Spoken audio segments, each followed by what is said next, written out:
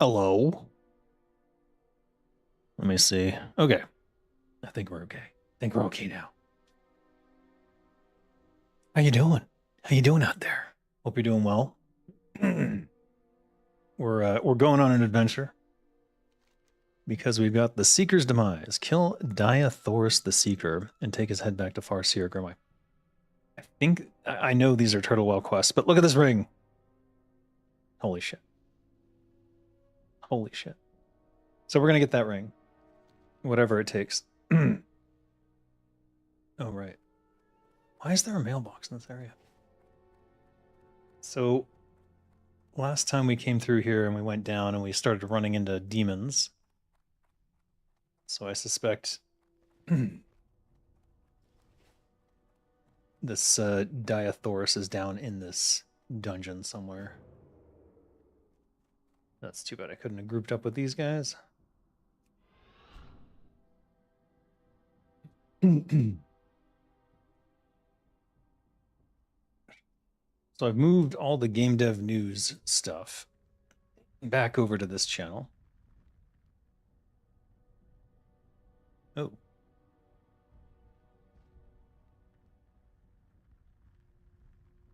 Is it through here? Is he gonna burn me? Oh my god, there's just demons everywhere. I don't know if he has an aura of fire or not. Alright, it's not here. Let's go down.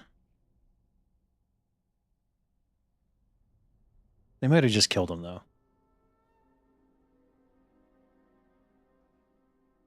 Anyways, I moved Game Dev News back over to this scene collection. So I can theoretically break into a Game Dev News at any time. However, Game Dev News was formatted for 1920 by 1080, so I still have some work to do before I can just jump into another episode. Plus, there's the groundwork I have to do of looking through all the various files and news stories. So it might be another few days before I can get to another Game Dev News.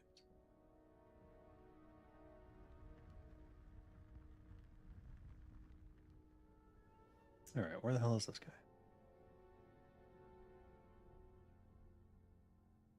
And just in case we run into him, let's put some poisons up. I'm about to ding 20 or 36, and I think I get a new poison, so I didn't make too much more of the instant poison 2, since I think I get instant poison 3 quite soon. So it wouldn't make much sense.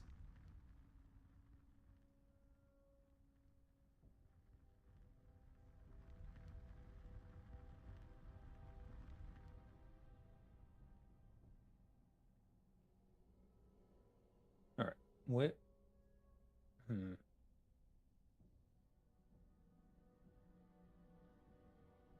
feel like I went the wrong way.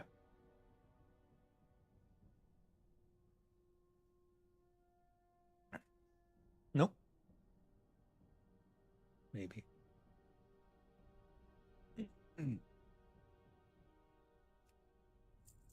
Broken mirror. That's new.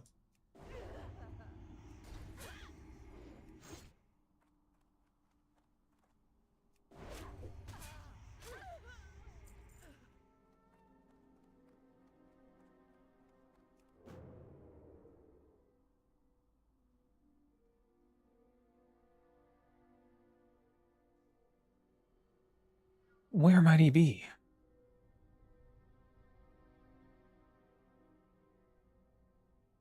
Where might he be?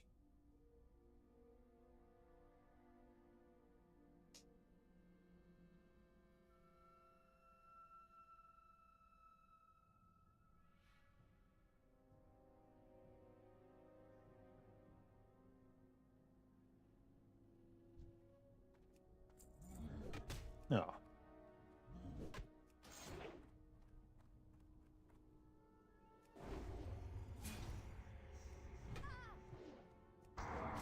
At least they're not elites. Should be fine. Though the knockdown is not so fun.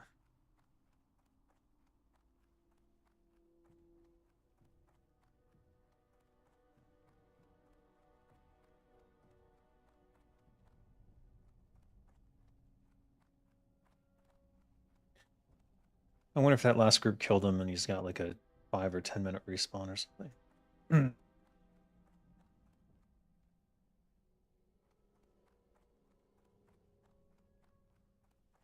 Oh well. We'll keep looking. It is a Dreadlord, so he should be quite obvious and difficult to miss.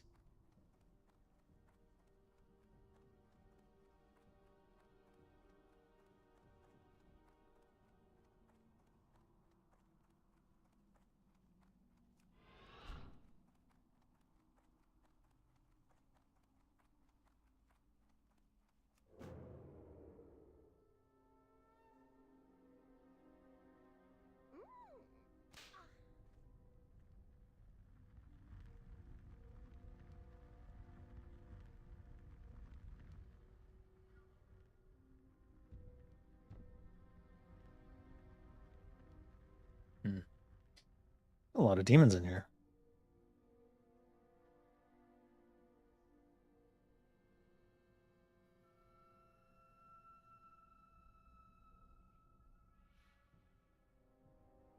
Is this the exit? Oh, shit.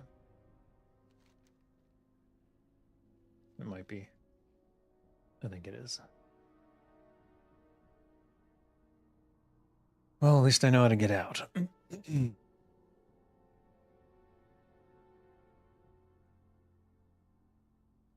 Yeah. Great.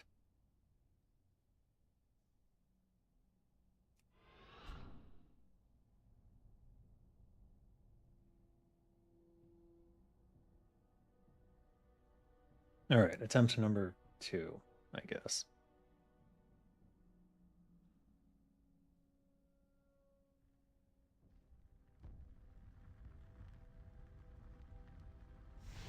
Oh, shit. Oh, no.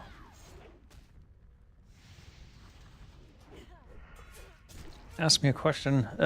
Yeah, as soon as I figure this out. And hopefully don't die. But yes, questions always welcomed. Welcome. Well, questions are always welcome. Jesus. When I can reasonably answer them without dying.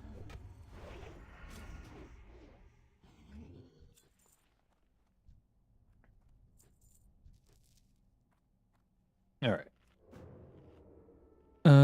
It's about Timmy, the kid Arthas rescues in the first mission. Then you found a ghoul with the same name in mission 4. Was this intended to be the same NPC back in the day, or just 2 different characters that share their same name? It's a shared joke, but they're from 2 different level designers, so I would be cautious about assigning continuity to the joke, simply because Little Timmy was something Tim Campbell put into that first mission. Just as a funny little quest, and if you the woman who gives you the quest, Alicia, that's the name of his wife. His wife's name is Alicia. So it's sort of self-referential humor. The Timmy that is the zombie in the later mission, that's from Dean Shipley's mission. And I think he was making the joke that little Timmy died and became a zombie. And that it so it's a shared joke between 2 different level designers in terms of like planned continuity. I think it's just a joke. I wouldn't consider it like canon or anything like that, but it can be canon. It works. Little Timmy died and became a zombie. Sure. He's quite a large zombie. but it can work in terms of like as a little story thing. I don't see any issue with that. Oh yeah, these guys are not immune to poison, which is kind of weird. There he is. Diathoras the Seeker. Very small Dreadlord.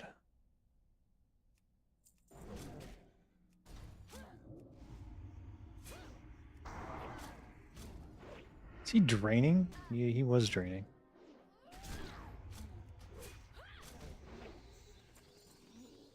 And we got his head. Let's get out of here. So it was an inner joke. Awesome. Because you find little Timmy in Theramore. Because I'm building a video around him so this info becomes useful. Yeah, cool. Happy to answer any questions to clear up any lore issues, or if you're curious about what we were thinking, I can answer a lot of them. Not all of them, but a lot of them.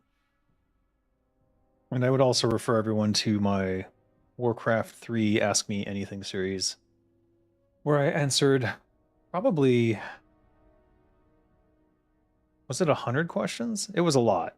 A lot of questions. I couldn't answer everything. I couldn't answer the questions about art and stuff, and like some things only Metzen could answer, but I answered everything I could about the levels themselves and my parts in designing and writing for them.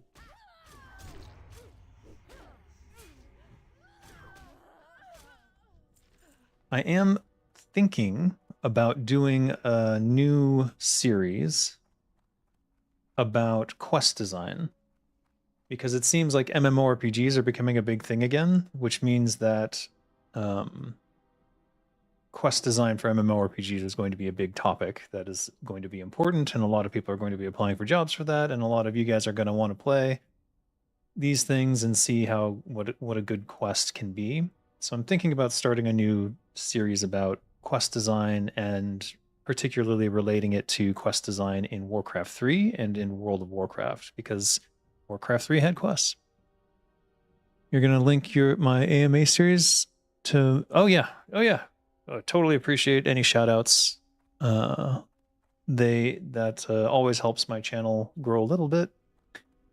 Please like and subscribe if you haven't already. Or Speedy. Goodbye, Speedy.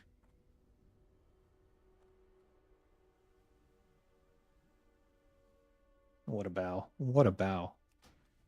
Never saw the goblin bow before.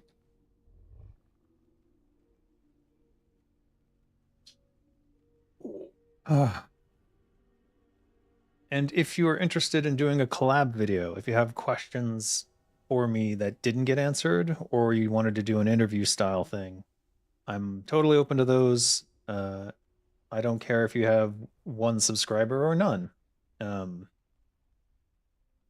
Or 1 million. Obviously 1 million would be nice, but any size channel, or if you're just getting started, I'm happy to participate and help you create some content if I can help. I'm always looking for collaborations, because I've found, and maybe you have too, I don't know, that when you collaborate with other people, it always benefits both people. It's not, one does not take away from the other. The collab always helps both. So it seems to me like a good strategy. As long as you can think of a good topic, I guess.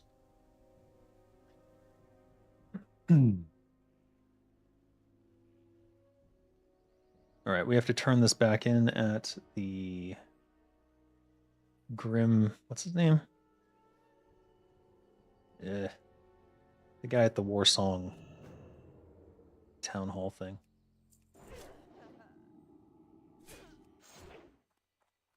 I do want to ding off this, though.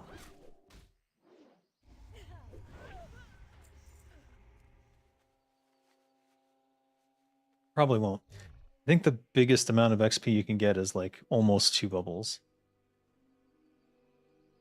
At this level, I think.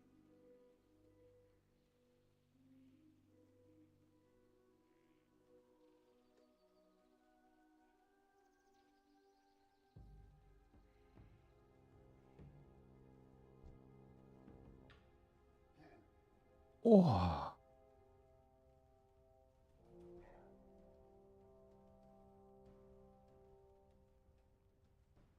I'm glad Turtlewow did more stuff in this area. I only wish that they had moved a few things around. That War Song lumber camp, that main building, could have been much closer to all the other quest hub stuff going on. And I would have liked to have seen more like vendors and things. I mean, it almost feels like a city. But then you just got these people standing around doing nothing. Like, this should be a vendor. There could be a vendor there. I don't know. Gargathia Keep. That's what this is called. Does it say that on the minimap?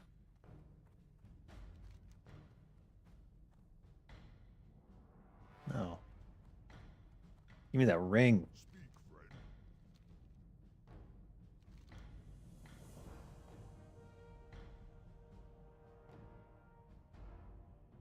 They'll set fire to the head. All right, give me the. Yeah, give me the crazy ring. Where is it? Boom. Now we are cooking. A collab would be cool in the future for sure. Making a series of the Warcraft 3 units lore, like development. Where are they today and so on, supported with Blender animations I do. Oh, that's very cool. Yo, you work in Blender. That's interesting. Did you know that Out of Bounds Entertainment is looking for people who can work in Blender to help us with our new shows? Right now we have 2 people who can work in Blender. This is volunteer work, obviously. We're trying to get to a place where we can earn money, but we're not ready yet. We're not ready. I'll take your word on that, so you can tell us more about the development of the game, because the Latin community loves Warcraft 3 content. Is that so? I did not know. I didn't know Warcraft 3 was big in South America until recently, actually. I know World of Warcraft is big there. I guess it would make sense that Warcraft 3 would also be big there.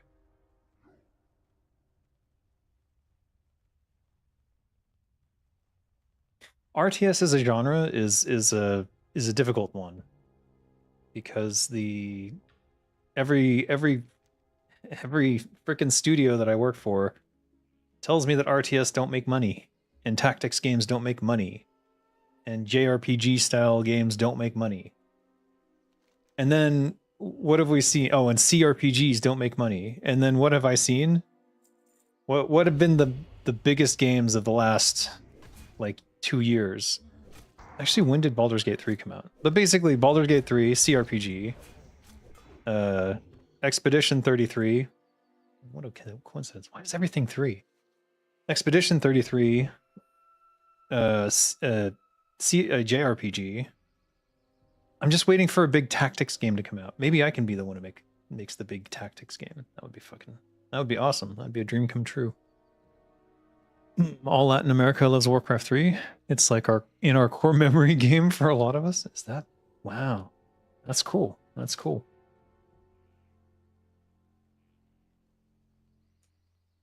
Well, I'm definitely was thinking already that I should be making this series about how to do good quest design. And I was going to start with Warcraft 3 quests, in particular the Calling of Stratholme. Seems like maybe this would be a good path.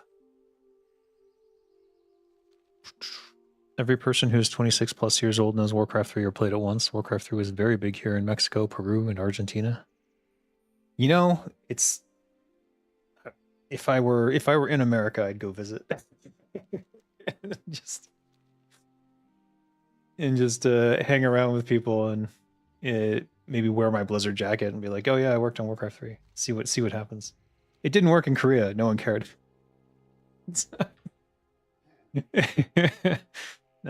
Like for real, I went to some internet cafes and wearing my Blizzard jacket. I was like, I wonder if anyone's gonna care. Nobody cared.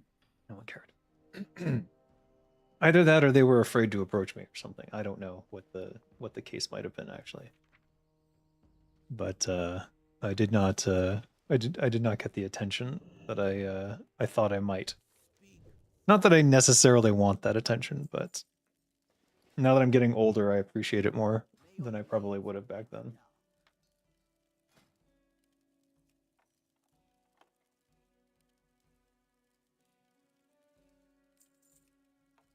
These battered junk boxes, they have nothing in them. Nah.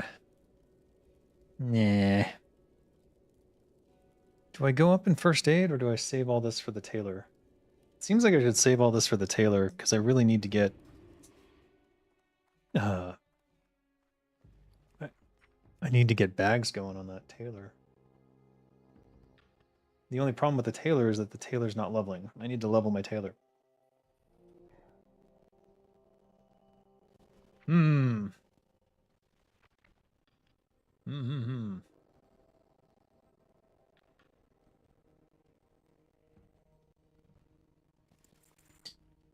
They were too socially awkward to approach. Koreans aren't the most approaching people. That's probably true. That's probably true.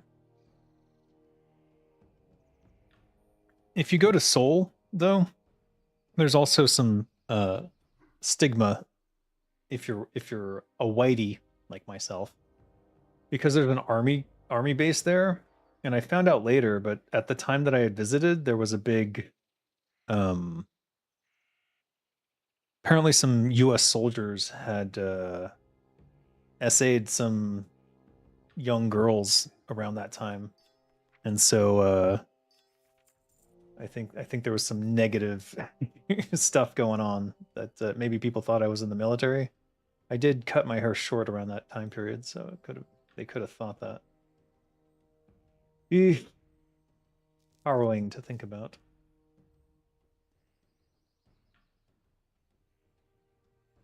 But what can you do, I guess?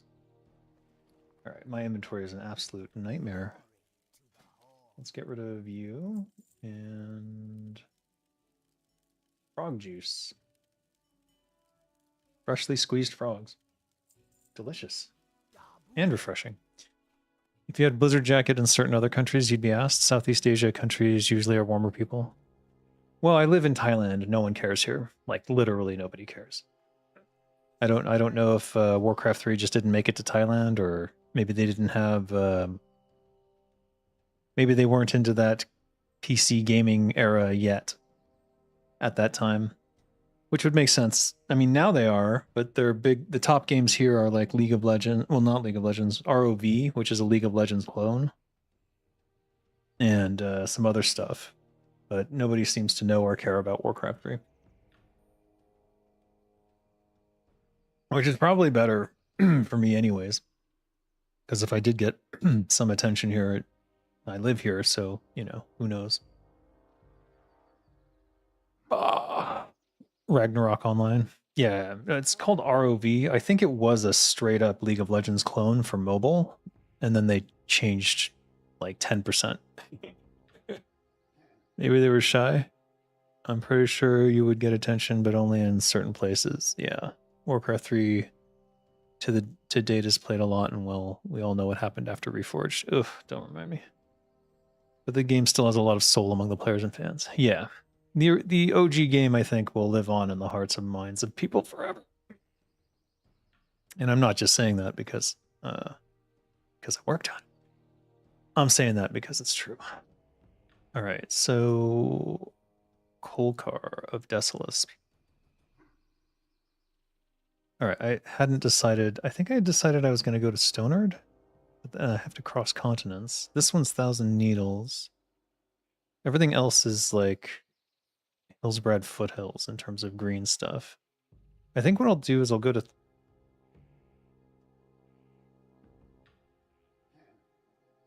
on the border of the Shimmering Flats. Border of the Shimmering Flats. I guess we'll go to Thousand Needles first. Oh, but we're so close. All right, now. We're going to go to Gromgal. There's a boat there. It's a green quest. Whereas that quest is still yellow. And then I think I have to go to Taran Mill, which means Undercity.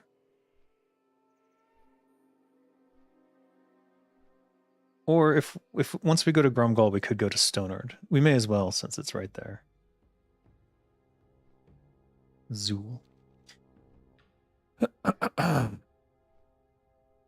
Ragnarok Online was there before Blizz launched WoW. RO was my childhood MMO, then WoW when I saw it in iCafe.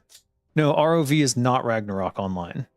ROV is a League of Legends clone. What's it called? ROV something of Valor?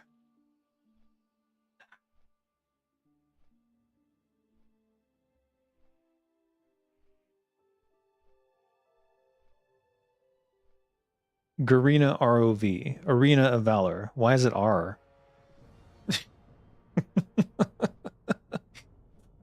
Going to bed, 4 a.m. Oh my god, what are you doing up? Thank you for the Timmy info. I'll use it very soon. After my next video about the abomination is done, I'll take your word on the interview. Sounds good. You can hit me up anytime on my Discord. Feel free to join in there and chat with me at your leisure. Yeah, it's ROV, but it's Arena of Valor. Make that make sense. What is the R? Is the R is that in Chinese? What is? I never figured this out. Anyways, my kids play it a lot. Too much, for being honest. You played that too? It was fun compared to Mobile Legends? Oh, yes. Oh, Mobile Legends Bang Bang. That was the League of Legends clone that was like spot on, like straight a rip. Yeah, ROV is very popular in Thailand. So popular that it's actually an esport game here. And Thailand actually had a big cheating scandal because apparently one of the female players on one of the teams was letting someone remotely play her game for her and she tried to do it in a tournament and they caught that, as obviously they're going to catch that.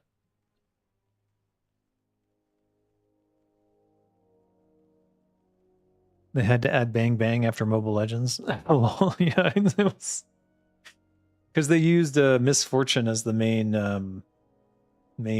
character, but it wasn't. They obviously called her something other than Misfortune. It's just so funny.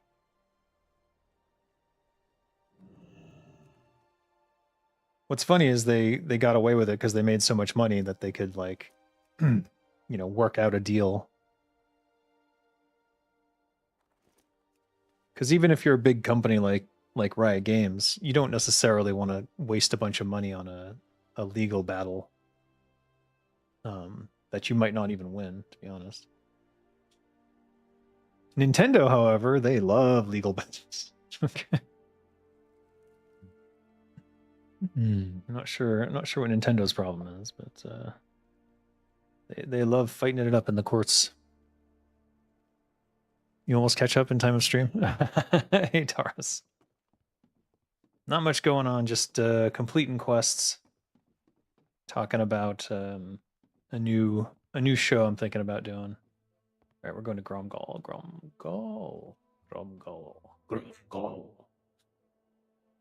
Luke Tarogar.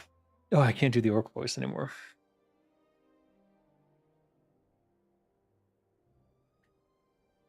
Maybe if I sit up. Oh. Nintendo likes Schadenfreude. Pal World player count right now. Oh yeah. Hey Kissef, how you doing? Yeah, I'd say Nintendo really bit off more than they could chew trying to take Pal World down. Because now all their patents are coming into question. It's like, can you really patent like capturing an animal in a ball? I don't know about that. And the court system is like basically, I don't know, this patent is a little vague.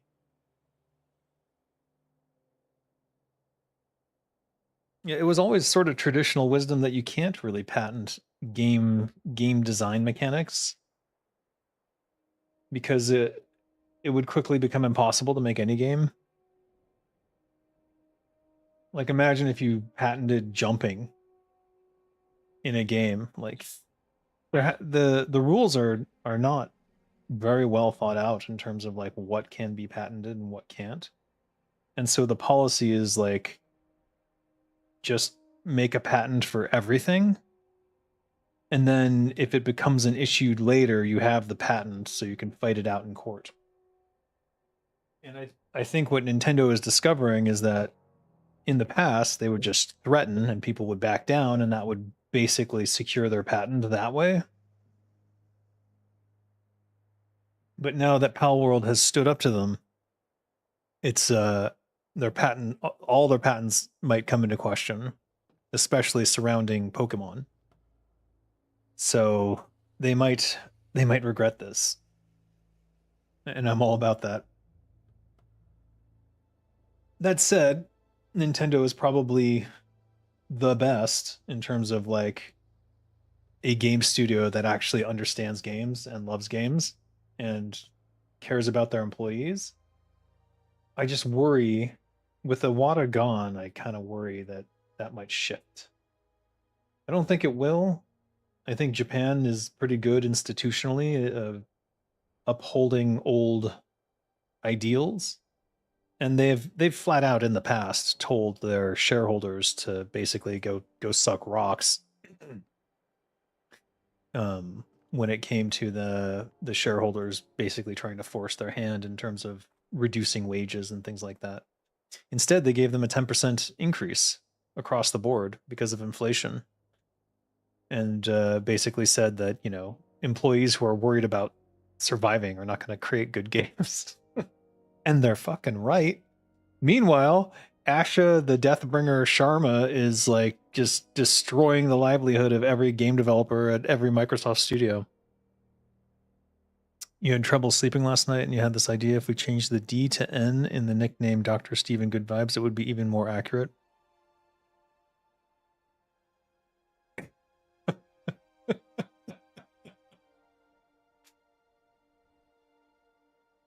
Took me a second there, but yeah, I agree. I wonder if that's his real name and YouTube just made him change it or something. Previous stream was wild. I did start a paragraph for Warcrotch. I don't want to make everyone... I don't want to put everyone in that mood again, so I won't read it. But I'm going to send this to the voice actor I'd be working with for this and see what he thinks. And then maybe if he thinks I'm on the right track here, I'll keep moving forward with it. And then my book. My book is a mess. I'm kind of at the point where I want to start deleting the chapters that I don't think work at all and rewriting them, which is not a good... That's not a good sign.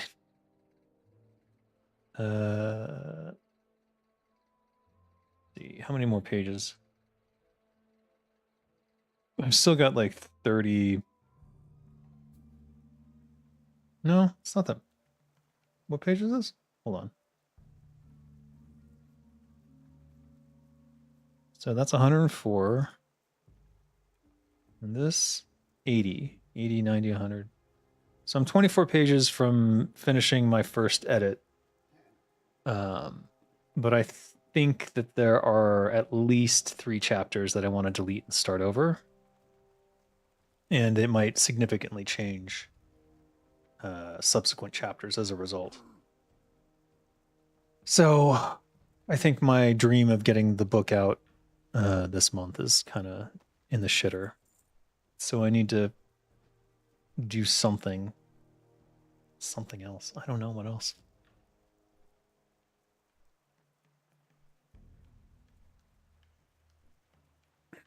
But I just put up the 2 Game Dev News episodes that were not on this channel previously.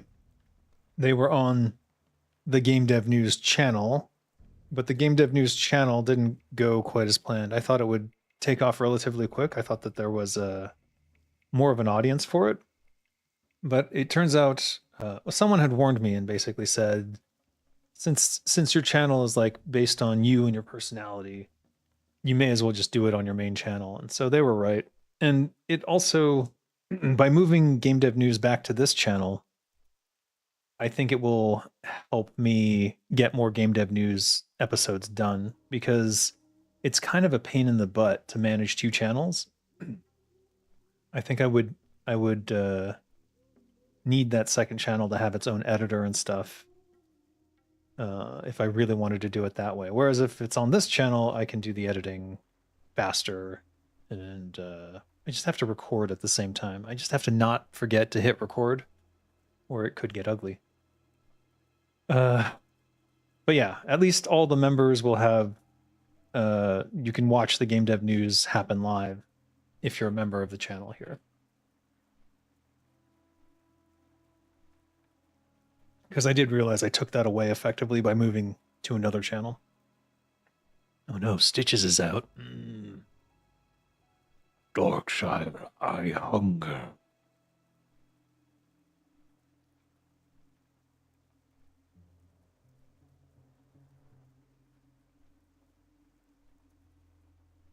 See, if there was a Scourge faction, you could join Stitches as Scourge and like help him wipe out the town and then turn it into an undead town.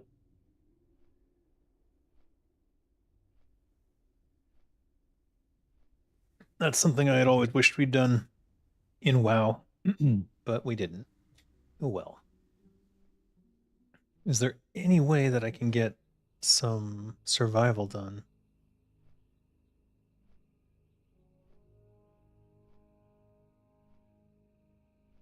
Probably not.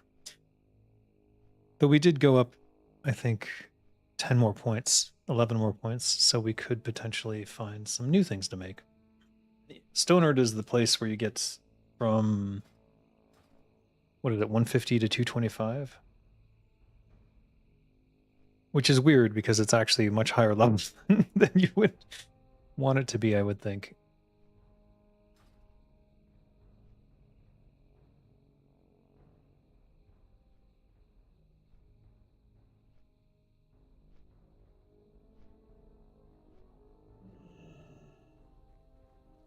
Expert survivalist. What do you need? Trainee. Oh yeah, he's got a bunch. When do we get the tropical 225? Okay, so we gotta max this out. Strength. Let's see. Cleaning cloth. Ugh.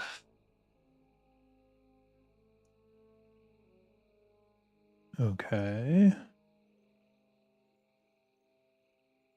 We already made one, so we're good there. Is that it? Water treasures? Allows walking on water for 2 minutes. Oh.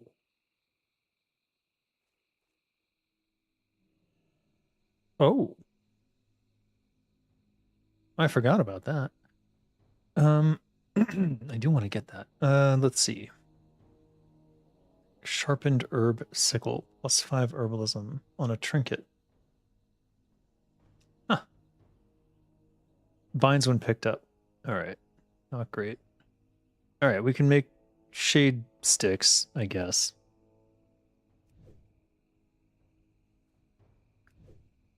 As I recall, these relatively quickly turn gray. But it's orange now, so maybe... No, now it's yellow.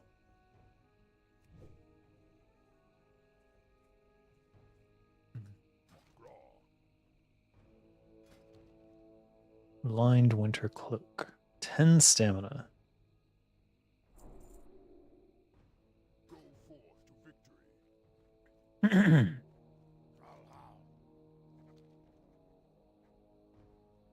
Hunt green dragonkin? What, are you kidding me? Why is he giving me a... Have I done this quest? For the horde.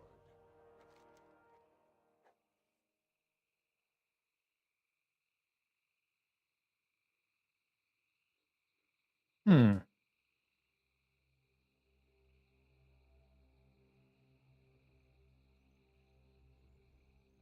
Strength. Okay. He wants to leave.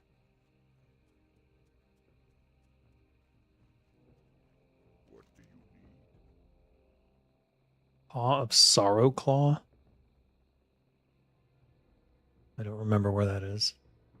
Though I definitely want to get that. Oh, it's on the wrong eye. Oh well.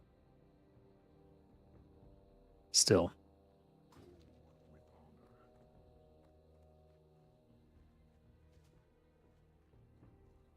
What do you need?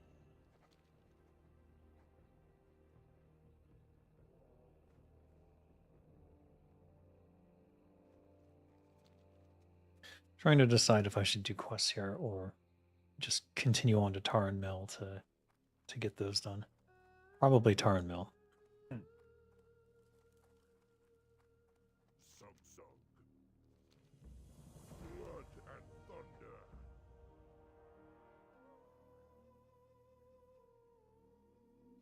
Jaguars, spiders, and crocolisks. Okay, well.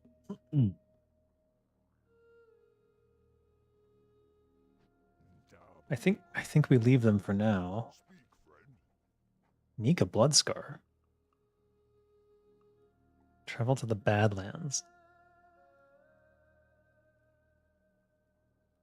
May your blades never dull. Badlands. Oh, I know. Let's see what the level of stuff is, and then we can decide after. But it seems like we have the lead-in quests, and then those will have stacking effects in terms of we'll be getting multiple things done no matter what we're killing. Yeah. For the horde.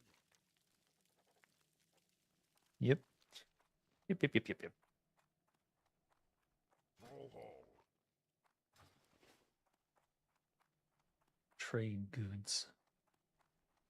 What do you have, Babalanche?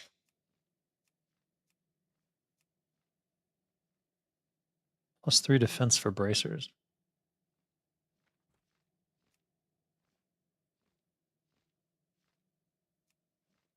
Merg. Victory.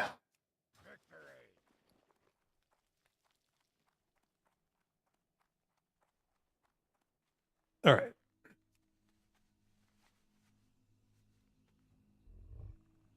Roll hall. All right. We're going to avoid the monsters, I guess. Let's just see what level they are. I think they're 40, but maybe I'm wrong. 36? Oh, I might be right around the correct level for this area then.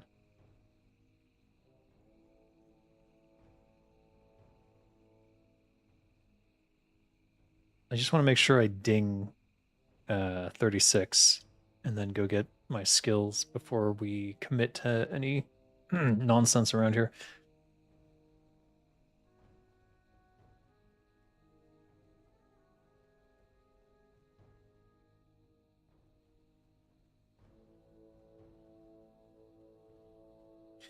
Wait, where is Nika Bloodscar? This is the Blasted Lands, not the Badlands. Kargoth. Oh, for fuck's sake.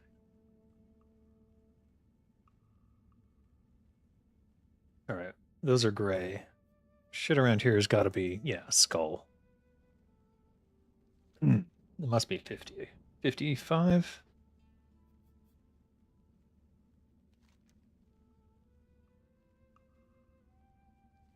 I'll be back. All right, we're definitely going to Taran Mill. I do want to get this iron deposit if I can.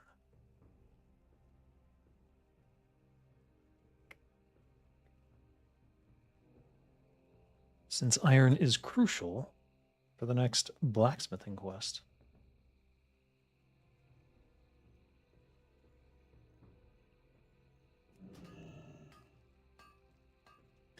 I've been seeing so many videos in my feed about what the World of Warcraft plus Classic Plus will be.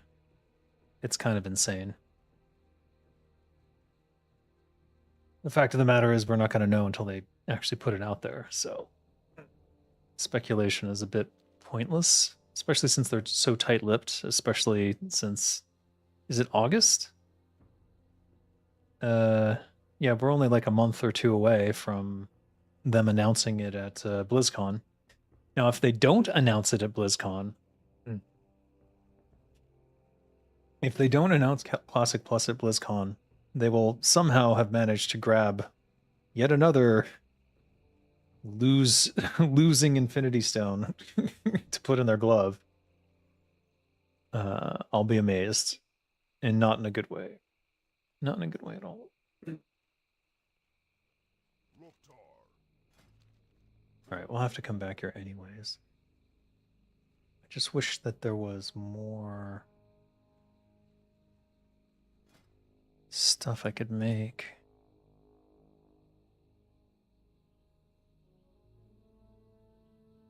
Spicy fishing.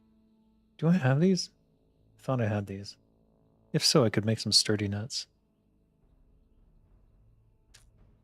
Which is just 4 sturdy rope. What can I help you with?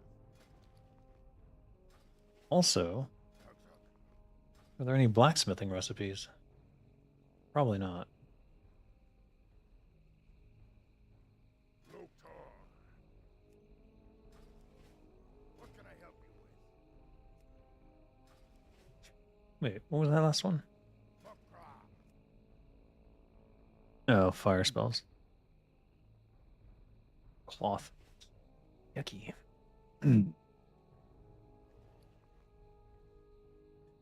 People are spending. They're making money. Oh dear. Alright, we'll leave all these quests till we come back then. I want to get it. Oh, fuck. Alright, so we'll go back to Grumgall, and we have to go to a boat. Where is it? Brightwater Logs. Get the Brightwater logbook from the sunken ship in Stranglethorn. Blah, blah, blah, blah, blah. Head to Grumgall in the jungles of Stranglethorn and head just a bit south. 20 months. Damn, Kisef. Bless indeed. You're 4 months away from 2 years. Holy shit. You know what? It is July, and we are past the day that I joined Blizzard originally, so I have to update everything to say 28 plus years of game development experience.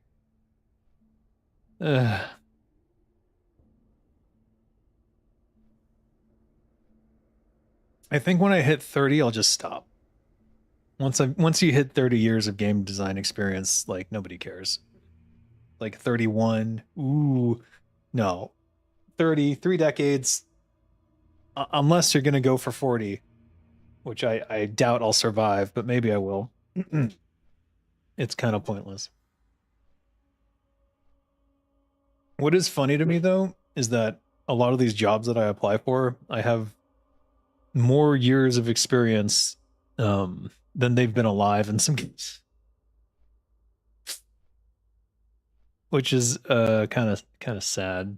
I guess I don't know if it's sad for me though. I guess it's sad for me because then I don't get the job because they don't want to manage someone. Like if they're a design director and they're like 20, 26 years old, you know what I mean?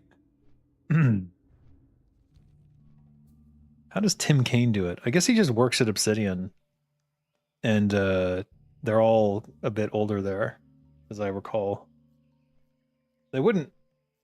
They don't like to hire people from outside either. 20 gifted memberships. Holy shit, Kisef. Holy shit, I cannot say all these names. I'm gonna try anyways, because I'm in flight. Sodanax, Quastim, Petarus, Toyanov, the V Merkia, Giant Enemy Crab, Damn So Slow, Thomastel, I can't say it, Thomastelson,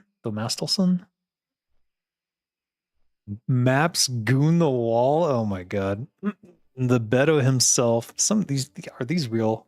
Animosity Official, Blimp Force 1, 5/8, Dazer, Sir Chucklenuts, Joseph, Final Fantasy 8 Forever. Wow, 8? Really? Semi-Civic, MK Game Dev, Dopefish, Snorlax, and yeah, 20 members for 20 months. Thank you, dude. All of y'all, be sure to thank Kisef when you get the chance. You now have access to the members-only videos. And that means now that Game Dev News has returned to this channel, you will be able to watch those live as I do them and see all the outtakes and all the times I mess up trying to say simple things like massively multiplayer online RPG. I just grabbed this quest and I don't know why. It was unintentional. We're all figments of your imagination. Feels that way sometimes. Feels that way.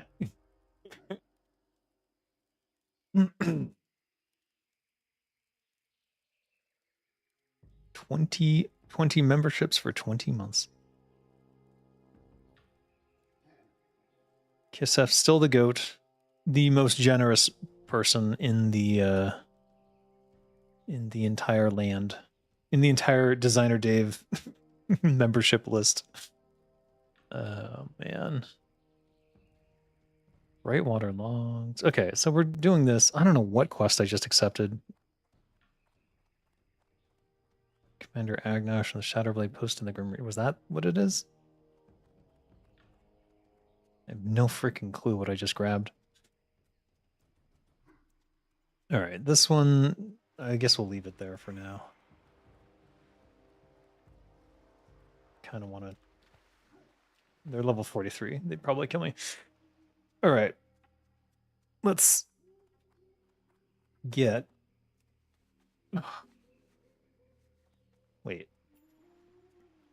What level are 35? Jeez, okay. Have I even done the...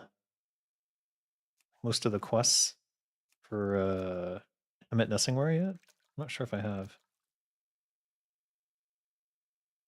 I should go check that.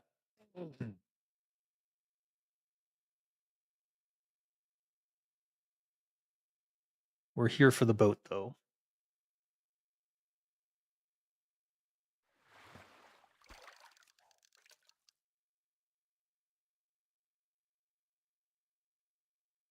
I wonder why it does each of them individually. I wonder if I can change the timing on it so that it doesn't take quite so long. All right, everyone got their moment in the sun. I hope they all feel good about it. And I hope you feel good about it too, Kissef. Because I do appreciate it. Single-handedly keeping the channel in the black.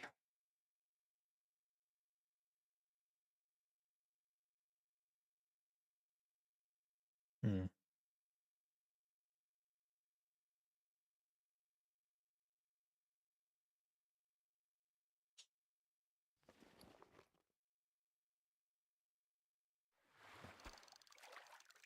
Oh.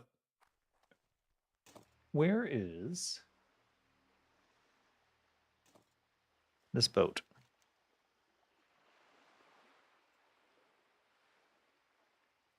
Oh, he said south. That must be these boats.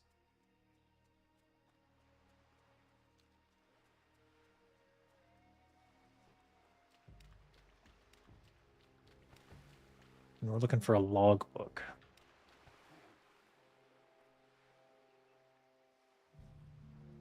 How long did it take to make Warcraft 3 Reign of Chaos? The expansion took 1 year, but what about the main game? Main game took a lot longer. And it, from a... Actually, what year did it start? It was while I was in QA.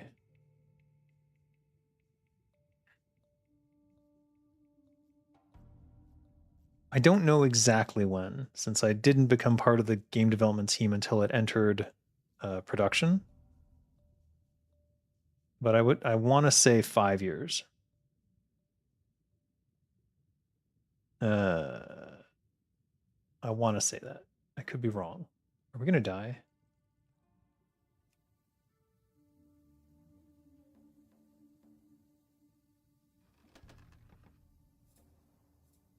Oh, maybe. No, we got this.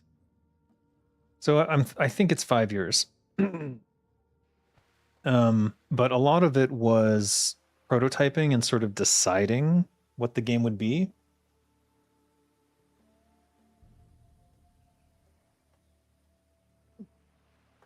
Predominantly, there was conflict between the people who wanted more RPG aspects and those who wanted more RTS aspects. And the camp of the RPG was Mike O'Brien, who created the engine for Warcraft 3. And that same engine became the engine for World of Warcraft. So he leaned towards the RPG side. And I think it's quite interesting that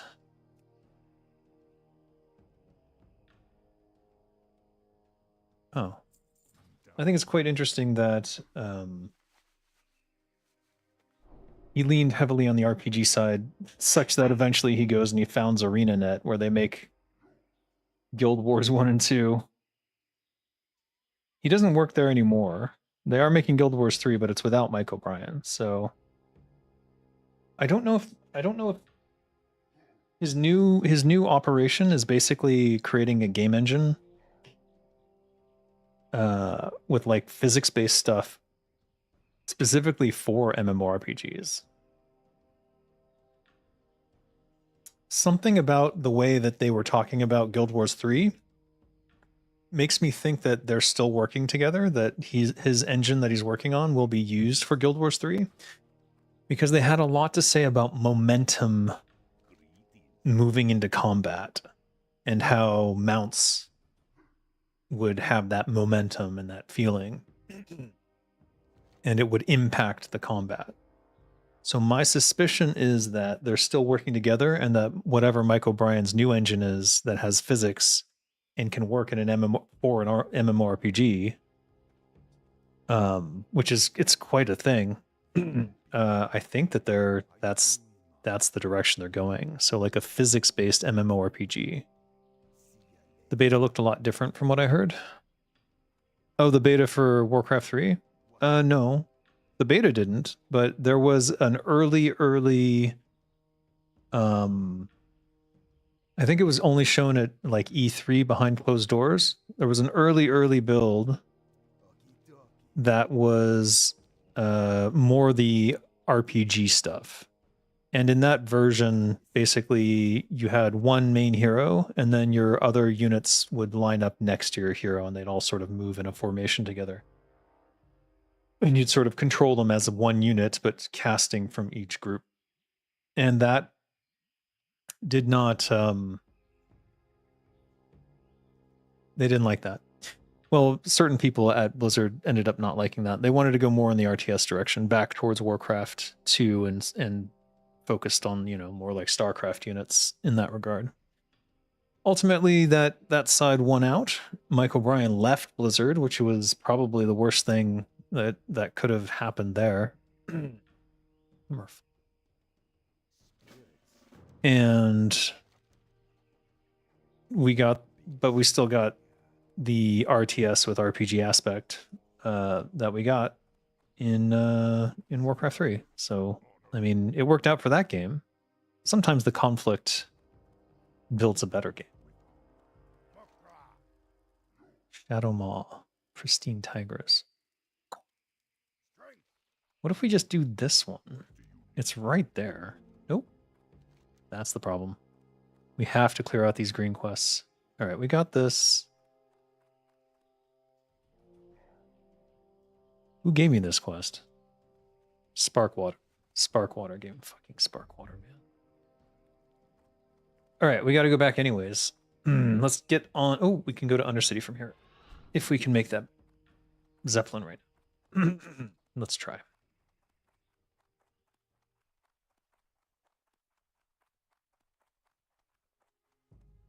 All right, we're going to Undercity, and then we'll go to Tarn Mill.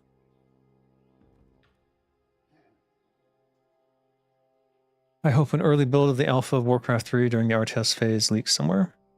You mean the RPG phase? I believe it leaked a long time ago. I don't think it was playable. Like, it wasn't like a playable... There was no gameplay loop.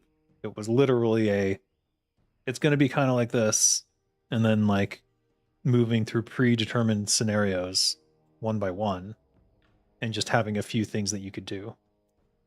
It was not by any means something you could like turn into a full game without so much work that you may as well make your own game at that point. My favorite thing was removal of oil platforms from Warcraft 3. Was in Warcraft 2. It genuinely didn't feel Warcrafty. Oh, you didn't like that? Yeah. Yeah, the whole oil thing was a little weird, I guess. We almost did it in the Frozen Throne. We were going to have boats and then we were going to have an extra resource on the water if we did that, hearkening back to Warcraft 2, Tides of Darkness, but ultimately we didn't.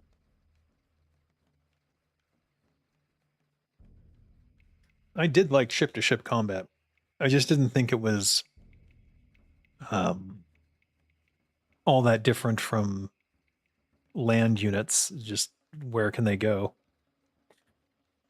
But it did make for some interesting scenarios where you had like ocean maps and things like that. There's this YouTuber who describes the aesthetics of Warcraft 3 compared to what they've done to WoW retail. She's a oh, Angelica. Yeah, I'm very familiar with Angelica. We've talked before. She was playing Turtle WoW as well. I'm not sure if she's playing Capy. I don't think so. They probably convinced her not to. but yeah, no, I agree with her that they Disneyfied Warcraft, and it's sad.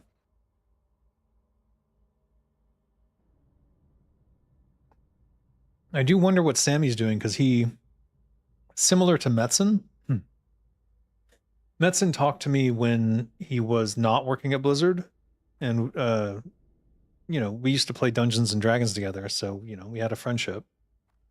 As soon as Blizzard rehired him, he stopped talking to me. And like within the last year, Sammy stopped talking to me. So I'm starting to wonder if Sammy is working at Blizzard again or something, or what's going on. Or maybe he's doing a contract for them or something. I don't know, but I'm curious.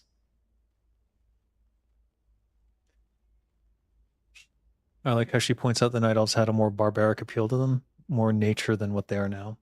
Yeah, that was one thing that I really liked from Warcraft 3 that I thought would have been really cool to translate into World of Warcraft, was the whole gendered non-traditional roles where the women were the warriors and the men were kind of like sleepy bears sleeping in their caves. The druids, the more peaceful part. And I think that could have been really fun. Unfortunately, they didn't really stick to that, did they? Because they were afraid. They were afraid of removing choices. Which is funny, because they did one. They did Paladin and Shaman. Paladin is, you know, Alliance only. Horde gets Shaman. But why not continue down that path and have more limitations that are... make them unique and interesting? I wish they had. But, you know, they get scared. Probably got Nintendo'd by Blizzard. They're hush-hush because the whole Classic Plus ambitions. I don't know. Yeah, I mean, it was great in Warcraft 3 when they're units, and then they sort of chickened out when it was, you know, World of Warcraft, where it's like, I want to be a night elf female druid. What the hell? No. No, you can't. Shut up. We should take this quest, actually. Fuck. We should drop... What are we going to drop?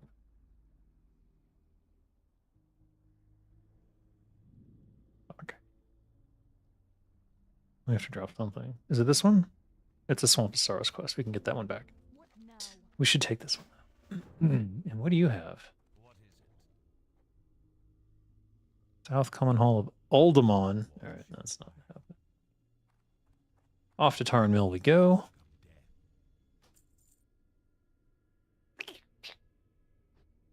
Night Elves in Warcraft 3 are completely different than WoW. Nothing in WoW made me feel the same. Stuff was just simplified and kind of ruined because of gameplay reasons. Yeah. Well, that's the thing. They were... Chris Metzen was the unified vision for Warcraft in general, but when it came to World of Warcraft, that's a different team from Warcraft 3. And the Warcraft 3 team, known as Team 1, was moving to StarCraft 2 effectively at that point. though it was all hands on deck for World of Warcraft. But either way, Sammy wasn't the lead artist for World of Warcraft, and Chris Metzen's vision was compromised here and there by certain people on the WoW team who wanted other things. And as a result, you know, the vision of Warcraft sort of gotten watered down, I would say. That's why I always emphasize the importance of a vision keeper for any sort of game. You need that one person that you go to who really understands the world and goes, you can do this and you can do that, but you can't do this and you can't do that. And they just need to be the kind of person who can accept criticism and change things based on that criticism. I'm live streaming. What do you want?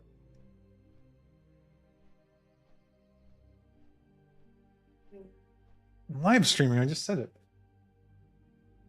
What's up? Get out of here. No. Bad daughter, go. No. You. No. What do you want? You want food? What? Hey. No. What do you want? The food around. You have school tomorrow, so? Oh, you don't have school tomorrow. Oh my god, the horror. Horror. What does that mean for me? What do you want? You don't know? Oh. Cake? What? No, I'm just saying. Oh, you're just telling me. Okay. I got it. It's coconut oil. It's a can opener. A remote control for a TV. What are you, Bella? No, I'm.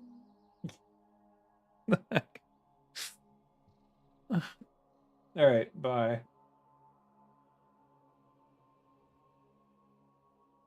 Weird. Sorry, where was I? I don't know what I was talking about anymore. I felt more in tune with Forsaken because of that. I started Night Elf, then went Horde Forsaken because after Teldrassil, Night Elves felt meh. I'm eager to see Blizzard's Classic Plus, but I just can't see it living up to expectations, especially with how the WoW community just metas everything and doesn't give a shit about the journey. Yeah, I'm a little worried about that myself. There's already speculation websites and thousands of videos of people calculating how they're going to plow through it and be top tier. Yeah, of course. Because all they care, there's a certain class of player and all they care about is power gaming through. 10 Yeti fur. All right, I think we can start doing the quests here. We may as well. There's so many. I thought I did more of these, to be honest with you, but I guess not.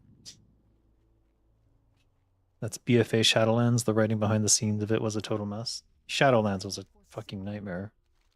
Most insecure writing I've ever seen in my life.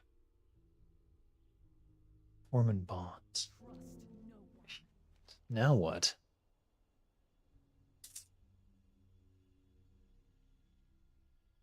All right. Am I going to return to Sparkwater for just to turn that in?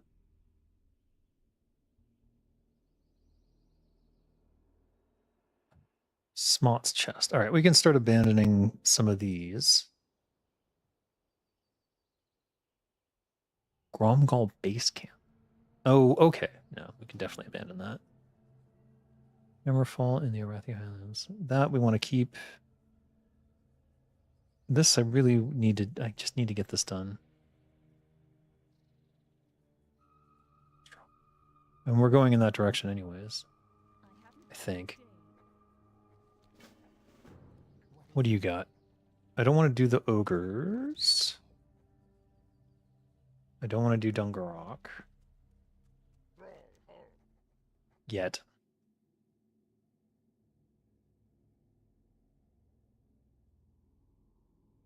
Syndicate Camp.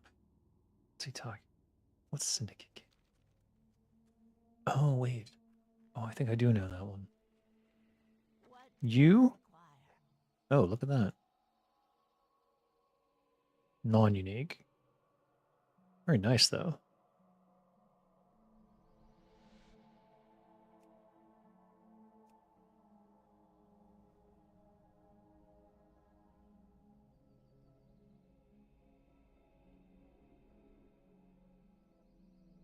ogres again. All right, I do want to do the ogres, but I may as well do them all at the same time. So let's skip that for now. This I should do because we're going to the Yeti Cave anyways, I think. All right, I think I've got it.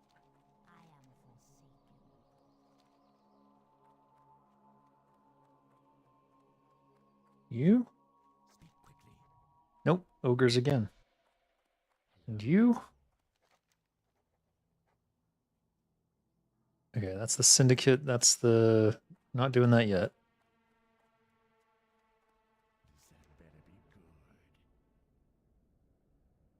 Okay, this I do want to do. These are both Dalaran, and I need to go over there anyways.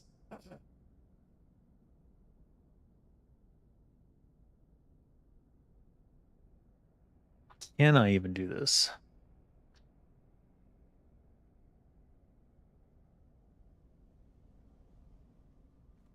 All right, let's go kill Foreman Bonds and the Hillsbrad Miners, and then we'll come back.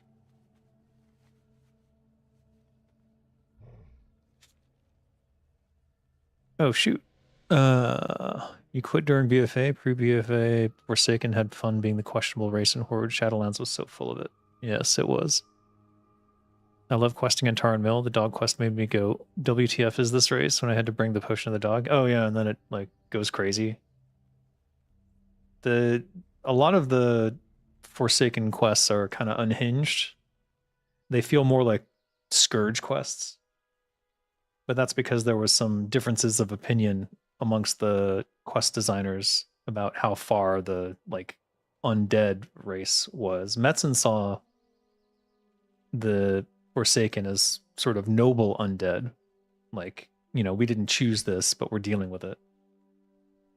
And some people on the team, I think, took it too far in the direction of, no, they're undead and they're depraved and crazy and psychopathic. Like, which can work, but definitely was not, I think, the intent of Chris. Again, all about that weakening of the vision. As the vision gets communicated more poorly, the further down the chain you go. It felt like Blizzard made Shadowlands because of the FF14 Shadowbringers. Just the naming convention seems off. I'm not sure about that. I think that they were just looking for a way to wrap up Arthas and like get people to stop talking about him. That's what it felt like to me. Like it felt like they were trying to like shut up about Arthas. He's gone. He's gone. Look, he's gone. That's what it felt like to me. Which is not great. It's not a great way to treat your character. What? Oh, where do I get the rod?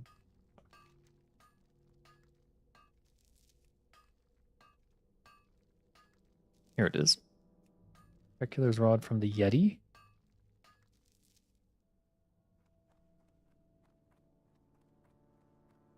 Oh, what? It's a random drop. Fuck me. What level are these? 30? Okay. I'll wait for stealth.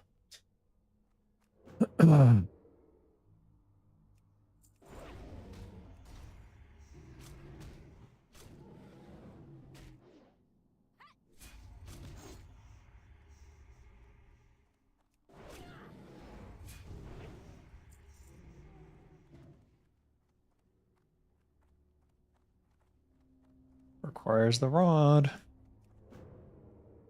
The plague that Putris used in Wrath of the Lich King was greatly foreshadowed, intentionally or not. They really screwed over one of the most widely acclaimed villains in gaming history. Arthas got turned into enchanting dust. Yeah, it's fucking not cool. Not a good way to treat your own most beloved character, I would say. But maybe that's just me, I don't know. I know it's not just me. I know it's not. Okay, so they are dropping Yeti Fur, so they might also drop the rod.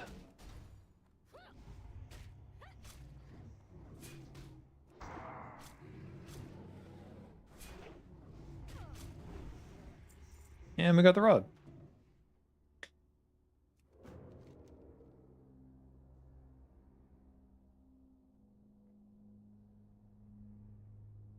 All right. So it says you need the rod to do the two things inside here, but it looks like I probably shouldn't do that until I do the next part of the quest. Probably can't do that until I do the next part.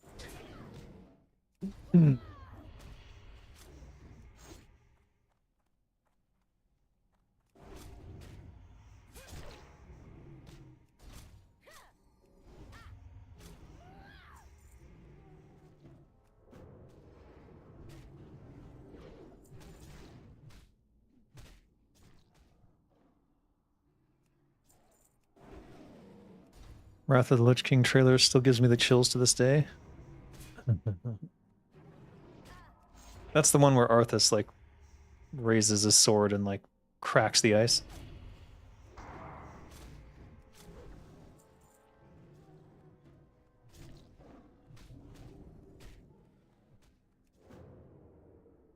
That is a good one, actually.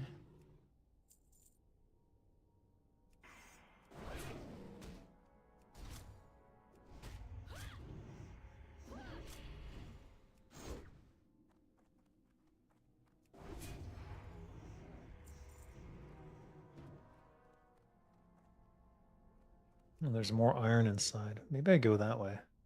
I mean, since it's there.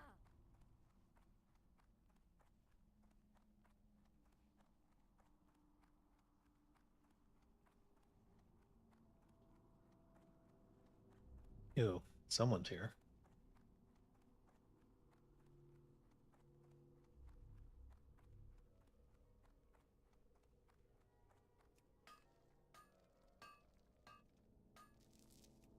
The very forests of Lordaeron whisper duty. Is that from the cinematic? I've completely forgotten it. That was back when cinematics were important to Blizzard. I've seen some of the more recent stuff that they've done, and I'm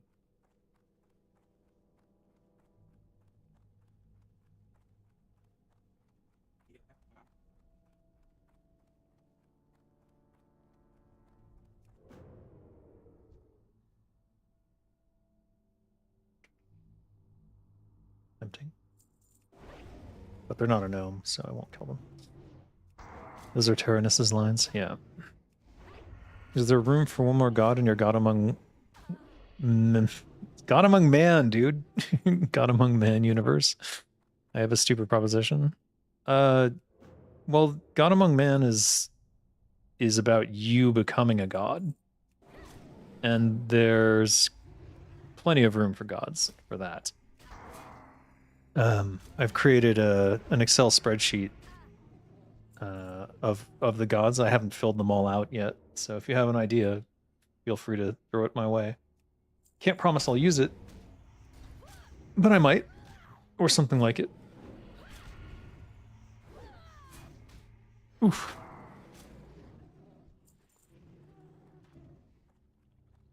Since I have the rod, is this gonna work?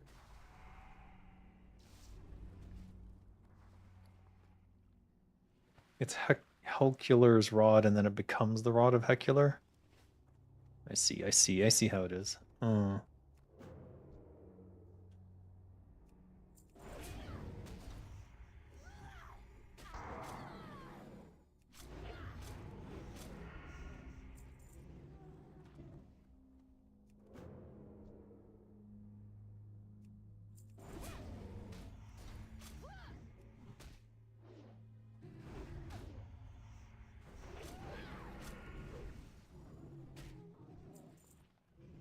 Two more. Come on.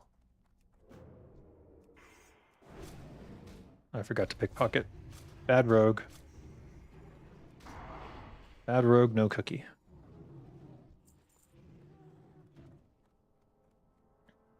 Maybe we can grab the last one outside.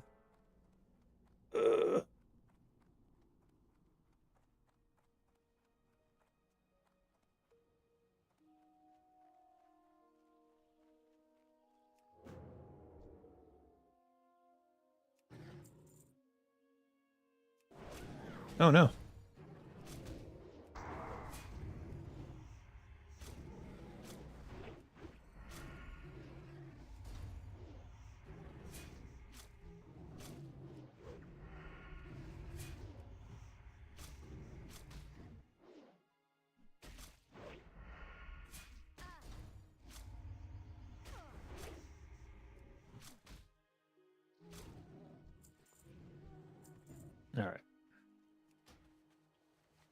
I think both of these quests will escalate. Oh, let's see. Oh.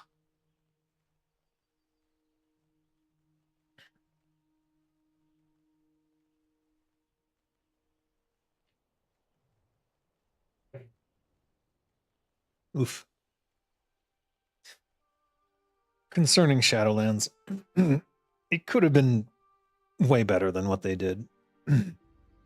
The problem that I saw from Shadowlands wasn't the core concept, though some of it did bother me because it means that every death is kind of less relevant now in retrospect, given that they weren't really dead. They're just hanging out in the Shadowlands.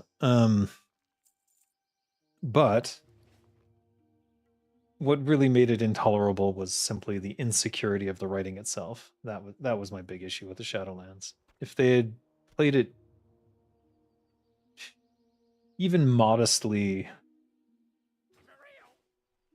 serious, and the villain hadn't been like another escalation trope. There's another bigger threat. Oh my god. If they had simply been less insecure in their writing, I think it could have been okay. But it was just deep-seated insecurities there, and it really bothered me. Ding. Trademan laws in Sparkwater. So these are Turtle Wall quests. That's why. That's why. Now I understand. All right, let's go smelt this 19 ore. Characterizations in Shadowlands were really bad. It's like someone was making fanfic. Steve Denuser. I've heard that criticism of him. I don't know that it was necessarily him, but I do know that, yeah.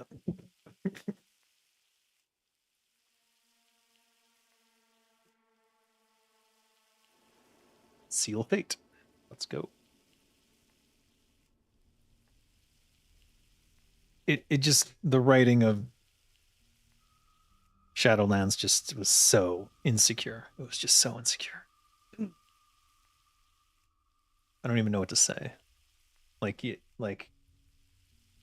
I genuinely feel bad for the writers for Shadowlands, because it means that they, like, that insecurity is like deep within them, because it kept coming out into the fucking writing for the game, and it's painful to watch if you understand you understand how insecure it is.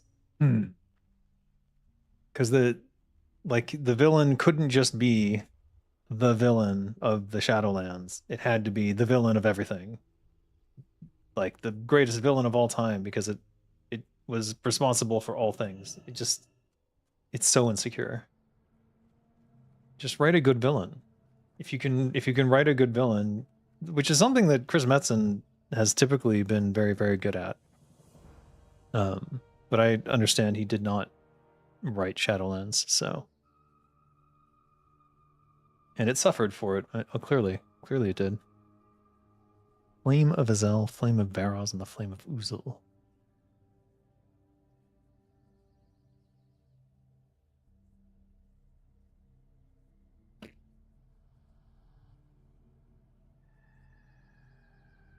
Drive the rod into Hellkiller's grave in South Shore. Oh, for fuck's sake. I forgot how involved this stupid quest is.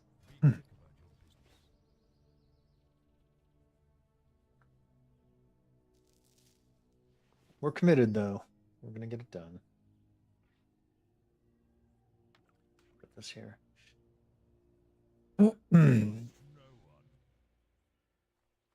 How about the secret mechanical broken god? It's a colossal-sized sentient mechanism that for some reason went insane, and the other gods, or whatever, smashed it to pieces since they couldn't completely destroy it.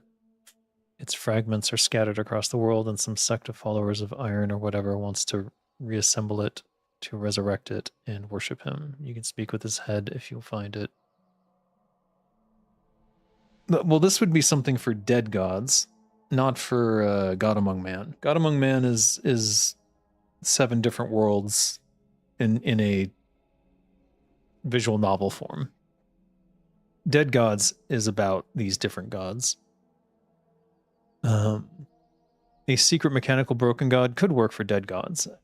It would actually be a very interesting boss fight, I would think.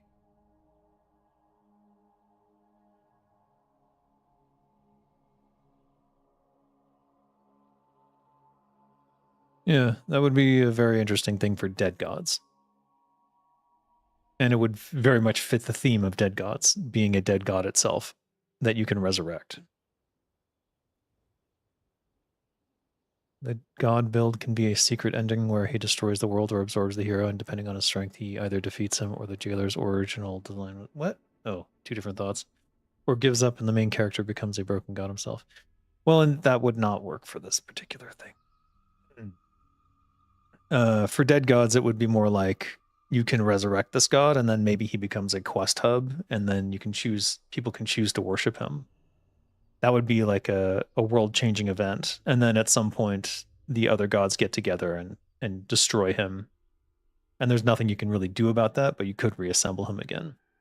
But the parts would be in different places. That would be one of those unique, once a year sort of things that could happen in Dead Gods. The jailer's original design was better. The old dude who looked like a Titan. Yeah. Well, something happened there where they didn't want it to be a Titan for some reason.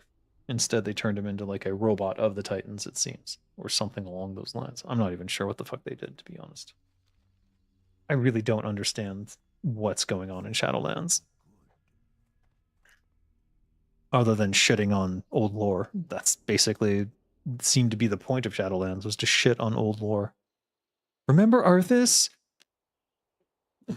Like, remember Warcraft 3? Remember all those cool things that happened there and all those villains and stuff? That was our guy. And our guy is just like a puppet, a marionette.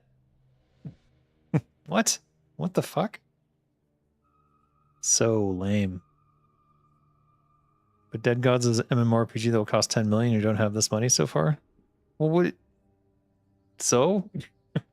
I'm telling you, it doesn't work for a visual novel game because I don't have gameplay like you're describing. Dead Gods does have that sort of gameplay where you can like explore the world and find these parts.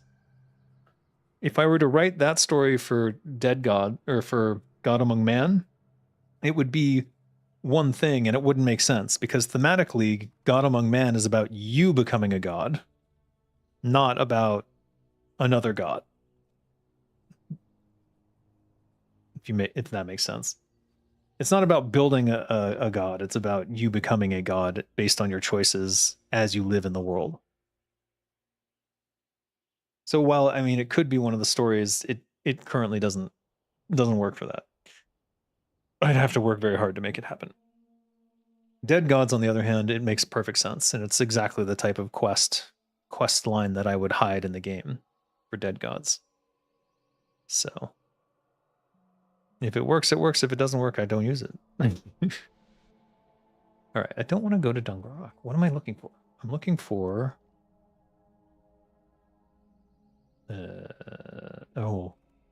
Foreman Bonds. And now we're looking for Hellkiller's Revenge. And also, I think we can start doing... If we can find a way to get them in there.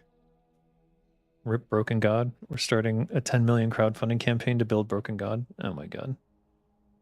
Broken God would just be one aspect of Dead Gods. It would literally be like one quest series, a hidden one too. It's this type of secret content that you do very, very last because it's high expense and very low impact until someone finds it. And then when someone discovers it, very, very big impact. And really making an MMORPG is about layering those big impact things throughout if you can. Do we drop this Dragon Maw retreat? No, I don't think so. We can drop the blacksmithing quest until we go back to town because it's the same guy in town, so I know exactly where to go for it.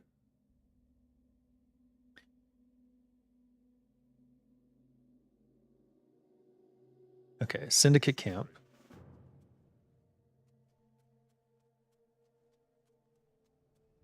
And then who else had the Syndicate? Was it you? Nope. One of these guys is Syndicate. Nope. You?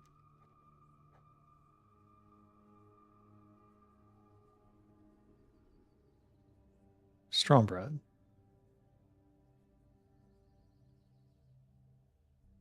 No, this is ogres. Don't want to ogres. Who the frick had the...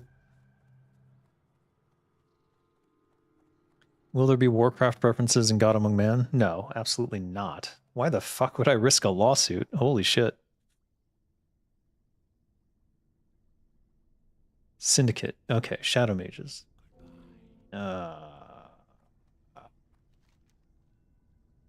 Rig Wars. Oh. All right, I need... If I get rid of a quest, it needs to be one that I can easily pick back up.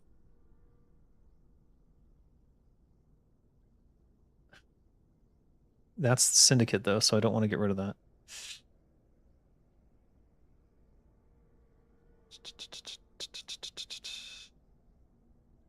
I know where to get this again. Wait, what about this one? No. Okay. Abandoned Wally Wisecrack. We'll get that again.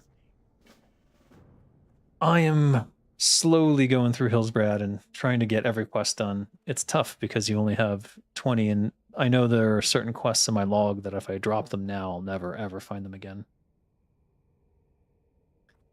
Dalaran. These are both Dalaran. So we want to do the Dalaran one, but it's further out. So we want to get the Hecular done and the Yeti Cave and all that stuff done first. Oh.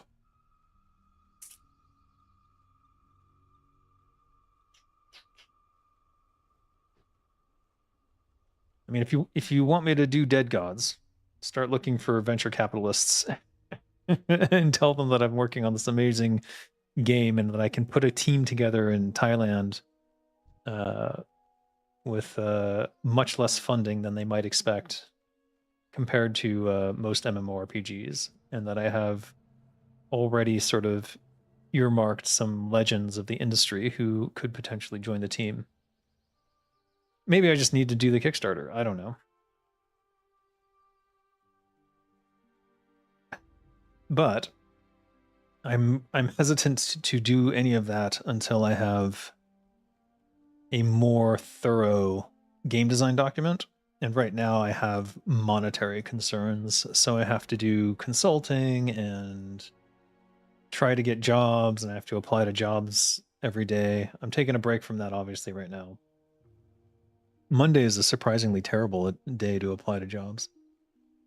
Because most of the postings for new jobs end up going up later for me, since it's at the end of the day on Monday is when it typically stuff starts popping up. At the end of my Monday. Oh. I mean, if you're gonna pocket this shit.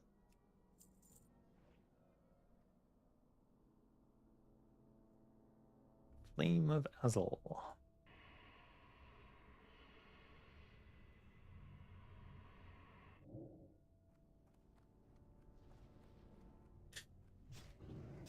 Just make sure we can run it with the scraps of DDR2 we can find in lost warehouses. Yeah, that is one of the things.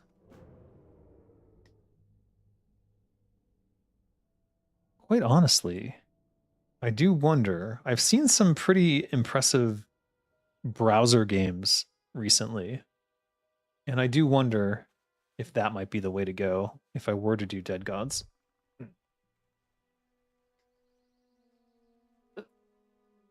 OSRS runs effectively in a browser, but I mean, it used to run in a browser back in the day.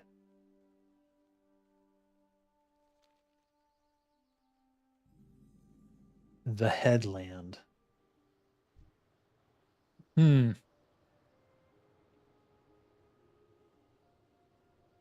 pretty sure the syndicate that they were talking about is up here. What the? Double iron? What? Just iron hanging out? Alright, I have to kill this, I guess.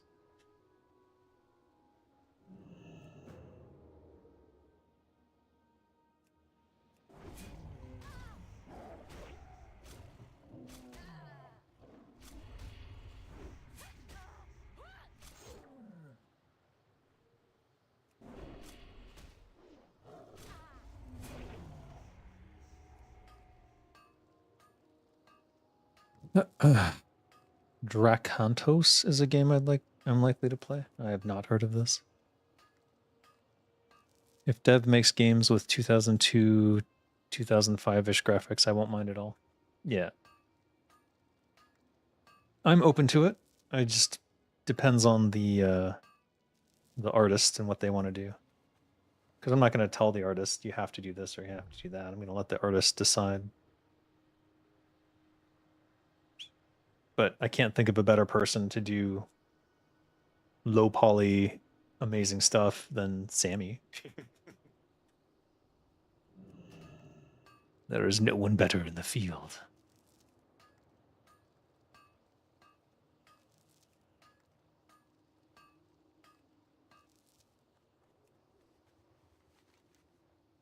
All right, what am I looking for? It's like little flames, and I think I'm just not sure where they are.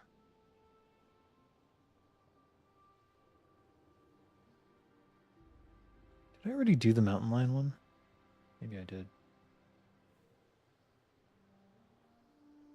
I know there's a quest for it. I think I did. I did do the mountain lion quests. I can't say no to iron right now. Son of a...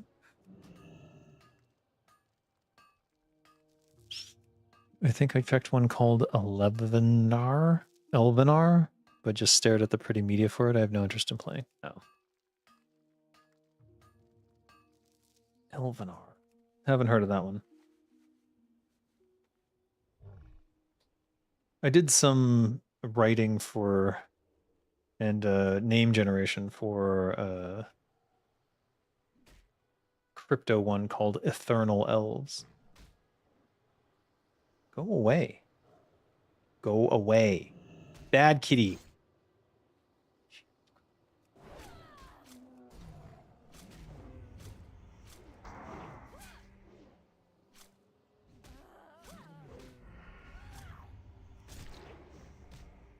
I need to go get my new stuff.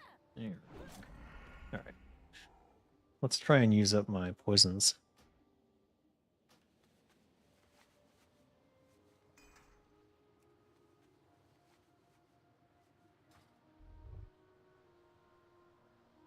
I need about 200-ish iron, so... Oh, for fuck's sake. Who's that? Wait, oh, that's for another quest, isn't it? Harry? What the hell? Pixel art one? Eternal Elves? I think it was Pixel, yeah.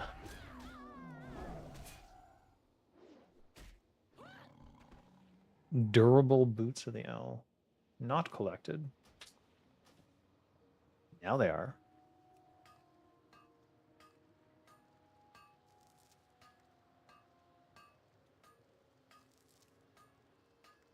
I know he's for a quest. I don't think I have the quest.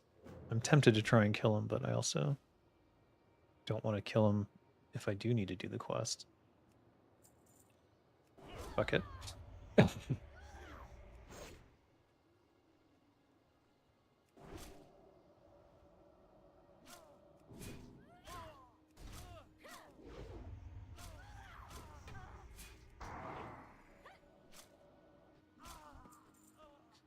Wisdom of the Sages. Oh, it was for a quest I needed.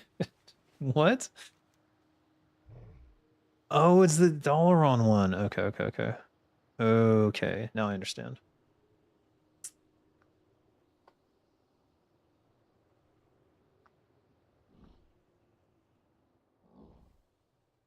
Ouch. All right, let's go find Foreman Bonds. I think he's the one who wanders through the whole town. I just didn't have a quest for him yet. But no, I do. And then the other part was like Hillsbrad Miners, I think. Foreman Bond, Hillsbrad Miner. Yeah, okay. Okie dokie.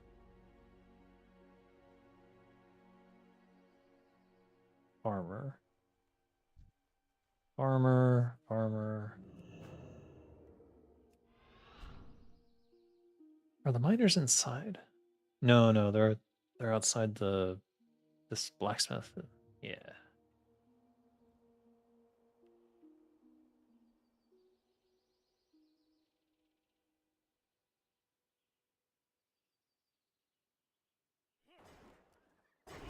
No, these are blacksmiths.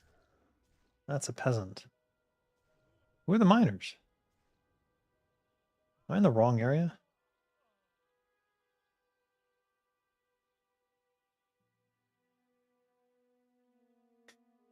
It's the cave, it's the cave. Okay, my bad.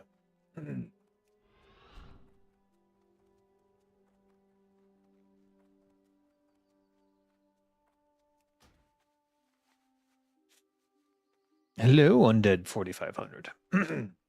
Looks cool. Oh, the Eternal Elves? Yeah. I mean, it was a nice idea, but the whole crypto thing obviously didn't work out. I don't know if they're still working with it or not. But yeah, I basically did some name generation spreadsheet for them and some light writing of lore.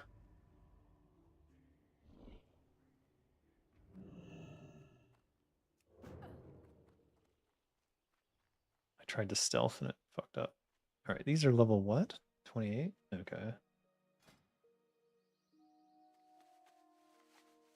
Used to memorize Terraceful Glades, Silverpine Forest, and Tarn Mill quests due to leveling all horde classes. The clashes with the Alliance were always fun. Yeah.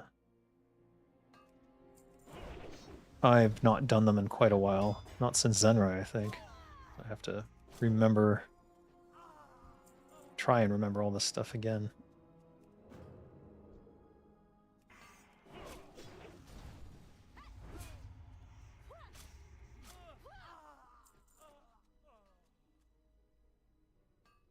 May as well wait for ambush.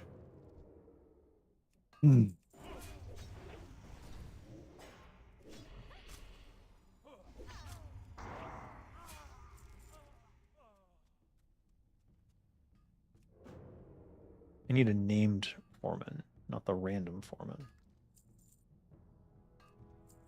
Oh, yeah, fuck it. Miner Hackett. No. There he is. I remember seeing him last time too, and I'm like, when do I have to kill him? And I guess I missed this quest. Like an idiot.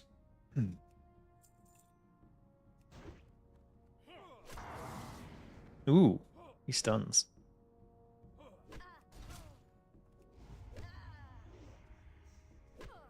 Oh, great. He's gonna aggro that other guy. Whatever. You love leveling Shaman and TBC? What the shit?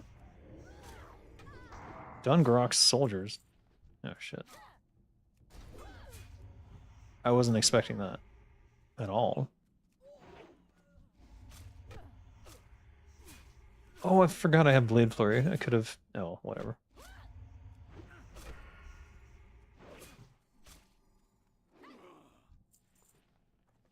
Alright, I am making space for Silk Cloth. I don't care. It is too important right now. What do we need left? We got the Foreman Bond. We need 8 more of these. Alright, let's just put this up so we can see it.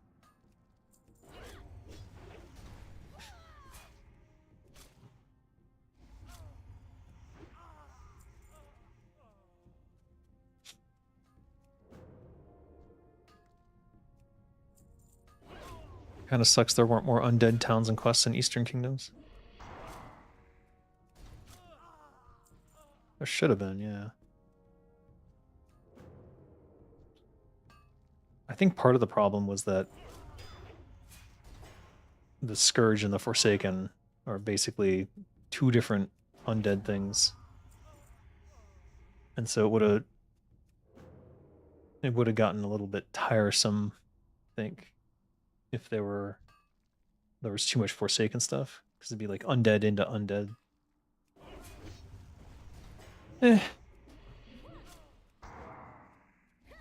Just more proof it should have been a separate faction anyways. Should not have been part of the Horde. Whatever.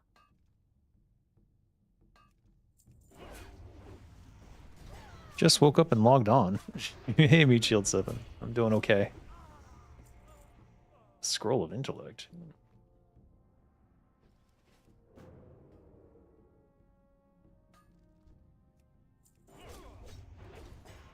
Oh.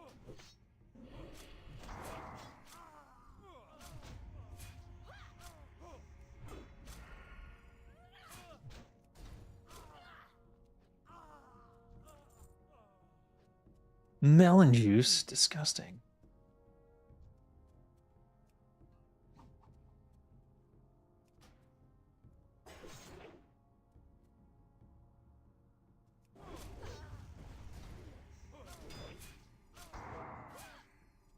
Where are you going? Bizarre. Alright, that's done. But where's the Flame of Varos and the Flame of Oozle?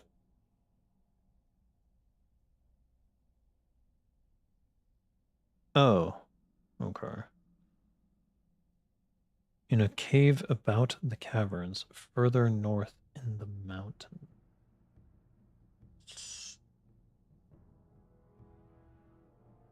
Oh, I know where that is.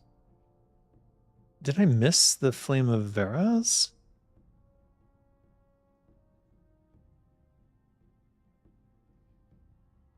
There was one downstairs, but I thought that was part of the end of the quest. Maybe I'm wrong. Altrock Mountains could have been one of the areas. Honestly, it's cold and keep them from decaying. True. Do Forsaken decay? I thought they were held together by magic. I thought all the undead were sort of frozen in their decayed state. And that's why the Forsaken were less decayed than, say, the Scourge. Generally speaking. I guess we never really cleared that up in the lore, did we?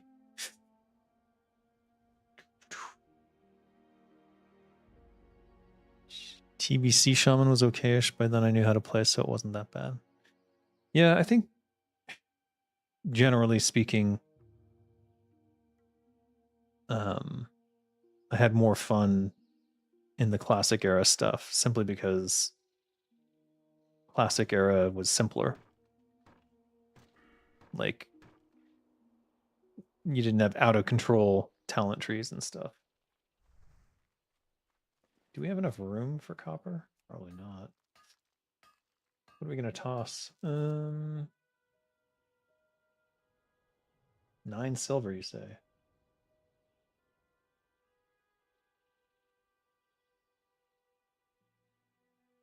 Oh. Dwarven Mile.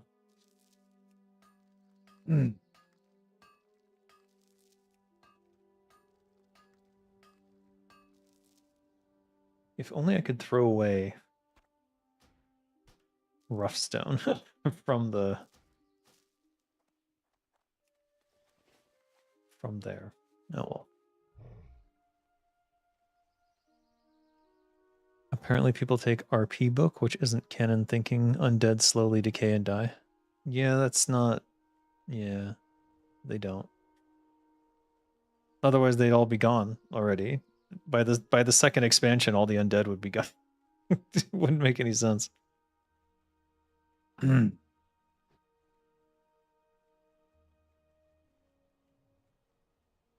Is there some roleplay? Is there some book that describes them decaying?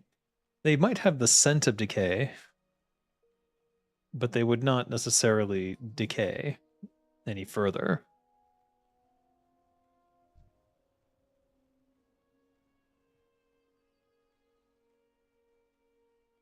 Where's this cave that they were talking about? Hold up. That's the Yeti cave. It said a cave on the hills. Let's go look for that. It's not the Azure Lode mine. Also, what is this? Is that a...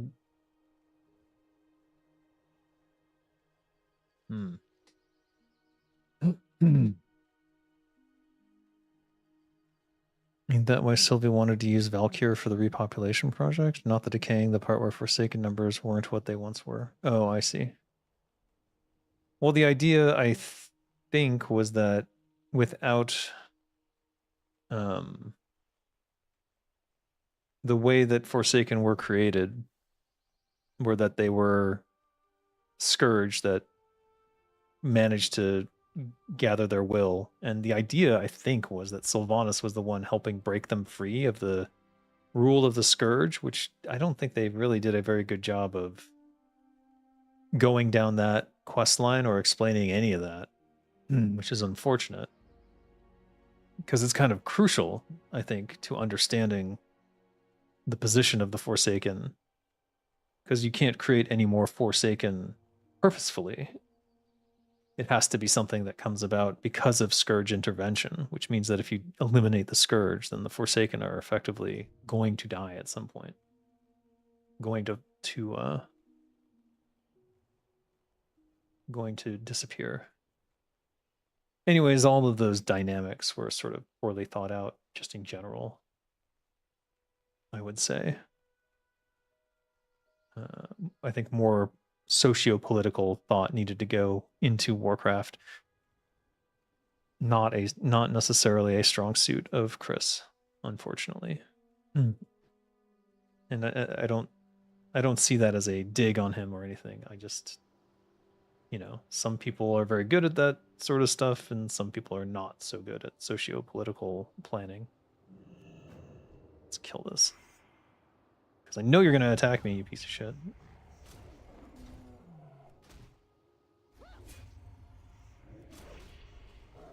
What?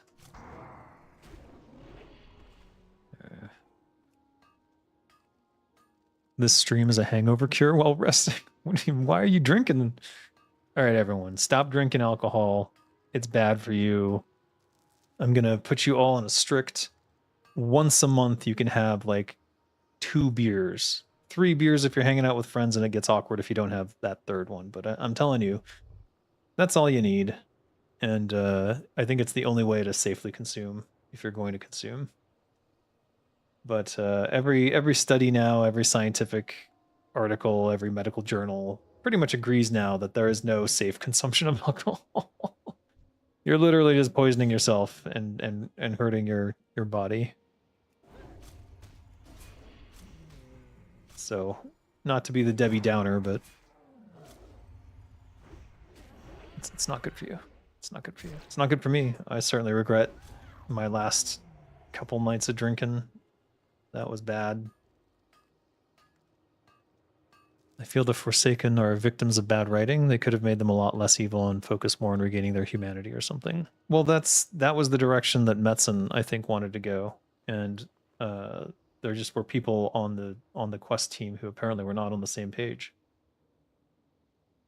That ain't Metzen's fault. That's for sure. All right, linen cloth, get out of here. We're done with linen cloth.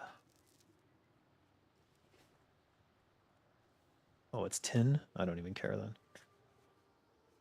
Oh, fantasy politics are messy. It's super easy to get lost in the sauce. It can be such a massive time sink. Yeah, it can. But it can also, when done well, it can also be very, very good.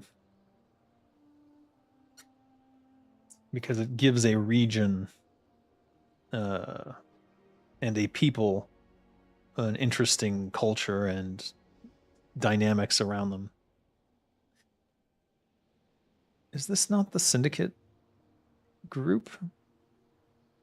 Where the frick are they? Is it this one?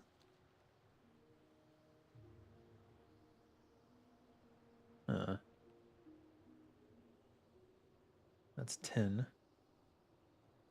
Where are the syndicate? They must be on the last one. Fuck. You've been getting drunk every weekend, once a week? Oof. I'm considering lowering it down. Sobriety is the answer. Yes. Trust me, if you do it frequently, you're doing significantly more damage than if you do it very, very infrequently. Your kidneys and your liver need time to recover. And if you don't give it that time, you're scarring it, and that scarring can be permanent. So I watched 2 people drink themselves to death here in Thailand, so I'm very familiar with what it looks like, and it is not pretty. It is not something you want to experience. Still sad because they were both nice people, but they were running from their own demons, I could see.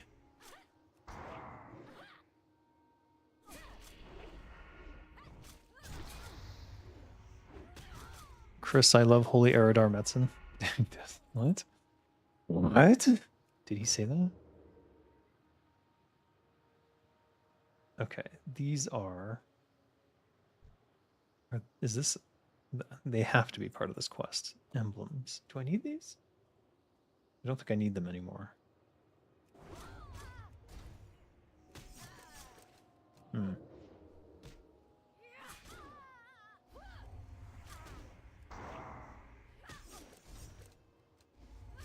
Wow, that's annoying. At least my unarmed skill is going up.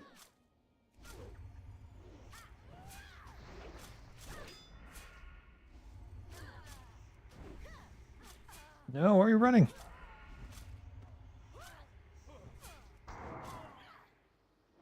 Okay, these guys are kind of kicking my ass.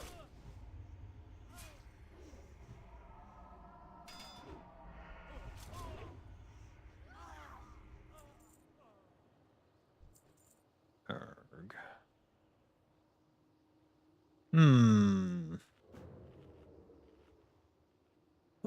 I've seen so many works being stuck in that perpetual cycle of world building. What? Oh.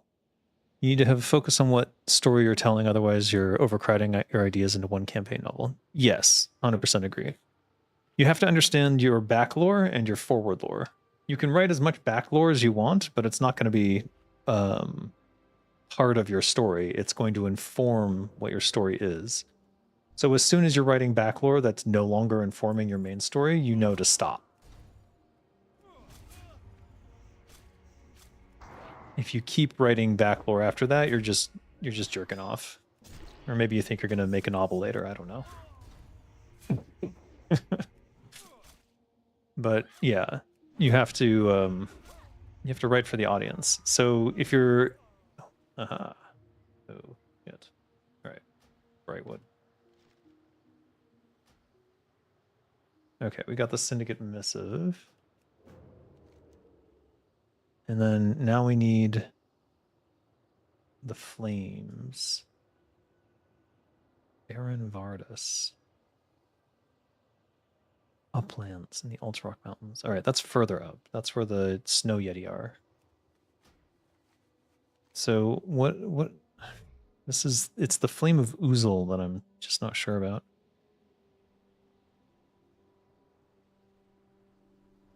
Which I think is where the Yeti are. I think that's a Snow Yeti. Yeah, I think that's where the Snow Yeti is. All right, let's go up to the Snow Yeti. Even though I prefer to do that all at the same time, it seems I just can't carry all the quests together.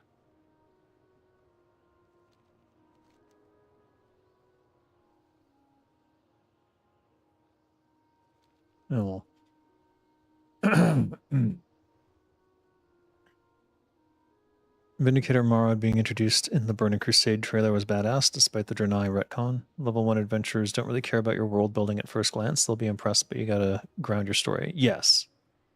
Forward lore is where you impress them, because that's where you put all of the hooks in terms of, like, this is the world that you're living in. Ah, the Crush Rage. See, I should have... These are the right level for me, too. Let's just try and snake this and sneak by them for the Yeti. Or maybe we go back down and do some turn-ins and grab the ogre stuff. No, we can get by. We can get by. Here's the Yeti. Growless Cave. Growless Cave.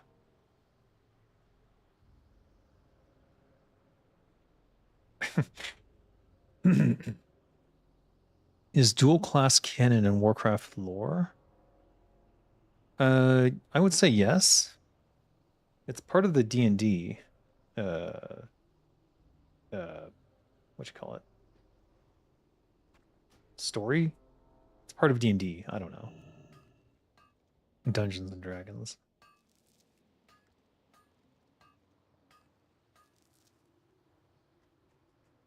I think this is the cave.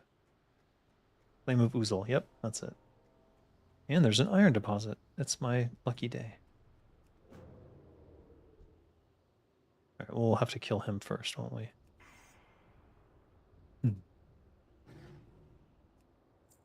Why do they have pockets?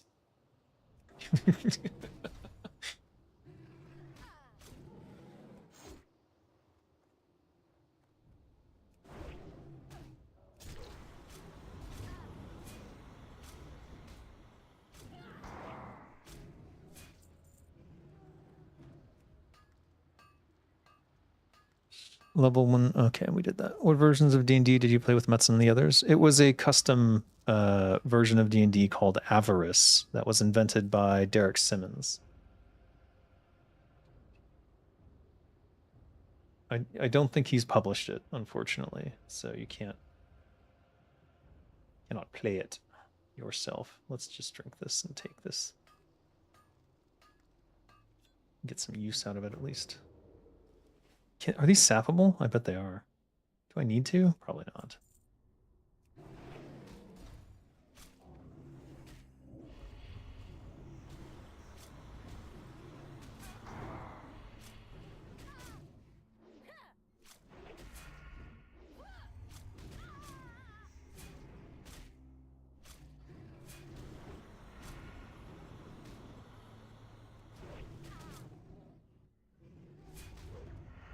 A lot closer than I thought it would be.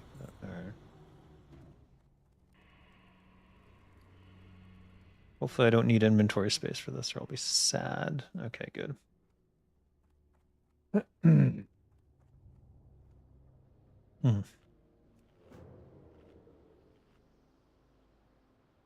So Avarice was a custom D20 system that had big percentile tables for crits. And there were things like you could just straight up decapitate someone and kill them instantly. It was kind of crazy. It led to a lot of situations where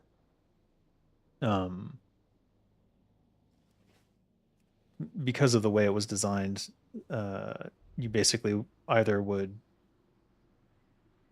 crit and win, or they would crit and like you would basically die. So it wasn't necessarily the most balanced system, but it was definitely interesting. And I think that it could have been refined a bit more so that it wasn't so like based on that 5% chance. Because in normal D&D, you know, a crit isn't the end of the world, but it, you know, early on it can be, but later on it shouldn't be. But the Avarice system kept that deadliness forever. So if you enjoy that aspect of the level 1 of like Pathfinder, where anything can basically kill you if they got lucky, you probably would have liked the Avarice system quite a bit. Have you pitched Dead Gods to Metzen or any of the OG Blizzard guys? No, I have not. They don't talk to me, so I have no way to pitch to them, unfortunately. If they don't talk to me, how can I pitch anything? So, yeah. And that's, the truth is, I probably wouldn't pitch it to them right now. If they're working for Blizzard, pitching to them would be a very bad idea, to be honest. Because it's not like Blizzard's going to make that game, and it would just put ideas in their heads that could end up in potential lawsuits later down the line. They're probably, well, I know for sure they're instructed not to talk to people outside of Blizzard about any concepts or ideas or like things that people are interested in making. All of the ideas that get sent to Blizzard are basically round filed into an email where no one will read them and they'll be deleted and discarded. Just in case there's the potential of a lawsuit. So they can go, ah, yes, well, we see that they sent this email to this address. This address is never checked. We don't look at this email address. We don't look at any of the emails sent here. We just use it to collect people who want to send ideas to us so that we don't look at them. So we can avoid lawsuits. So it's one of those situations where there's really no way for me to pitch to them. Fucking fine thread. All right. Iron ore is more important right now. I'm definitely going for that mithril.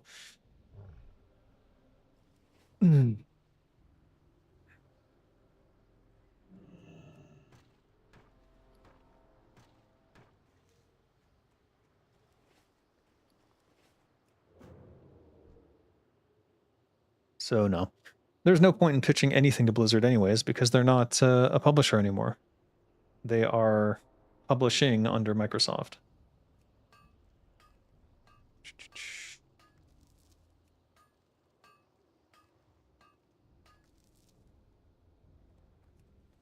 Undead paladins in D&D.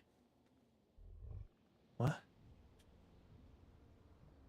The OG Fallout 1 experience. What? All right, I missed something, I think. What version? Oh, you were guessing at the version of D&D? No. You're back. What's up? No, don't do that. Don't. Yeah. Stop. No. What do you want? What do you want? What do you want? What drink? What drink do you want? Do you want stop. It's so annoying. Stop being annoying.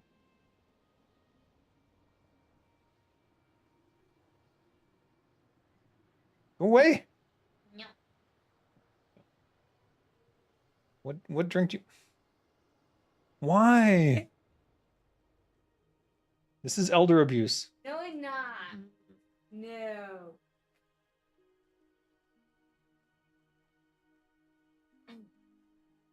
Where is good? I was hoping that that one place from yesterday was open, but it's not. Where? The place we got yesterday. You got the milkshake. Oh, Sheepresso? Sheepresso, but it's not open. Yeah, they don't open this night. Yeah, they close at like 5. Oh well. Stop poking me. Choices are very limited. Here, you go. You pick. Because otherwise I'll be looking at my phone for the next 20 minutes. And I don't want that. Elder abuse. Yes, it's elder abuse. It is elder abuse. There's not any place at.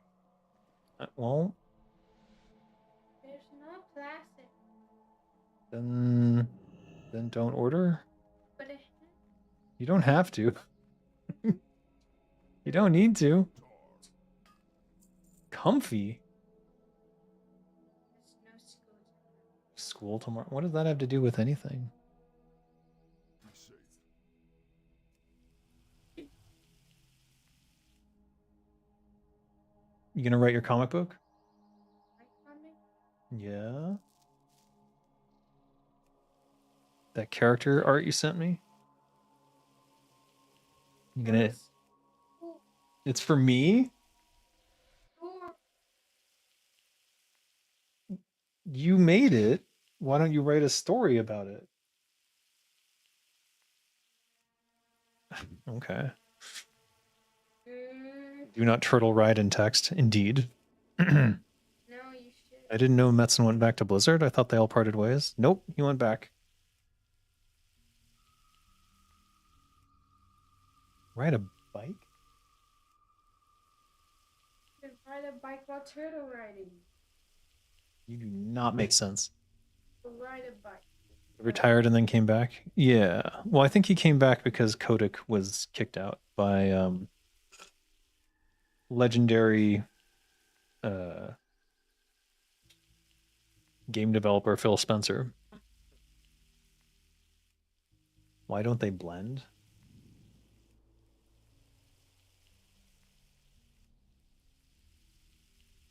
Oh my god. First world problems.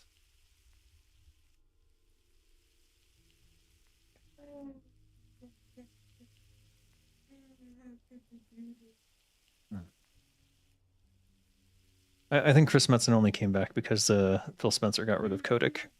Or that was, I think that was part of the requirement he had in order to come back. Little did Chris know that the meddling would not stop just because Kotick was gone. There's still money people at Microsoft, and now it's worse than ever. As we just saw with the, what was it, 4,000 layoffs? I just love the corporate speak around it too. They're like, oh, we only laid off 2% of Microsoft's workforce. Yeah, but it's 20% of your games division got laid off. They love to hide the numbers. Blend what?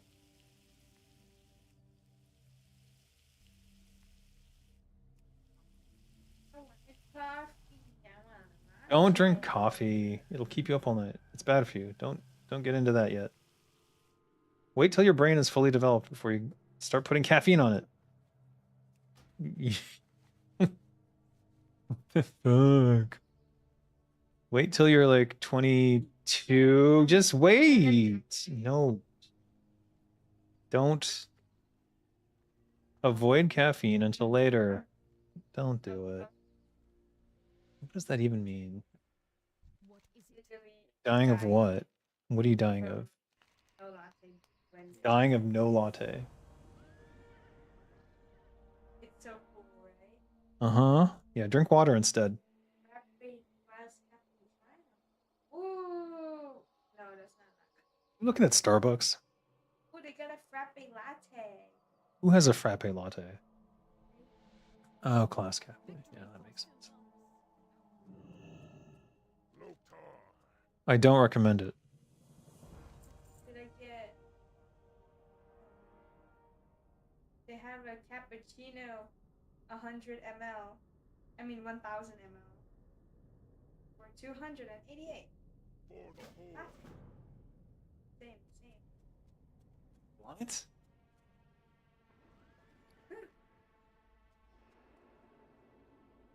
That is a giant thing of coffee.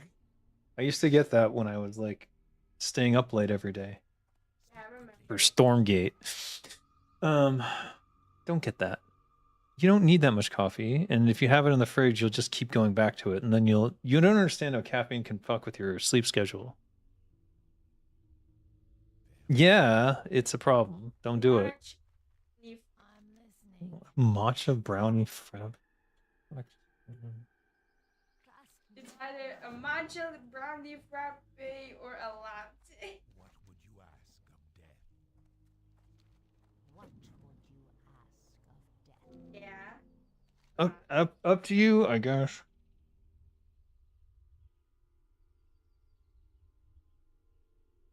Don't drink water. Data centers need it. Oh my god, you're right. The AI needs our water. My god. If it was cheaper, I'm pretty sure that tech CEOs would be grinding people up into paste and feeding it to the AI. Using us to keep all their parts lubricated or whatever the fuck's going on there. Liquid human cooling is the best. They have brownies, so what? If you get any of those, you have to get another one for Bella. Getting a brownie. Oh, they have a cookie. Did I get a cookie for Bella? Get a cookie for Bella, sure. If you're getting a cookie, get her a cookie. What will you require? Got a brownie. Embrace the shadow. Speak quickly. Let me see. Probably get a Thai milk tea or something. I've Okay. Me.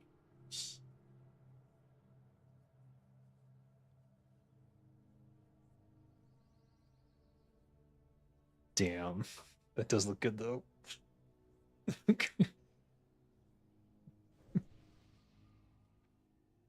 Matcha cho brownie. What is the cho?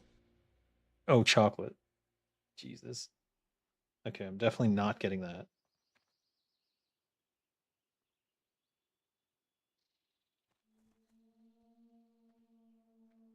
Just want milk tea. Surely they have milk tea. Coconut frappe. Hmm.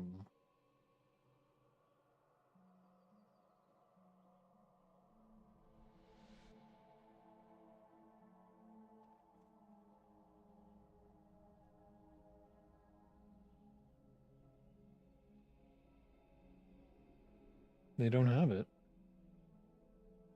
Impossible.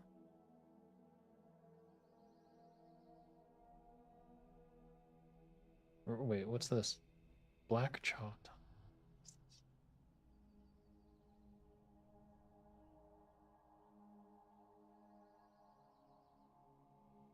Maybe I just don't get anything. This is dangerous. All of these look like they have extra sugar, but I think you can order without.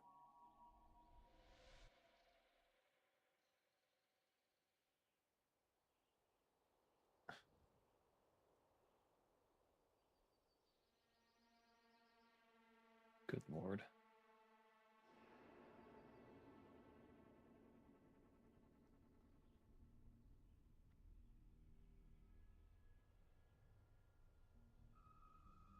Is this tea? What?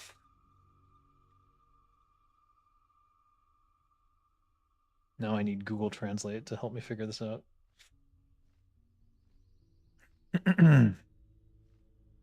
Those data centers are destined to die anyways. Well, that's kind of my thinking, yeah. I can feel the cavities forming around my teeth just like Mm-hmm.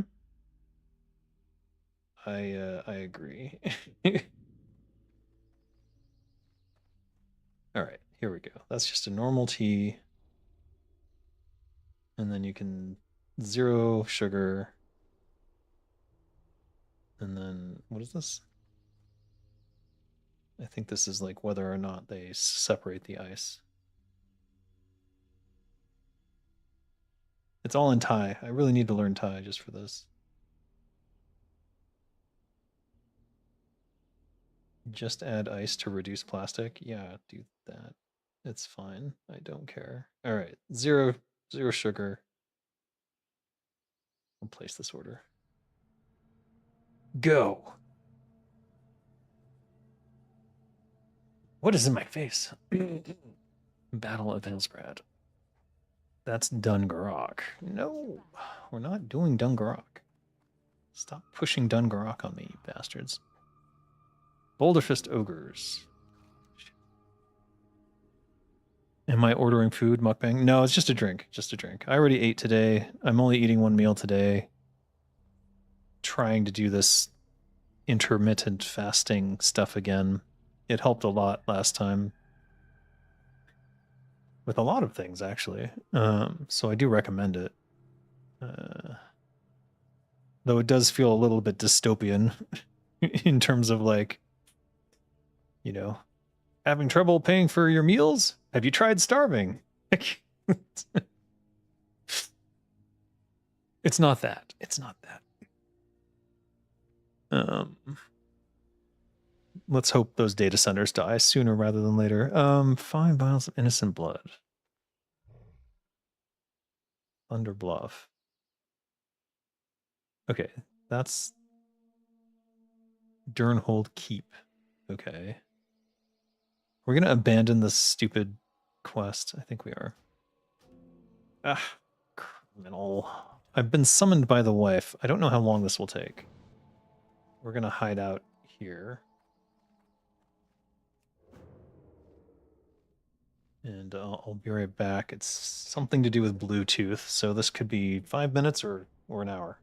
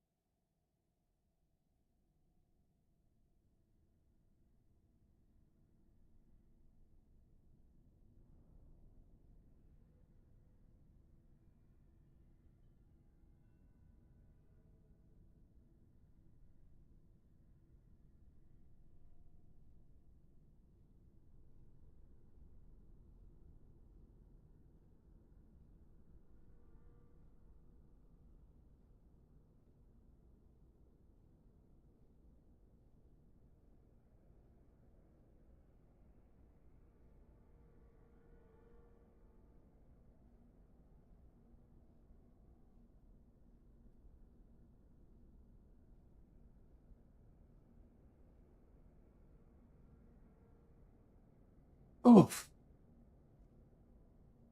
Hi. Watch players sit in a ruined shack for 10 hours. Warcraft WoW stream live. Yes.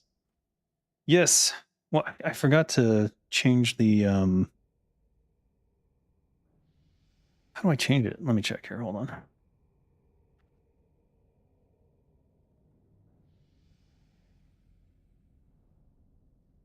Change the screen that people see when they see that my live stream is happening.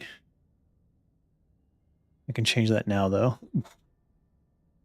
I can select it when I create the broadcast. I just keep forgetting to do it. Once I change it, it should save that as well.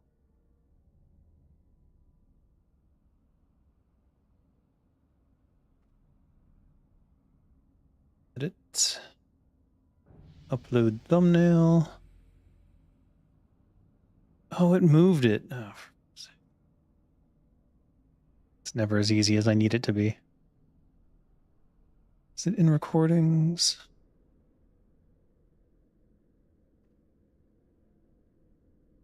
Oh no, I've selected something on my NAS and my NAS is now loading and it's all fucking old school hard drives spinning up.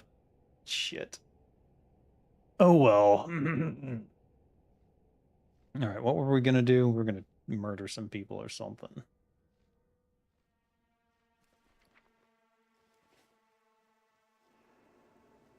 Why is Drala sending me Brightwood back?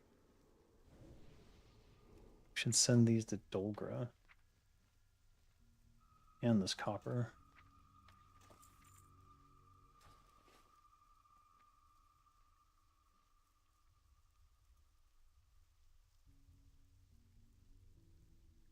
Where did I put these? Yep, DD marketing. There we go.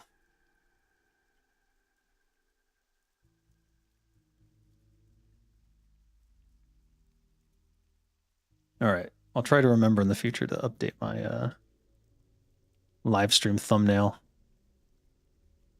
You can always do something while waiting. I'm working on bringing centaurs to my mod for Tabletop Simulator. Nice.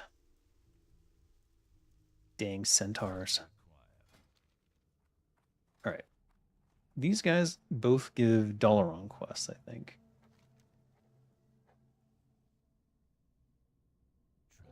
And I can't do them because of the... All right. Let's see. For Helcular's Revenge, we have to go back into the Yeti Cave, and I think it's at the bottom. I think.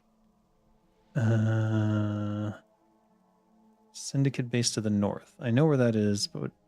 And then we've got Boulder Fist and Baron Bardus are both in that Syndicate area. Well, let's do the Helcular first, if we can. Unpopular opinion, but I think Warcraft orcs should have the same origins as Elder Scrolls orcs. It's just too funny. What's the origin of the Elder Scrolls orcs? I actually don't know. I don't know the Elder Scrolls very well, to be honest. Despite having played the shit out of Skyrim, I just did not, for some reason, pick up the lore.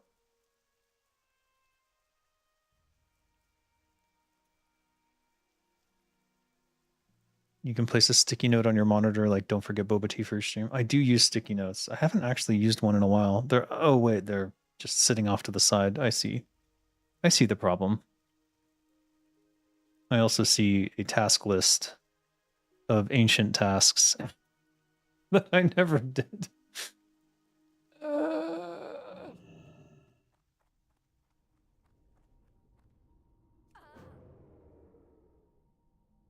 All right.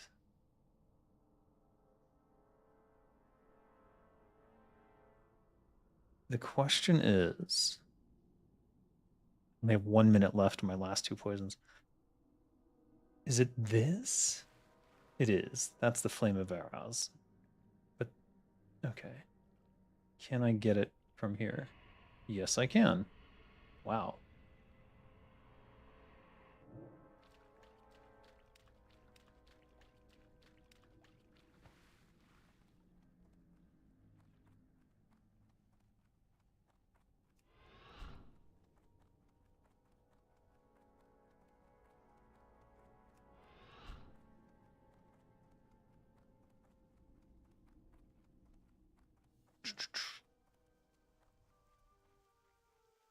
Elder Scrolls were high elves transformed into orcs by shit.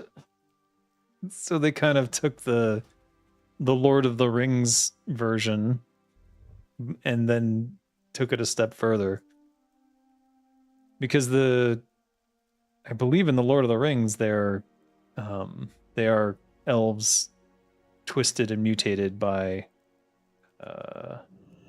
what you call it, by being grown in the dirt, effectively. But I think he called it the filth and the muck, which maybe the Elder Scrolls was like, yeah, poop, that's the way to go.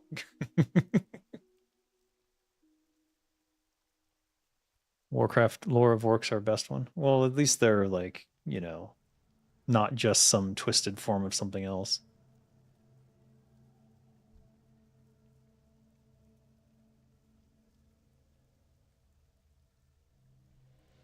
All right. They can get the next step in the Hell Killers, whatever it is. Ooh. Let us see here.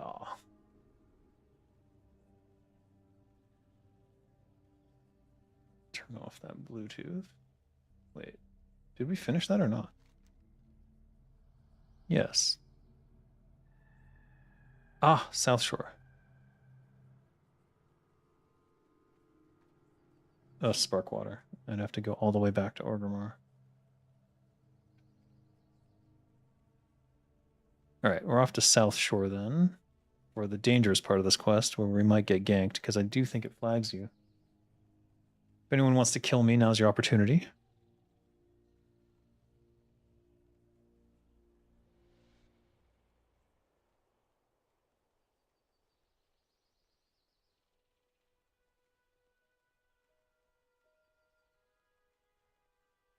What is that? It's just a group of undead? Okay. Forsaken Courier. That's some quest I don't know about. That must be an Alliance quest. Yeah, that's why.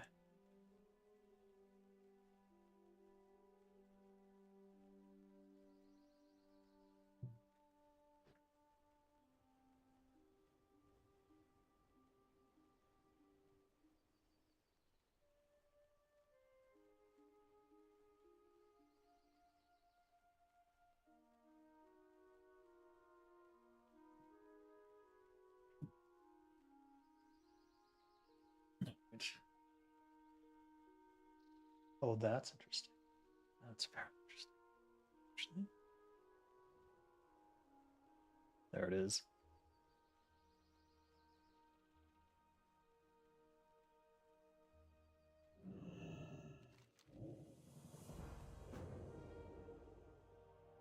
Do we have to defend him?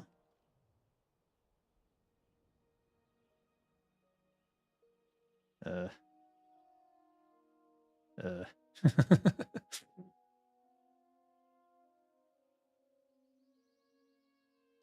Doesn't he like do something that like summons something?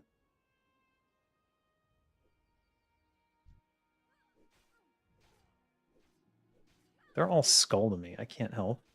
What is he doing?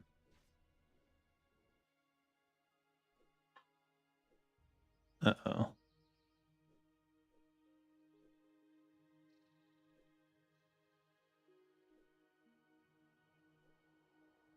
Maybe I wait for him to die.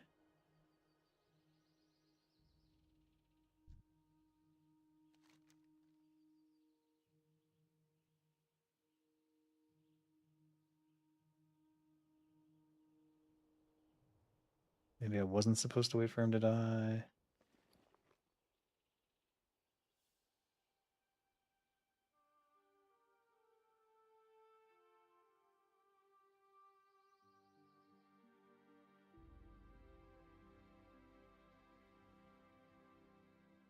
All right, it looked like my wife's Bluetooth device was not actually charging, which worries me. What happened to the rod? Did he drop it? Or was I supposed to actually help him against the skulls? Why is she crying? You got her stuff. I tried to give her the cookie and she was like, no. What's my milk tea? Give her my milk tea then. No.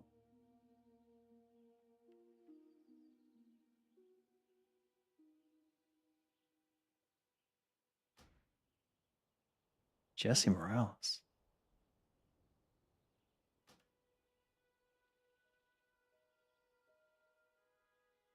Why does that sound familiar?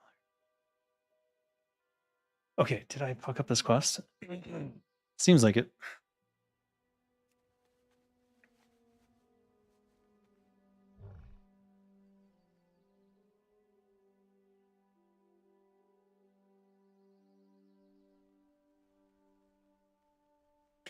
I don't know what I was supposed to do.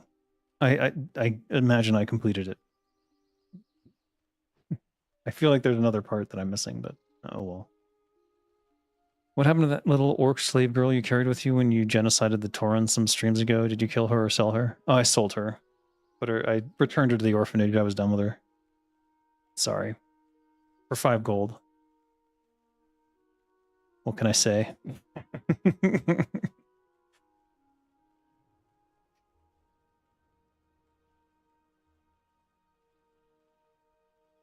But she will forever remember the violence we committed that day together. It's a good experience for her. She'll be a welcome addition to the Horde. All right. Are we going to do the ogres, or are we going to do the syndicate? I think we do the ogres, because there's 2 sets for the ogres. Crushridge Mauler.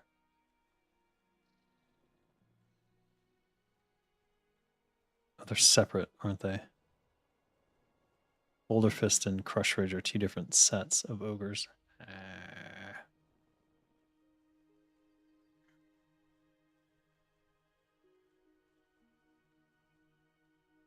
Northeast of Stromgard and Arathi. Why are they sending me to Arathi? What the fuck? Realistic Warcraft? Yes. An appropriate mission for a member of the Horde.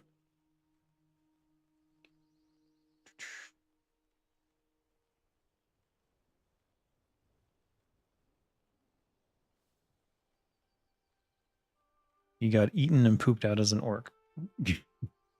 Yeah.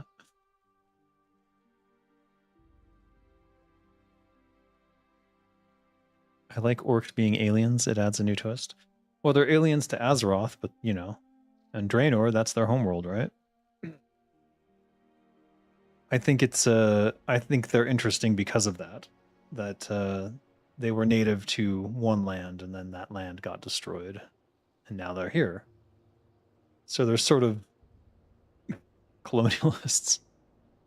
All right, Crushridge Ogres are my level. What is this guy doing? I don't have poison. Shit. Right, because we need to go back to Orgrimmar anyways.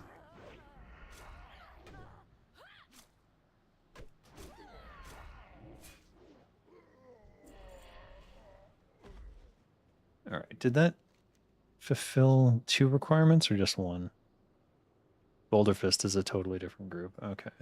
And this was not Crushridge Mauler, so this actually fulfilled nothing. Bring it to Krek the Wise.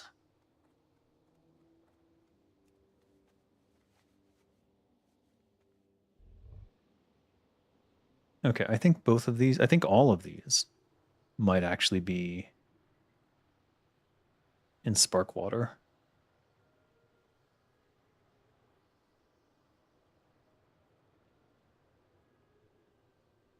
All right, let's go back to the, let's see if we can get to Hammerfall, if I have that. I'm pretty sure I got that flight point. Pretty sure.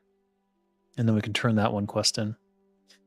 Garethos, you god dang aliens, go back to your planet? Yeah. I'm sure he would call them all illegal aliens. Of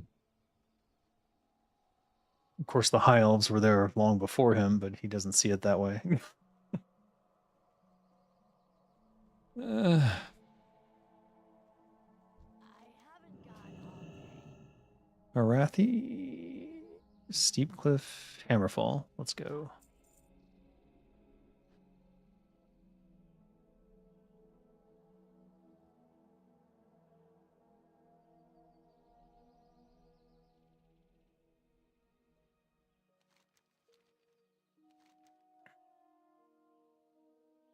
Is that Strombrad?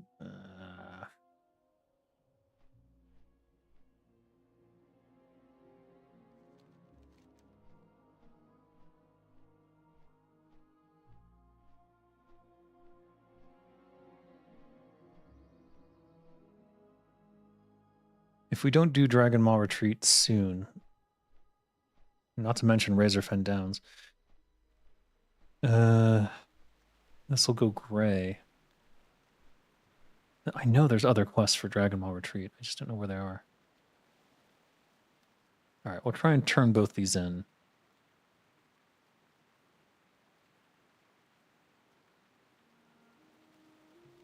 By the way, this is a great example of one thing that the quest designers from Turtle WoW were terrible at, which is simply saying where the person is. Bring it to Krez the Wise at Sparkwater Port. I don't know why they would expect anyone to remember any of that information, and it's not anywhere in here.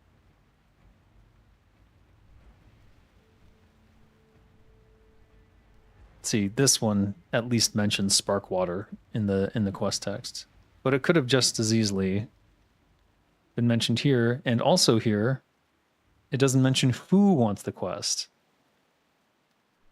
So it should say, get the Brightwater logbook from the sunken ship in Stranglethorn and return it to name at place.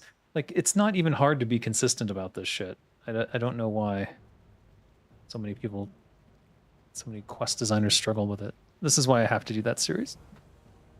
Get the Sigil of Strom for Zengu in Hammerfall. Where?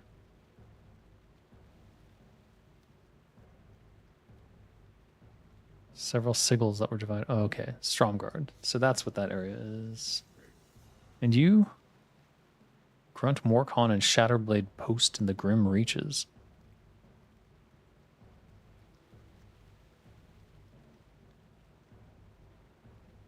What is this then?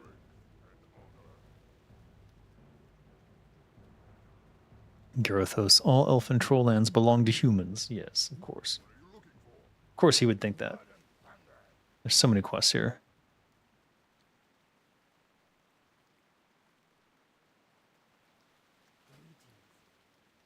Oh.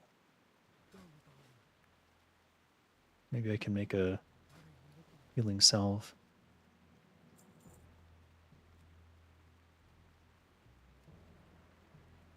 You don't have water? Yeah, I'm sure he does.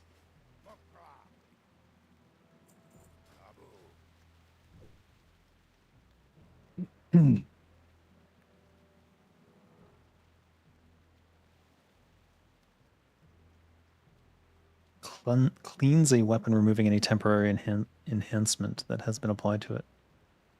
Is there ever a point where this is useful, especially given the cost? I don't think so.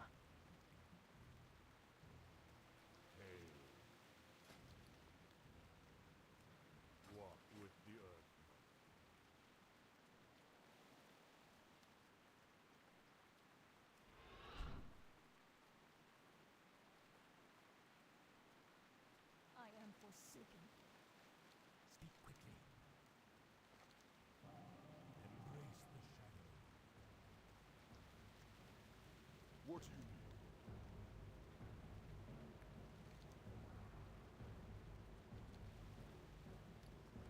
I just don't have any room until I get rid of these. All right, so if we're going to Sparkwater, this one at least says, please take this crate to tradesman Laz in Sparkwater Port. In Sparkwater Port could just be up here. Like, why not? Why? Deliver Belgrim's sealed note to Mokhtar Kieran and Thousand Needles. Alright, there's just so much stuff in Sparkwater Port that I need to turn in, so I figure we'll just Hearth back to Orgrimmar.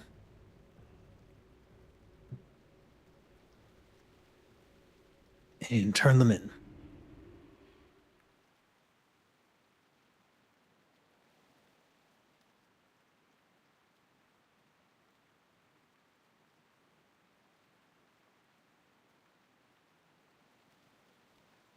Or crash. What's going on?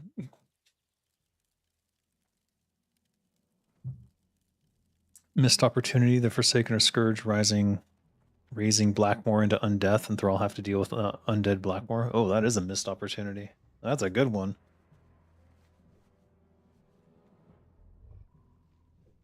Now Thrall's so old and that's so far in the past that I don't think it's relevant, unfortunately. People are already speculating that Metzen is setting up a world reset, which would be a good idea, but I don't think he's actually going to do that. I've been debated too many times now. Wait, what am I doing? I gotta get to Sparkwater. It's right outside. I thought Shadowlands was going to be a world reset. I thought what you call it? Dragon Knight. What the fuck was it called? I thought the Dragon one was going to be a world reset. I thought Shadowlands was going to be a reset, and now people are speculating that this is going to be a reset. I don't see that being the case, but maybe.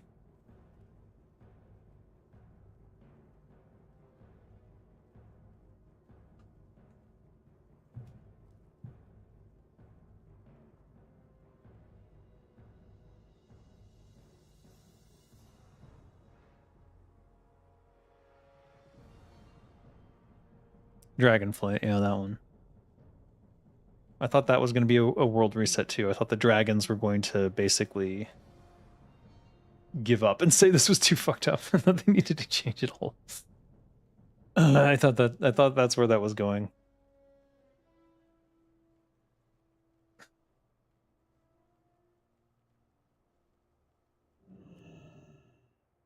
Where's the other one? It's usually two. That's weird. Yeah. Don't want to wait around for it. All right, off to Sparkwater we go.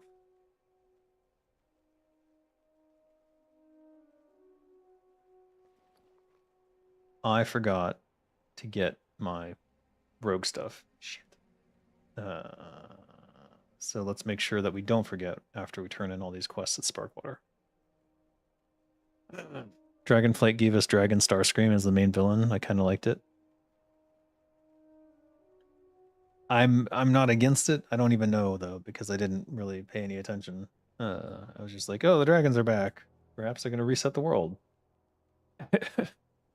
Because in most creation mythoses, the dragons are involved. So if the Titans are the ones, well, if the Titans are portraying themselves as the creators of Azeroth, then who's the real creators? And if it's not the dragons, then who? But it probably isn't the dragons in Warcraft mythology, anyways. So.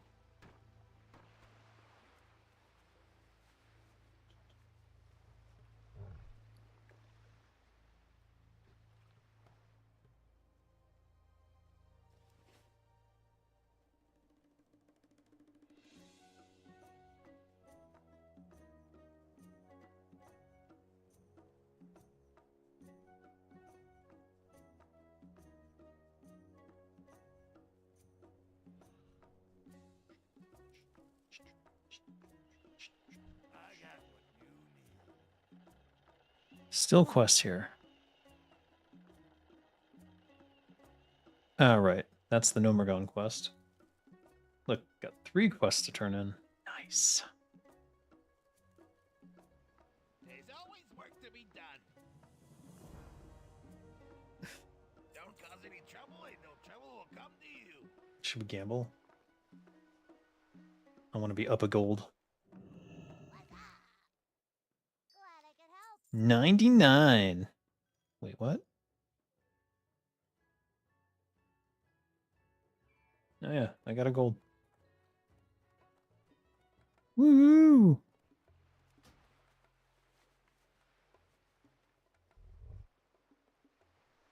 Captain of the Brightwater. Time is money, friend. Be good. 5 volatile rum. Hey, how you doing? Do you know who you're talking to? Pazzle Bright Wrench? I think. What's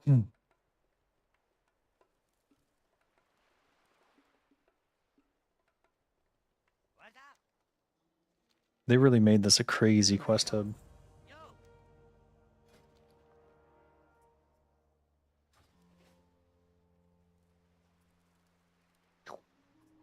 Why everyone is just camped around this guy? Yo. What is it they're buying?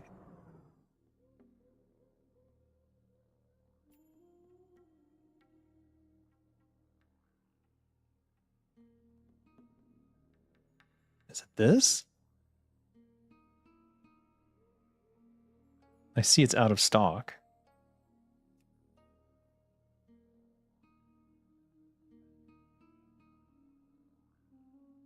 Oh, that's interesting, actually.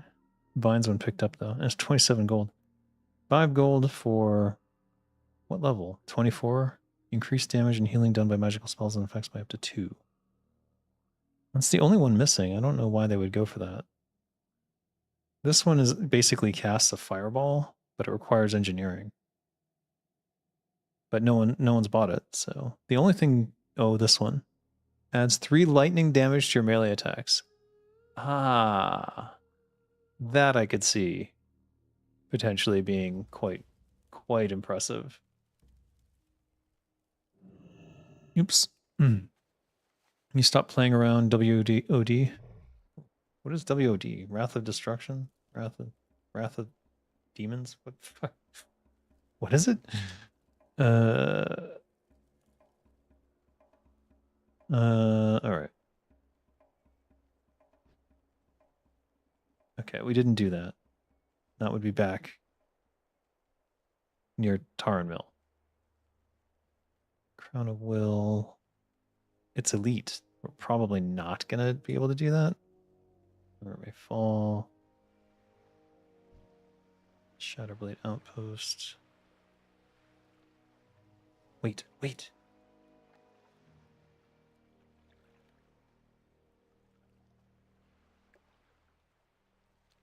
There was one quest giver up here. I don't know if I finished it or not. I don't think so, since I don't see any complete quests waiting. Warlords of Draenor. Oh.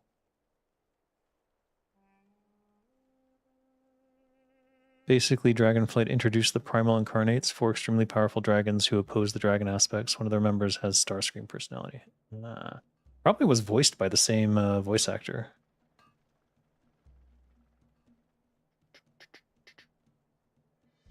All right, what is this?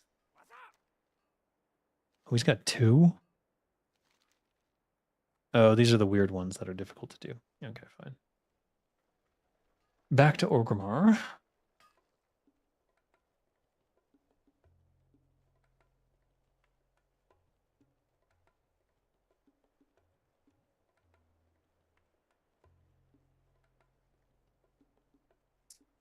I remember that they had the voice actor for Optimus Prime, who died recently, I believe.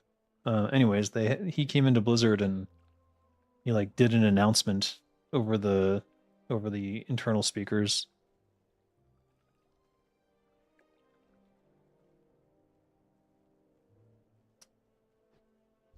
Thought that was funny. But I can't remember what he was voicing. I think it was for Warcraft Adventures. I think he might have been the voice of Thrall.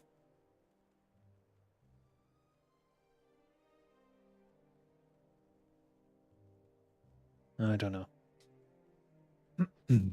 Be curious to look into that again.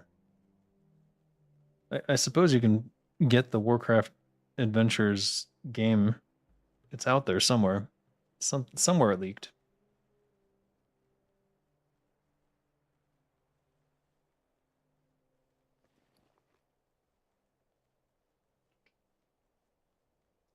I do need to get those mountain berries at some point.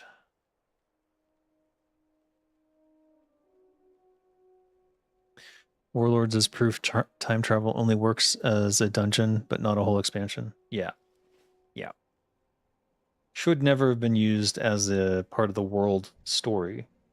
I think that it cheapens everything. Time travel, and unless it's a closed loop story, meaning that the end of the story sort of reinforces that this was already something that had occurred. Those are the only time travel stories that don't diminish your world or make things kind of whack. Surprisingly or not surprisingly, I guess. The only time travel story where changing the past and works with the future, I guess, is the Back to the Future series. And even that is kind of questionable, I suppose. All right, what am I doing?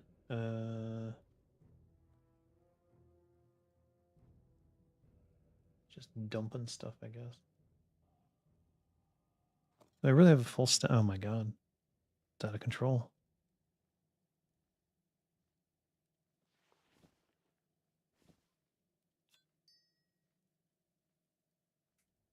These are 210. Maybe I should be working through my first aid just to get these out of the way. All right, we'll start working on that. Alternative timeline. Alternative timeline can also work, but it also weakens the story, the main world story. Because then you're like, oh, is this a main world story or is this something else, you know? Let's swap these. So I have a little bit more room. These I need to send away. Simple wood also. We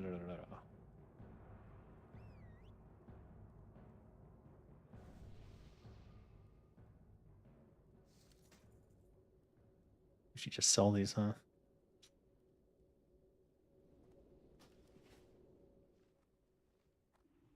We're not doing blacksmithing again until we get all these green quests done, I think. I'll send these to Drala.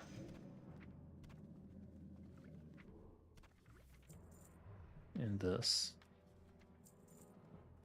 I think Dolgra can take the bright wood. And we keep the shade wood because that's how we're going to get to 190. Okay, they turned green immediately. Uh-huh. Oh, it's 4? Jesus H. Expensive shit. Alright, we got to 190. So we can go to Stoneward to get the next one, but it's like 200 that we were actually looking for. Where's Agman's End? Out in the Badlands. Okay, we're not doing that. Okay, 1,000 needles? I guess we're going to 1,000 needles. It's that or back to Tar and Mill. I kind of just want to get this out of the way, because I know that this might actually escalate. Okay.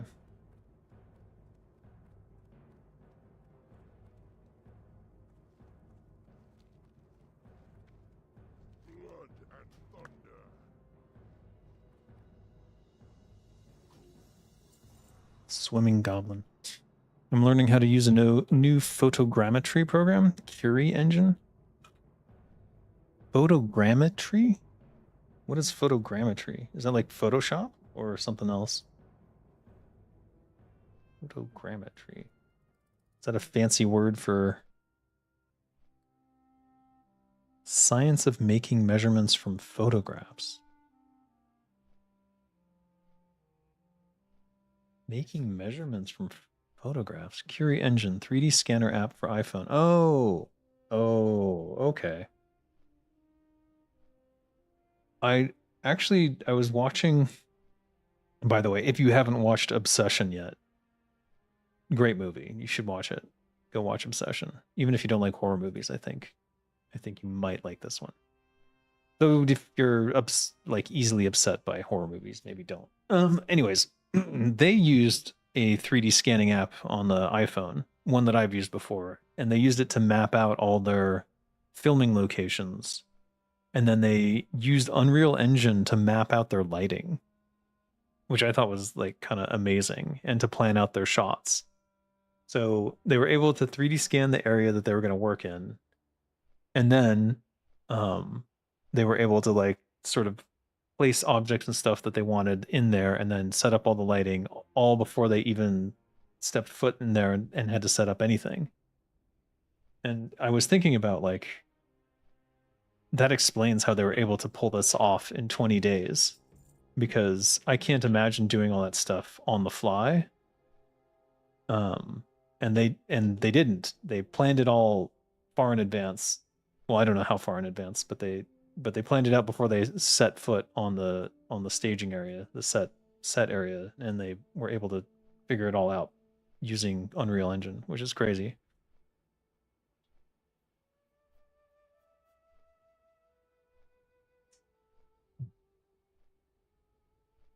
Apparently Legion expansion because alternative timeline Gul'dan was sent into the main universe Azeroth, and he opened a portal in the Tomb of Sargeras for the Legion invasion. Non-canon.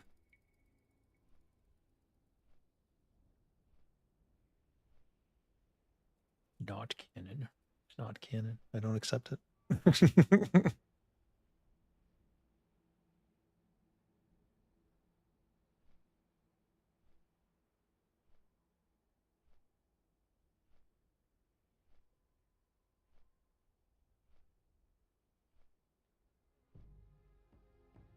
This is what I use in the process of turning miniatures into 3D assets. Oh, I was using 3DF Zephyr, but it's not compatible with Linux. I see, I see.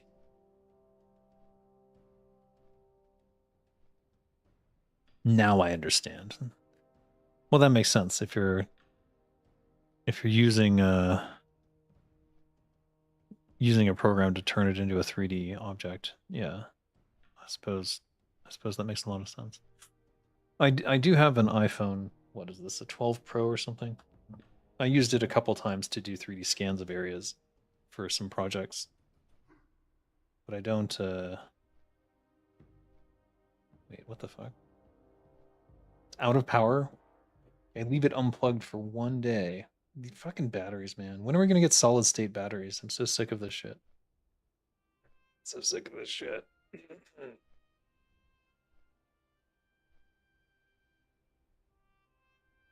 I want solid state batteries now.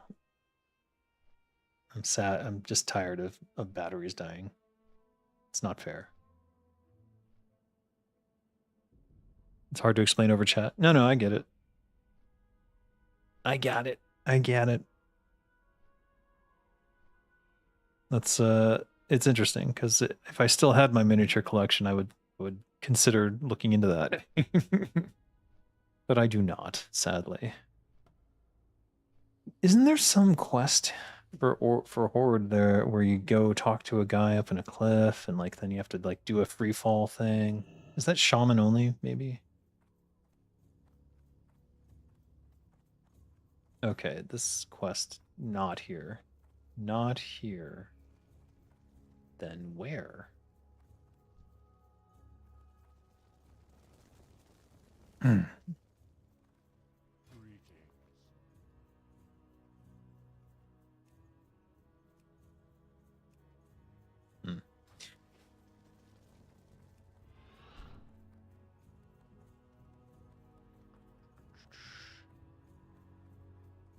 They could have just resurrected main universe Gul'dan instead of time travel. Yep, they could have.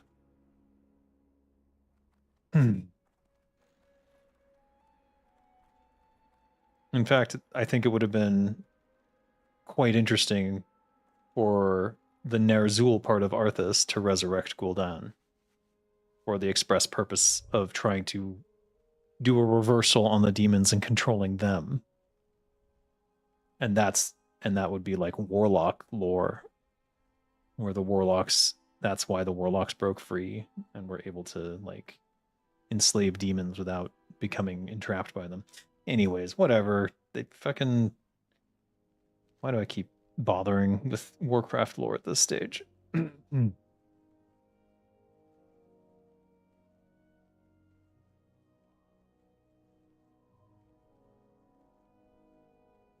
don't even know if that would make sense at this point, because I don't know what all the WoW twists and turns are. I'm sure someone out there would probably do a better job with that stuff than I would at this stage.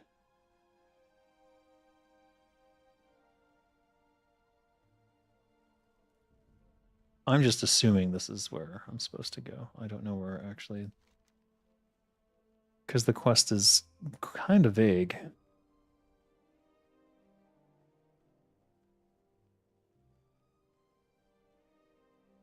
Where is it? This one. Mokhtar Kryn. Mokhtar Kryn. On the border of the Shimmering Flats? Oh, fuck. Definitely went the wrong way then.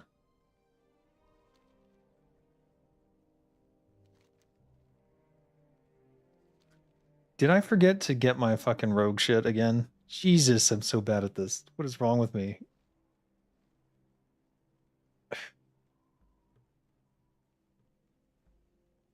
Worst WoW player in the world right here. Yo.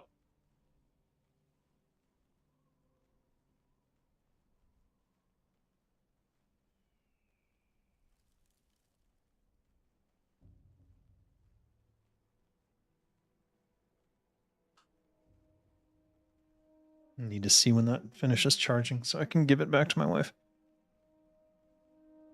And then I have to explain to her that she's not actually charging it. Somehow, the thing she's plugging it into doesn't seem to be charging it. It's just a USB-C, but I think it doesn't have the correct voltage or enough voltage or something. Something's wrong. They lacked the writing and wanted a different story for him, I guess. Resurrecting would not change him. Not knowing what he did wrong makes him fresh at his second term as Gul'dan. Indeed.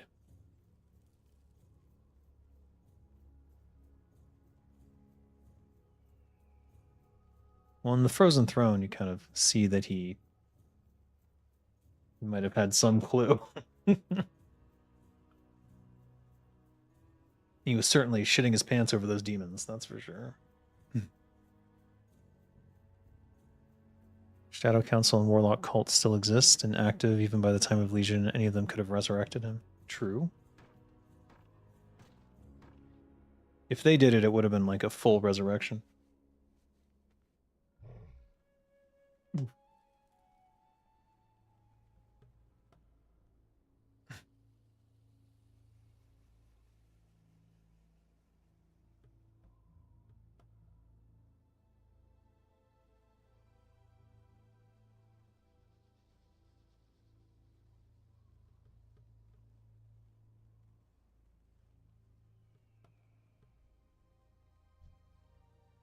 But I think it would have been more interesting for Ner'zhul to resurrect Gul'dan as part of the Scourge.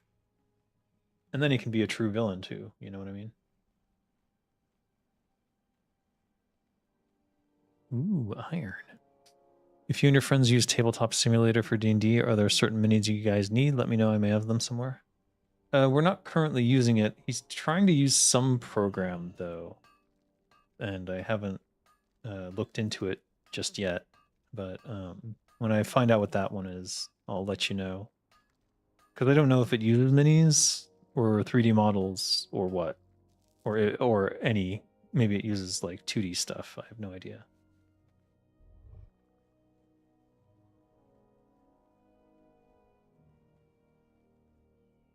But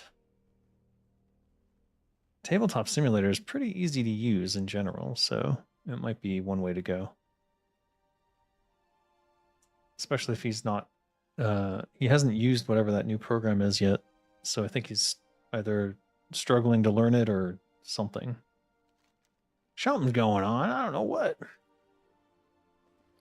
Maybe we can get a couple races in. 10. Whoop. Copper. Yes.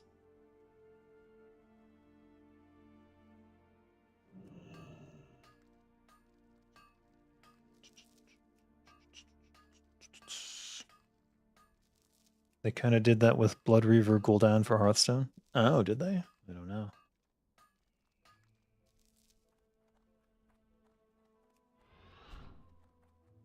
The point is that resurrecting him brings the old Gul'dan back?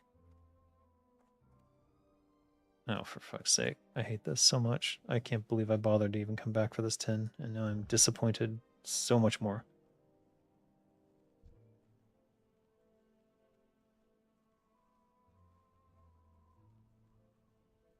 Anyways, brings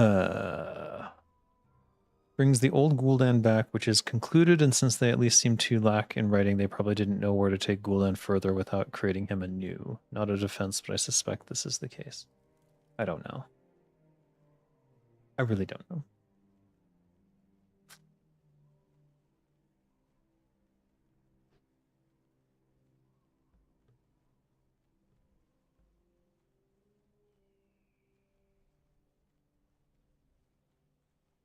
I know that their lore team has had a lot of churn. I do wonder who's still remaining. Or maybe Chris dropped the axe on all of them because he didn't want anyone getting in his way again.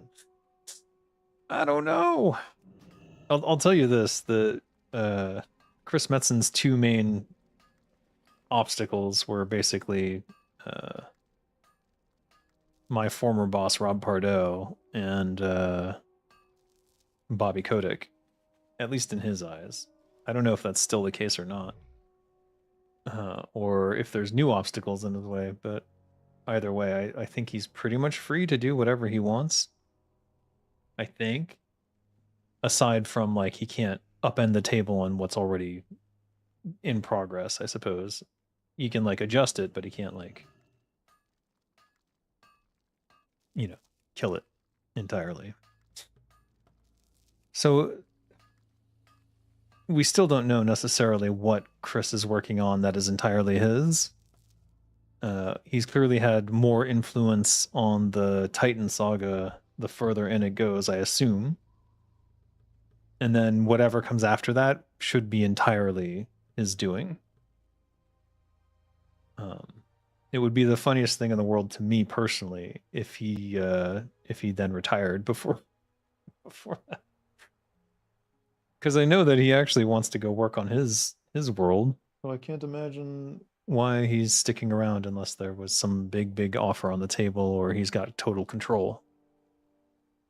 I feel Blizzard has repeated this pattern many times. Heck, even now they regret, or at least Chris, naming the IP Warcraft. No, that's fucking bullshit. I think WOD is the regret of being done with Gul'dan. I don't know about Gul'dan necessarily. I think it was more just they were looking for a villain and they're like, why don't we just bring, and they went through their whole list of old villains and like, Gul'dan could come back. How? Time travel.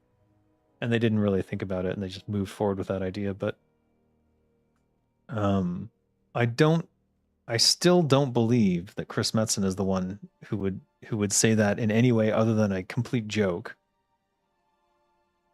The whole World of Warcraft is unapproachable thing. I really don't buy that story from Holly Longdale.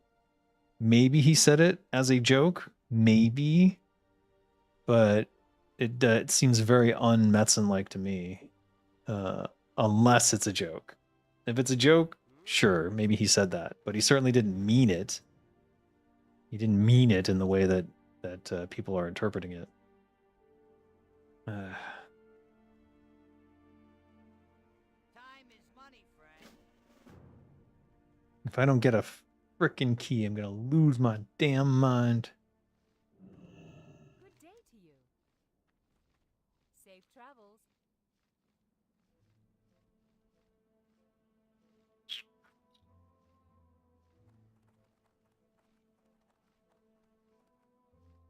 Wait, what the hell? Look at that. What is going on? I'm creating... Are these footprints? Are these my footprints? They look like race car tracks. Look at that. That's so weird. That is so weird.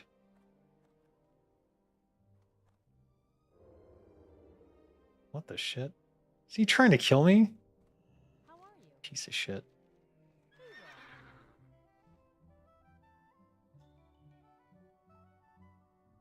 Oh, they didn't even move.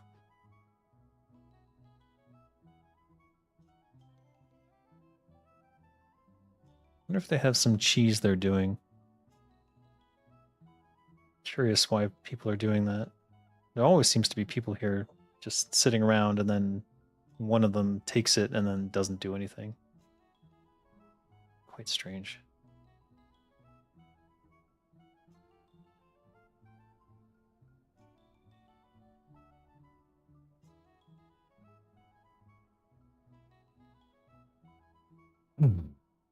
Same problem with Arthas. How do you make the next ones after such great story arcs? And that's another thing, they hardly made anything close to even Gul'dan. Now most are either dead or downplayed. Yeah. Well, the way you do it is like you have some new arc in their character, or some new character arc that they're going to go through. Like it could have been an Arthas redemption thing. He could overcome the influence of Ner'zhul, consume Ner'zhul, and then find a path to redemption after realizing what he's done. And they never did that. Instead, they just turned him into a dust mote, which is like just such a waste. It's a painful. It spoke to the insecurities I was seeing in the writing for Shadowlands, and like they were just like, oh, we just need to get rid of this character, and they didn't, and they treated him so unfairly. It's just stupid. All right, let's turn these in. Hopefully we get the keys. It would be really nice if I got both keys just by chance. Fuck. All right. Mercurial Cloak of the Wolf. 9 agility, 9 spirit. Oh, that's some shit. Sells for a gold, though. That's fucking actually kind of nice. And you? Scroll of Protection 2. 3 of them. Wow. Whatever. Whatever. We could do some of these quests, actually. 9 hardened tortoise shell. What else you got? Hi, how are you? Salty scorpion venom. You? Wharfmaster Dizzywig and Ratchet. That's it for leaving. What the shit? Oh no, he's got some fucking thing. All right, rocket car parts.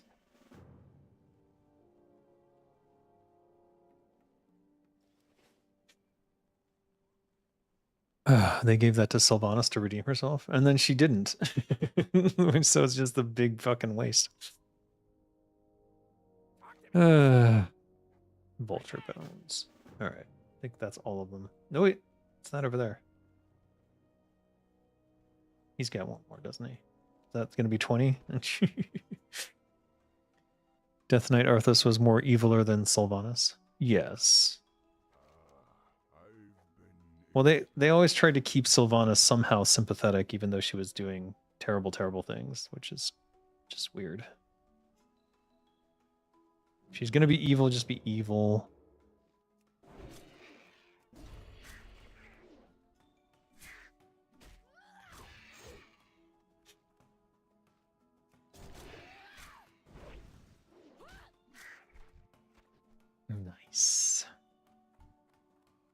Let's go ahead and throw some stuff on myself. I wish I had some poisons. I could put sharpening stones on, actually. You know, I probably should.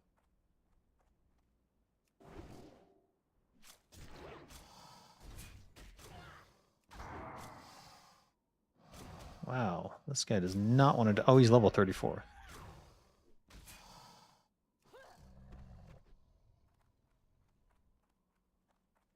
Sylvanas was petty. What was she even being such a brat about? Well, she'd been turned into undead, so naturally she's going to behave exactly like Arthas. I mean, it could have been a cool character arc, but instead it was just...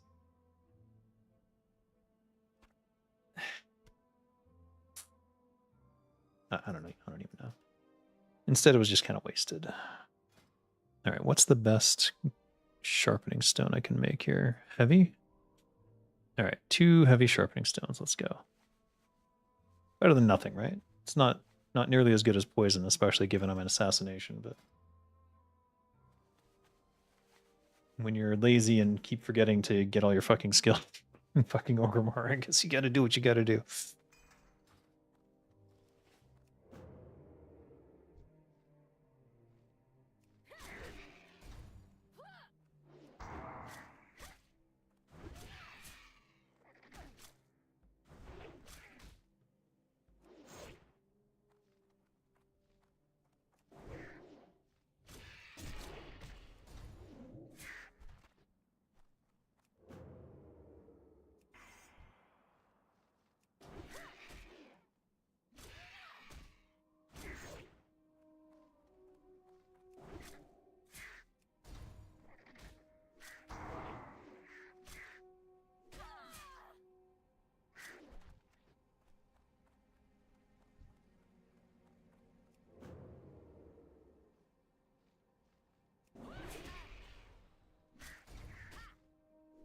Speaking of Sylvanas, I couldn't help but notice the TWOW model looks a lot like the model in Warcraft 3, with the white deadite eyes and red around them. Yeah?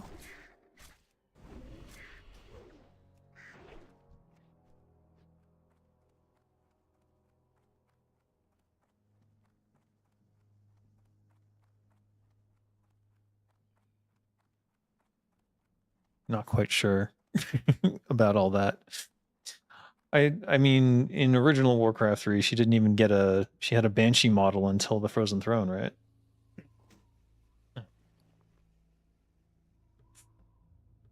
Ah. Just losing money left and right.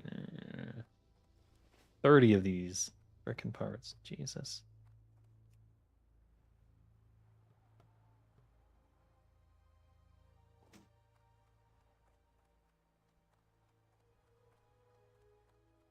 Tin. Worthless. Bah.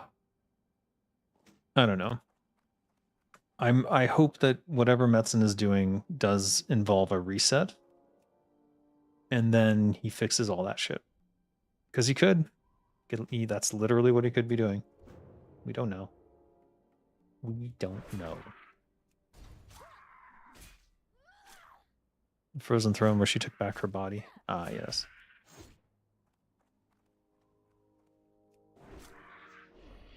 What? Oh, I did not realize these guys could do that.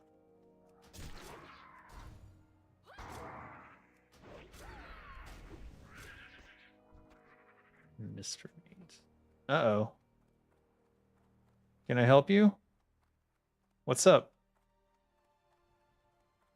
Huh? Are you gonna go shower or what? Okay. Have fun.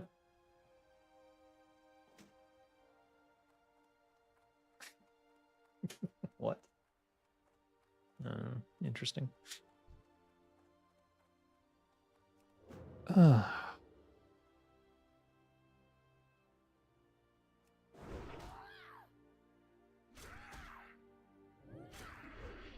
Dodge? You gotta be kidding me.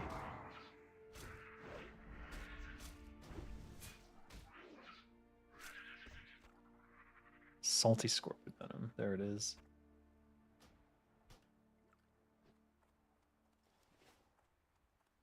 I have a feeling he's just there to finish up, conclude Warcraft, World of Warcraft. Well, I don't know. I don't know what deal they've worked out. It wouldn't make sense to me for him to go back just to do one thing and then leave. Surely they would want to keep him around for more stuff. But I guess the question there is just, what was he willing to do? What did he agree to? I don't know the answer to that question.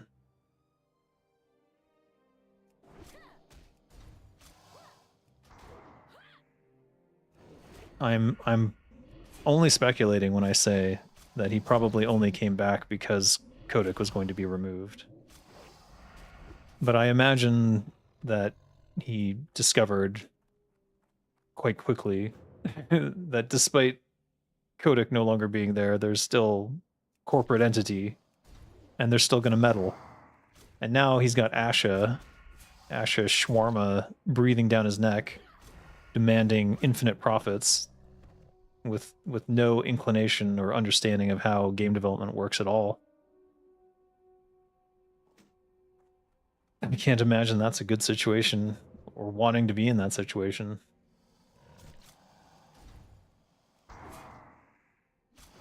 So, I don't know what's going through his head these days. Yeah, go ahead, mana burn me. Mana burn the hell out of me. Do it. Do it.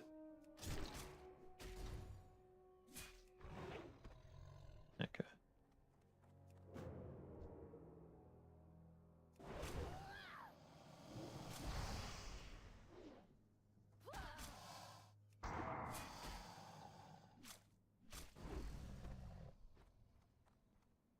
How much are these in silver?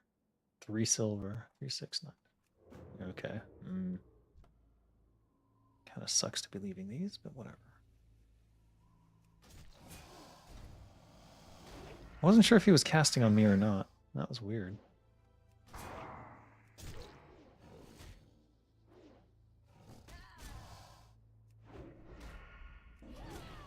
Honesty, just continue with Warcraft RTS route. WoW should have been a spin-off game. An interesting take. Were it not for the profits of the spin-off, I think that might have been how it went. I can promise you that they did not think it would be nearly as successful as it was. World of Warcraft succeeded beyond anyone's wildest dreams. We were expecting maybe to like get somewhere near EverQuest numbers, but nowhere near what we actually ended up seeing.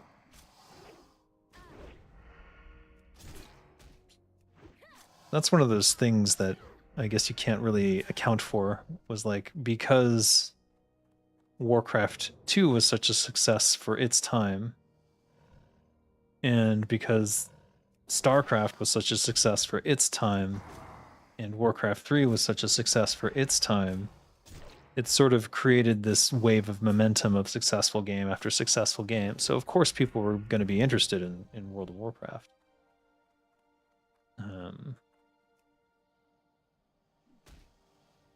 What? Oh, shit.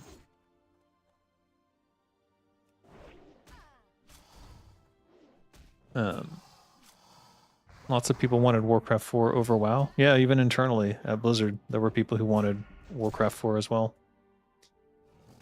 We still have a Warcraft 4 theory thread for the last 20 years on the Hive. Jesus Christ. Wow. WoW really destroyed that, didn't they? What the shit? Are these respawning so fast that I can't loot this?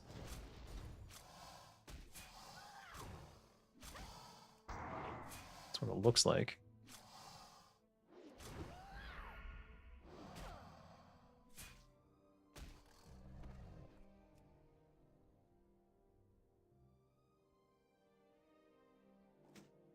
No? All right.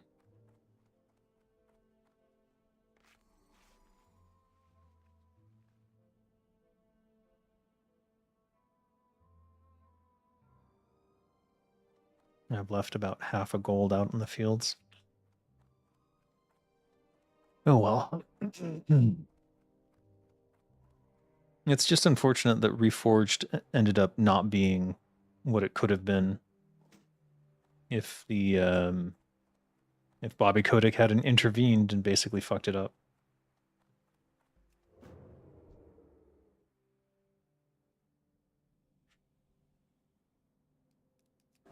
I do believe that's still my most popular video to date. What really happened to Warcraft Reforged? Oh man. Am I faster than him? What the heck? He couldn't catch me? That's so weird. Oh, large venom sac. Yes. Those are going to be super critical later for alchemy.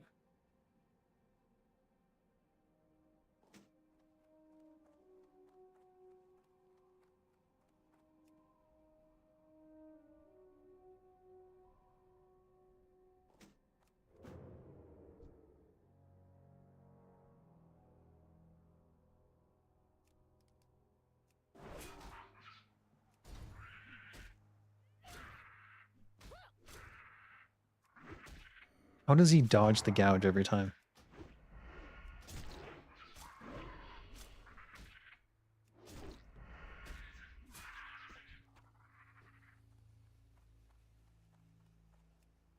And why is the poison drop so frickin' rare? Jesus.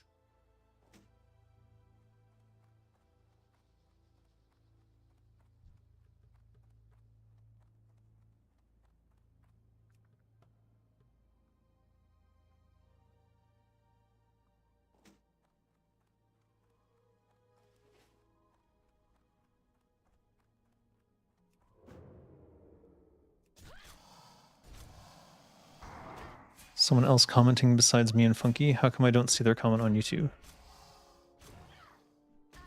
You don't see tier 10 trash? Maybe you blocked each other. maybe you hate each other on YouTube. I don't know.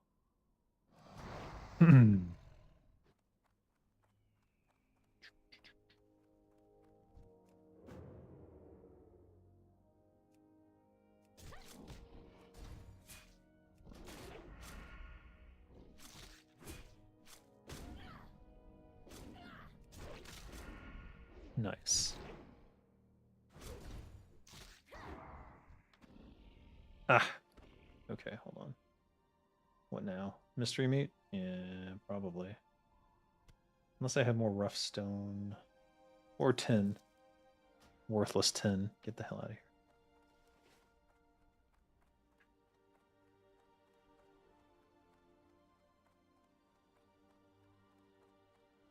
Can confirm I don't have undead blocked.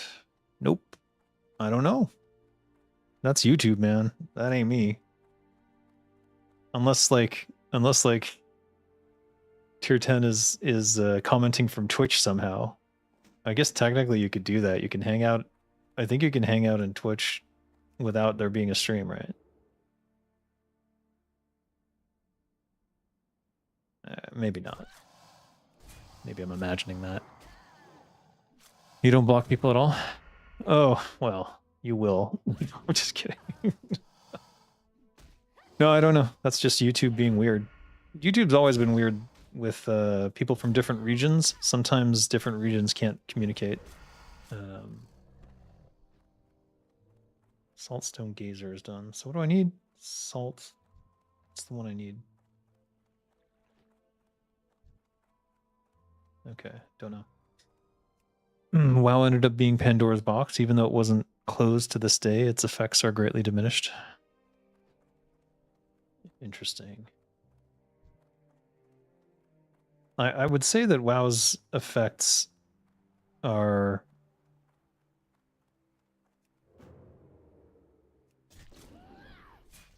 mostly negative for the game industry in general. God, I probably should do a video about this and use one of those clickbaity AF titles, like, you know, how World of Warcraft destroyed the gaming industry or something. But basically, it was World of Warcraft's success that kind of convinced a bunch of executive stupid fucks that games as a service was like the only way to go.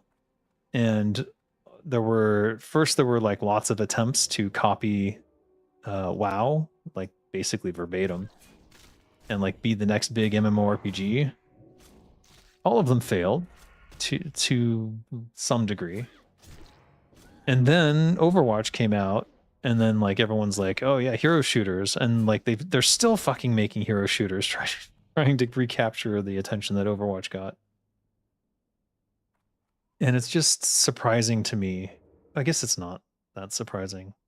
It was initially surprising, but now it's not, because back then most game developers got into games to like try to do their unique take on something. We didn't get into the game industry to copy someone else's shit. So it was just surprising to me that so many game studios were basically just trying to copy someone's shit. And I've become a little bit more cynical over the years, obviously. But what I see more and more is most of these studios are now run by finance people or marketing people, and they're all trying to copy success. They don't care about making a good game anymore. And even Blizzard falls into that category now, sadly. Individual developers may still want to make really cool stuff within Blizzard, but the overall studio's focus is on making profit. And that's always a bad place to make a game from. You gotta have a hot elf lady for the thumbnail for successful clickbait. Oh, I mean, have you seen my new one, the boba stream thing? It's up there now.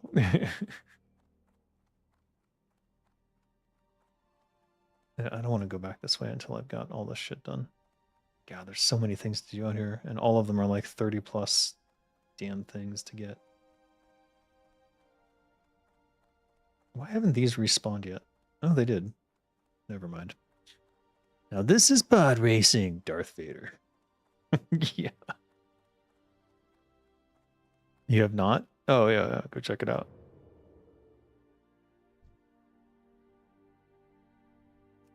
Some of my intrepid viewers put together some different screenshots from when I was AFK.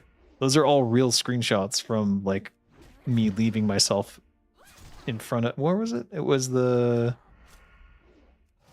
somewhere my paladin was at, hanging out in front of. Oh crap, that was a wasted one.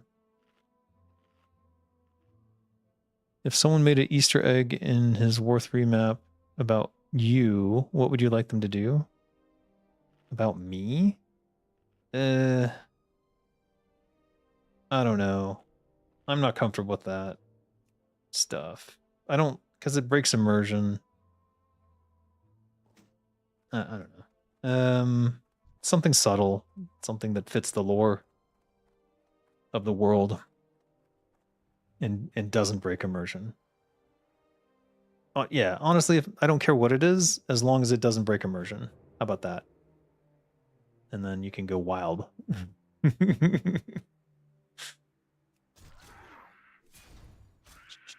You see the one with the scale mail shirt? Nice. Yes! There's 5 versions of it. And it gets progressively funnier. So far there are 2. And so next stream I'll have the 3rd one. And then, yeah, it just gets funnier and funnier. I don't know. I was laughing about it for hours. Okay, if these guys don't start dropping the frickin' salty venom, I'm just gonna lose my shit here. What is going on? Give him the sword of 1,000 truths. Certainly appropriate.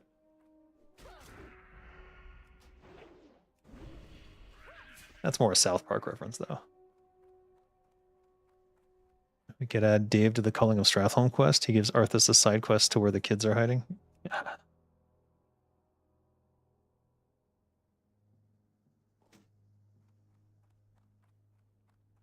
Actually, yeah, that would probably be a perfect one in that he reveals where these kids are hiding, and then you as the player can decide whether to kill them or not. And then you can actually save them, but it's much harder. Like, you have to get them by Mal'Ganis without him converting them. And out of the city.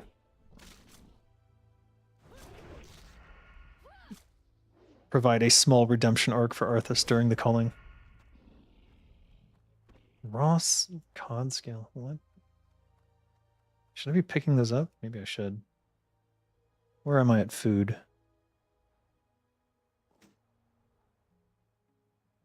No. No, I shouldn't. Alright, Saltstone Gazer. Okay, let's look through these quests, because god damn, they take forever.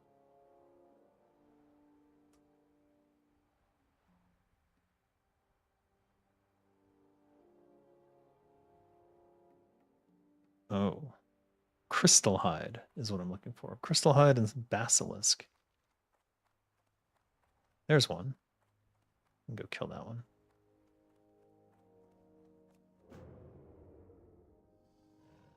We need 4.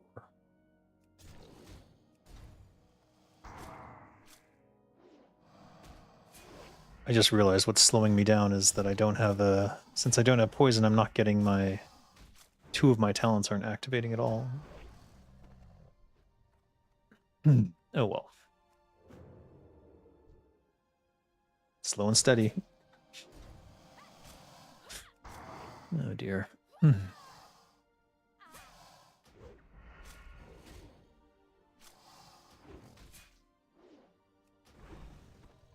400. That's a record. Okay, so we want these 2 and we're done with this area anyways.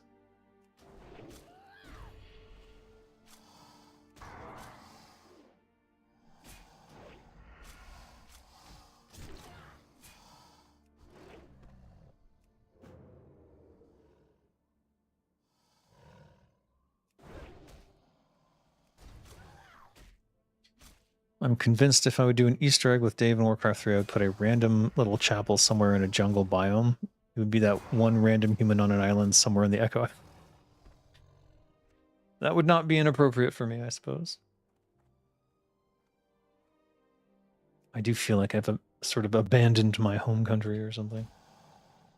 Even though I know it doesn't really mean anything, but moving away from the US was the most how to put this, the best but also the most isolating decision I made in my life, because I'm so far away from all the friends that I had made and all the connections I had, and now I'm in Thailand where I basically have none. I mean, I have some, but not like back home where you have everyone you grew up with and all that stuff. I fear that I will get a bunch of ads here, but let's see.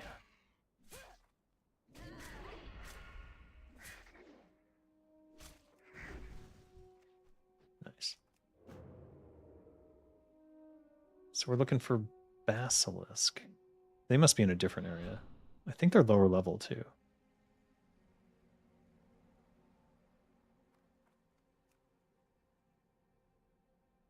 I think they're over there somewhere. I don't visit my family now. It's way too expensive. I've had my brother come visit me here, and my mother has come to see came to see my middle child, who she's never met the youngest, so that's kind of sad.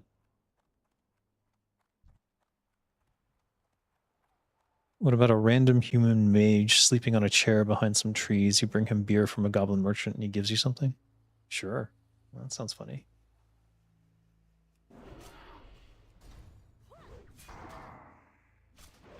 Maybe he's brewing beer and you have to bring him the ingredients. This is funny because he fears you in such a way that he can't catch up to you. I mean, it's still dangerous because he could fear you into something, but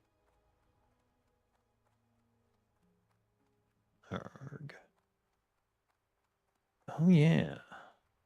Hey, hey. Stay with me. Do you regret leaving the US because a lot of us here are feeling miserable? I don't regret it, no, not at all. I sometimes miss, you know, friends and family and food. Food, definitely. I miss California food is just ridiculous. But also not good for you. So, I mean, I miss the indulgence, the ridiculous indulgence, but now that it, like, I'm almost certain I would have been homeless if I had stayed for much longer. Because I had bought a house in the collapse, so I was screwed. I walked away from a mortgage, and yeah, it was just not a good time. Some part of me wishes that I had held on to that house somehow, but between the mortgage payments and the HOA, I'm 90% sure I would have lost it regardless of what I did. And I own a home here, and it was like, you know, one fifth the price. I don't technically own the home though. My wife owns the home, and I have a legal contract that says I can live here until I die, regardless of what happens with, like, if we were to get divorced or something. Not that I'm never getting divorced. That's not something I really have to worry about. Something very dramatic and stupid would have to happen. Buying a house in the US is ridiculous. It's beyond ridiculous. It's pretty much unaffordable for probably 80% of people, Pleased to meet you. I would say.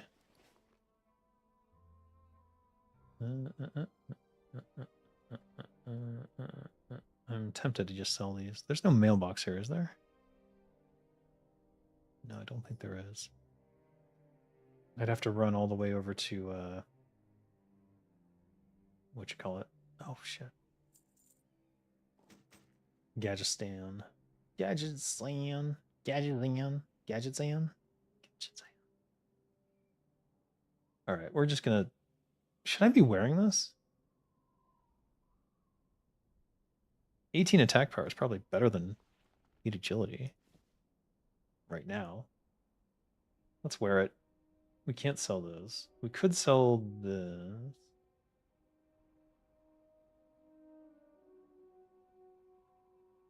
I've been holding on to these thinking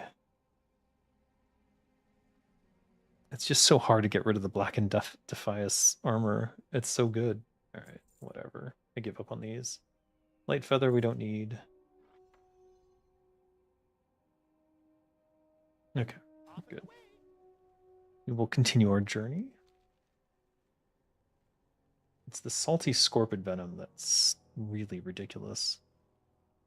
We need basilisk, and I'm not sure where those are. Maybe they're further north?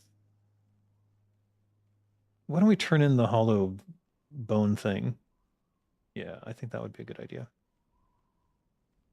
Pretty sure you are expected to be a debt slave 24/7 in the US at this point. That is the goal, yeah. That is capitalism's goal, is to basically have slavery with extra steps. What the shit? Is that like a rare... That's like a rare elite, I think.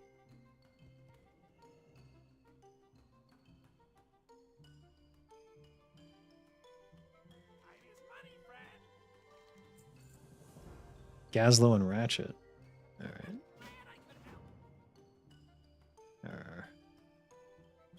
Did he kill it? No, he's still kiting.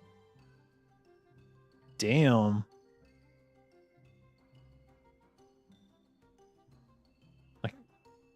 I'm tempted to just help him out, but it's almost dead. He's got it. He's got it.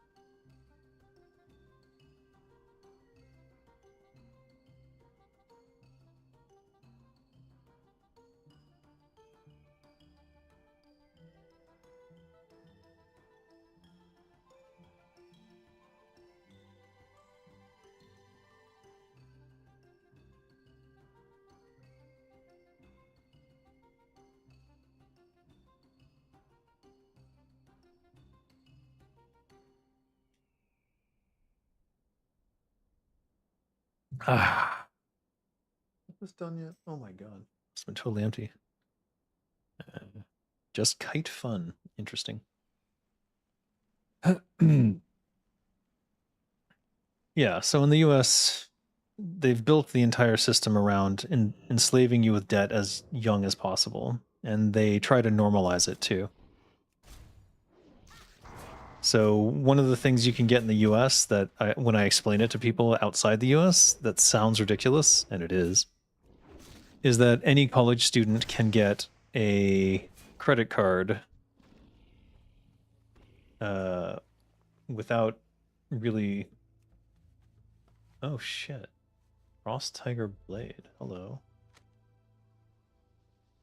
I forgot. Yeah, blacksmithing rares. Without really showing any positive credit or anything. Like, you're a college student, here, you can have a credit card. Just fill this out. I indeed got one. It only had like a $500 limit, but you know, you got to remember that's back in 1997, 1998. I didn't know what the fuck I was doing with it. I would max that shit out every month and then be like, oh fuck, I'm so fucked. What's going on? And then I kind of figured it out. I'm like, oh right, I'm not understanding what I'm spending, so I got to pay more attention to that shit. And then I figured it out, and then it wasn't so bad, and I was able to put only things that, you know, made sense onto the card, and still get some sort of benefit from it because it like earned points or something, and then it would give me like money back. The only 2 credit cards I still have do a lot of like giving money back things, which is the only types of credit cards that I will use because they, I mean, why wouldn't you get the ones that give you benefits? But some people can't because they have bad credit. But I had the good fortune of having some sense of what was going on and not going into debt for college, which was a big thing for me. Like, I really didn't want to go into debt. Oh, geez, just come here.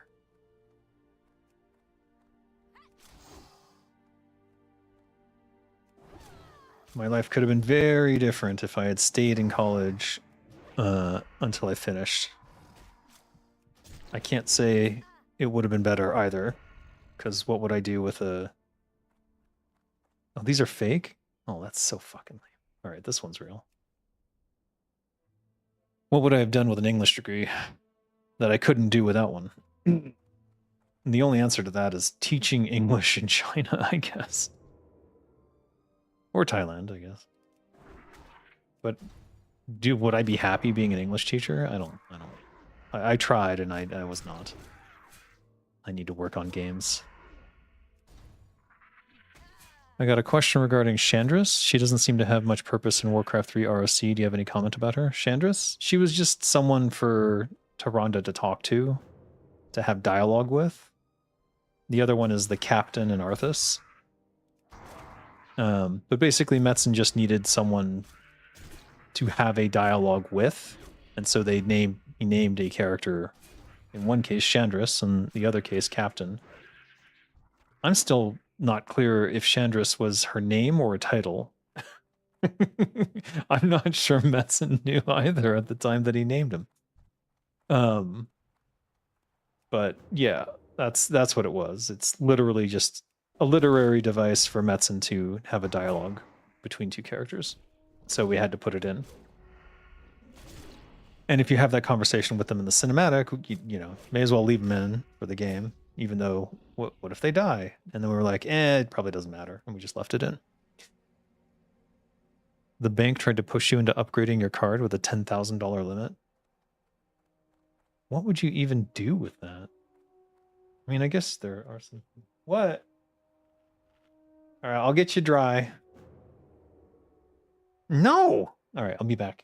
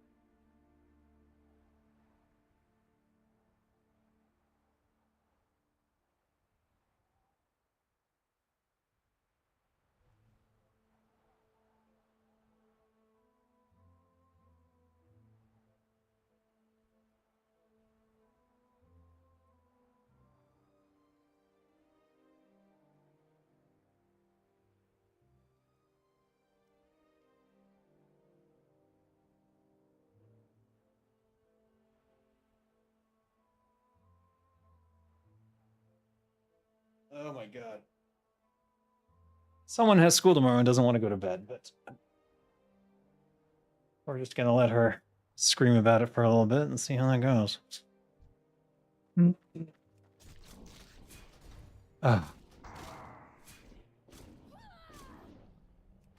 They canonized the captain into 2 characters, and they are Death Knight's minions where Arthas murdered his father's cinematic.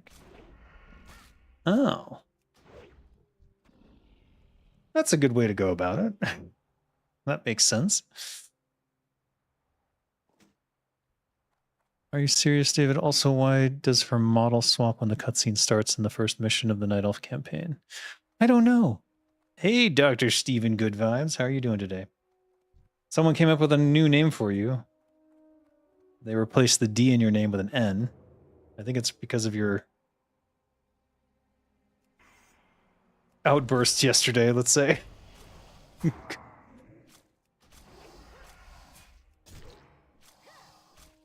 What do you think of OctoWow? Do you think it's safe to play there? There's enough people playing there that I'd say it's probably pretty safe, but I don't have a reason to play there because I have CapyWow and I know CapyWow is safe now. And when I say I know it's safe, I mean that there's been no patches. There's like nothing that could potentially, there's no potential threat other than them having my IP address and maybe trying to do something with that, I suppose. Which is a risk. That is a risk. But in terms of levels of risk, I would put, let's say on a scale of 1 to 10, 10 being a horrible threat that will instantly put malware on your system, and 1 being like, it's your own server, so you 100% know it's fine. I would put CapyWow at probably a 7, and I would put OctoWow at about a 4. So, yeah. How do you feel about Sylvanas during BFA Shadowlands? Pretty shit about Shadowlands. BFA, I'm not even really understanding what she was doing in BFA. Like, she's so all over the place. It's weird. And then the explanation is like Shadowlands, but it doesn't work. No, he's doing that. If the explanation is that she was controlled by the jailer the whole time, it doesn't really work. That would be based on what the jailer's plans were. And like the whole thing just falls apart right there simply because what did the jailer do? Like what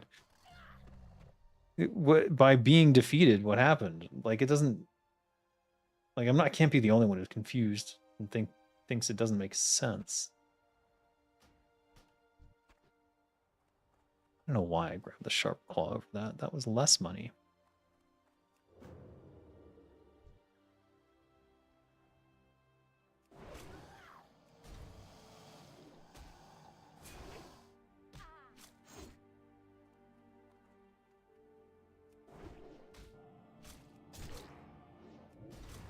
Oops.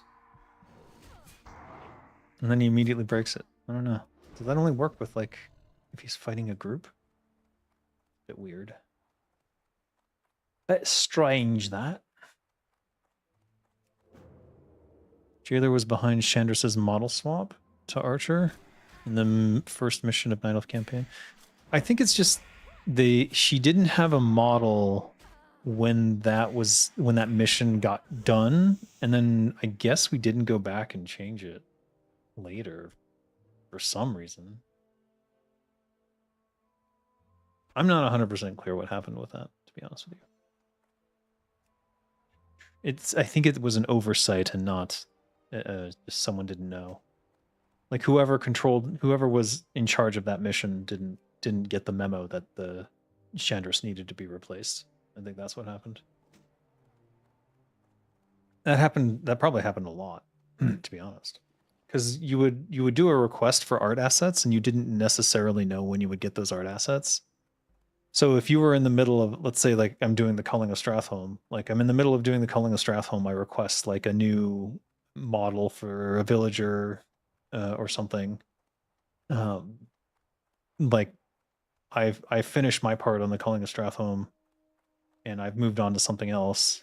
And you know, now Mike Morheim is in control of that level because he has to fix my fucked up triggers. And then I'm on like, you know, Night Elf, what was it? Destiny of Flame of Sorrow, whatever mission that is. Like I'm not going back to the culling because Mike Morheim's working on it, and only one person can really work on a level at a time. You can't do source safe doesn't work with multiple check-ins on a Warcraft 3 mission, you see. And then I, you know, maybe I forget. And then what, you know? Is that a boat? Has that always been there?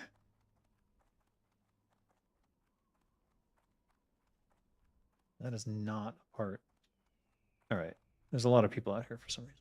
Let's go get the turtle, because we still need a bunch of hardened tortoise shells. Jailer was the worst lore addition in Warcraft history. Totally agree with that. And again, it's just speaks to deep insecurities of the writing team from that era. It's just sad. As far as I remember, that Hurried storyline? Hurried storyline was due to Frostmourne striking Sylvanas and turning her into a Banshee in Warcraft 3. Her personality was split into two. Her good side was closed off for all these years. Oh shit, I don't even want to touch this guy. He's not a basilisk.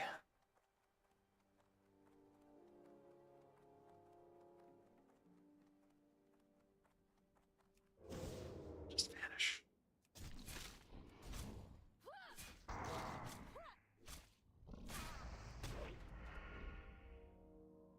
Is Sparkle Shell not part of this quest? No, she's still throwing a fit. The problem is if I go check on her, then she'll start the new fit, which we do not want.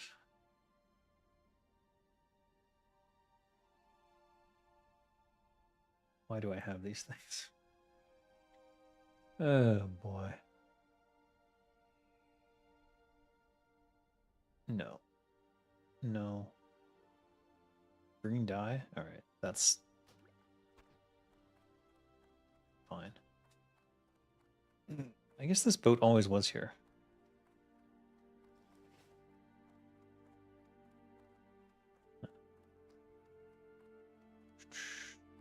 So I don't know whatever they did with Sylvanas being split in two or whatever is definitely retcon or additional story, however you want to look at it, from World of Warcraft expansions, and not necessarily what happened in Warcraft 3. I will say that in Warcraft 3, when Sylvanas was turned into a Banshee, that was the end of her story, as far as Metzen was concerned at that time. And only when he started working on TFT did he really think about that again, I think.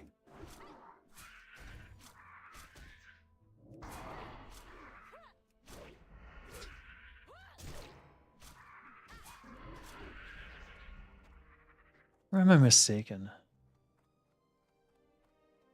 I distinctly remember that, like, the death of Sylvanas, it was considered the death of Sylvanas at the time that it was written.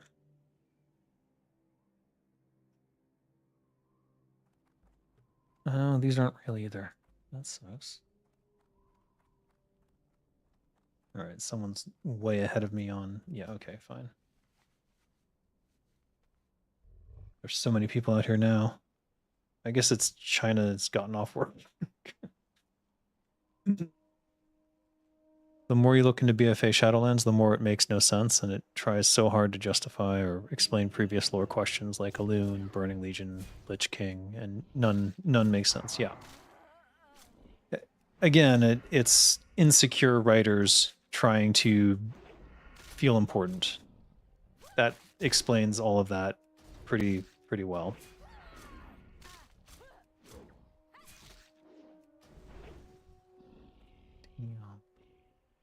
Really? That's not a part? I don't want that. Good lord, dude. Leave me something. Oh, wait, I don't need any more parts. That's why.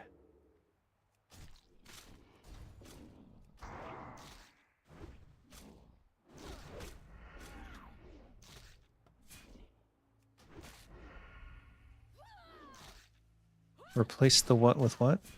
The G with an N, or no, the D with an N in your name. Not the first D. That one you can leave. All right. Let's turn in the parts. I guess. I mean, we're right here, so may as well. And then we can cross over and look for more basilisks. Oh.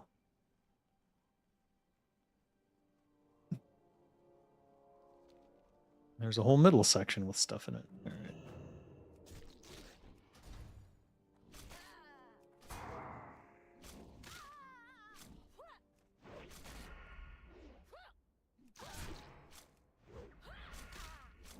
I am dying.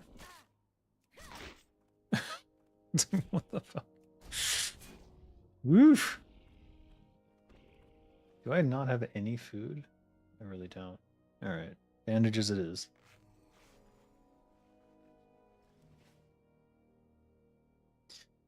This is why I just ignore all lore in modern games. Hell, I stopped playing after Kata. I came back for Dragonflight, but only stayed until halfway. Well, you can just play them for the fun. Like, you don't have to be so involved in the lore in a game like the World of Warcraft. It works without it, let's be real.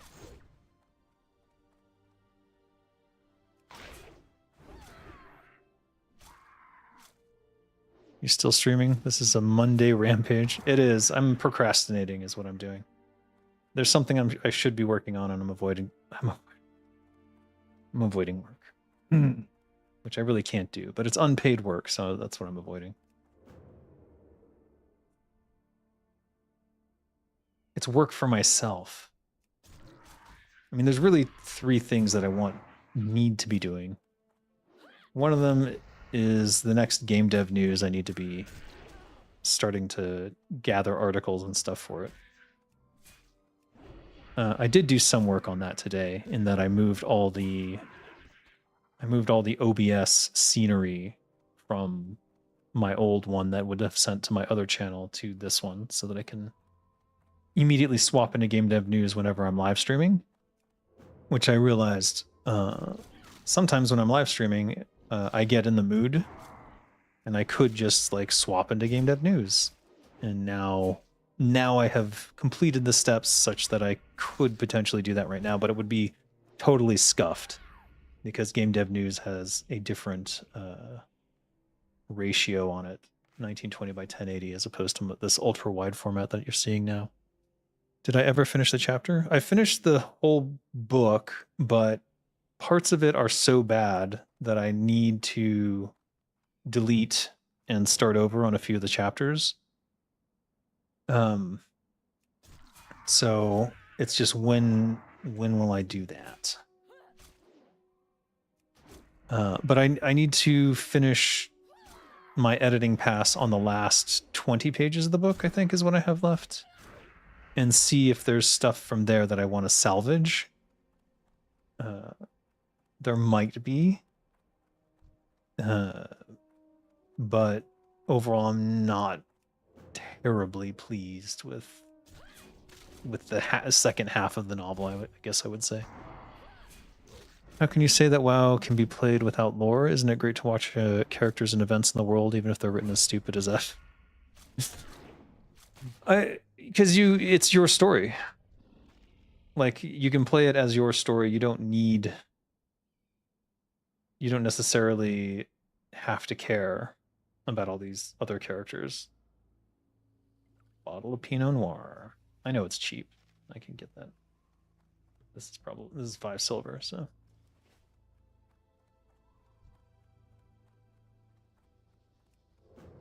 It's like, how important is the lore really when you're writing your own story effectively?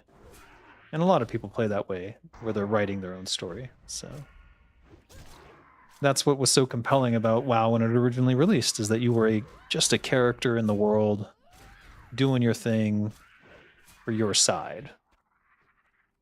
And that sort of changed with each expansion as you became more and more important for some reason, without any real explanation.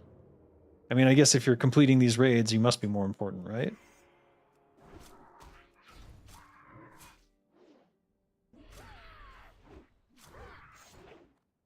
No, he didn't dodge the gouge.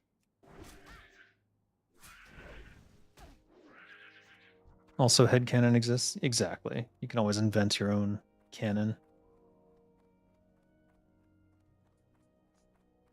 Some of the headcanon stuff I've heard from people is way better than what they actually did. Though Shadowlands set such a low bar that, you know, it's not hard to outdo them on their own lore in that particular situation. My story, my Forsaken Warlock successfully stole Deathwing's power to defeat Arthas. Well, there you go. And if that makes you happy to play the game, then more power to you. Who cares what anyone else thinks? I think the WoW story works best when you're just an adventurer rather than champion savior of the universe. 100% agree. And I've expressed that in a number of ways, I think, but for some reason they just keep missing the point internally. It's like, you don't need to keep blowing the player this hard. It's ridiculous. Ridiculous. I remember writing a story for a Warcraft 3 custom campaign. My main idea was it shouldn't disrespect the Warcraft 3 or retcon its lore. I don't think that's the same mindset used in WoW, though. No, it's not. I mean, a big part of the problem, and probably one of the reasons that Metzen did come back, was simply he didn't like what they were doing. And he wanted to kind of save his baby, I guess. It's just a shame that so much had already gone into what was already there that he couldn't immediately do something, you know? Can't just sweep the table on a multi-million dollar, multi-billion? And you can't just sweep the table on a, you know, multi-million dollar project after all that investment. I mean, I guess you could if you're a CEO. Then you can just sweep the fucking table and shit on everything if you want. As they often do. I like how there's no chosen one bit in this game. You're just some guy girl that got off their ass and went out into the world. Yeah.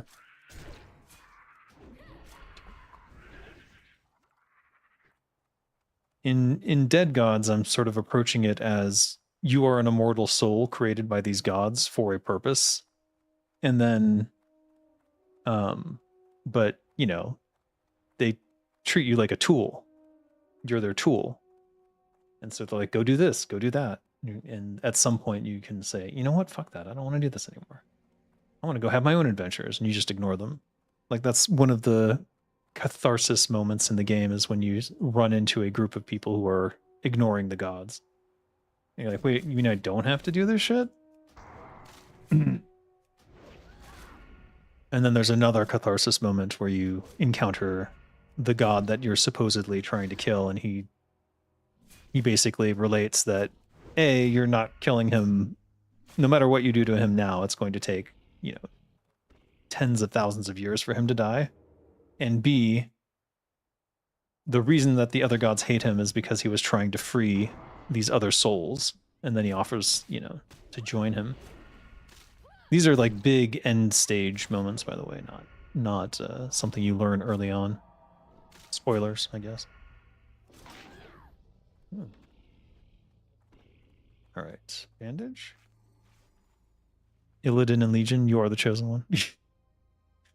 Oh, they've already let the cat out of the bag, so to speak. The player has done so much. They're basically worthy of being deified in the lore. It just feels shitty to play. Yeah, it doesn't. If you are basically a god yourself, it feels weird to be roaming around chatting with the other gods. And that's one of the reasons that in Dead Gods, I have it so you are chatting with the gods, and it is because you're on this upper echelon of this world that was created purely to do one thing.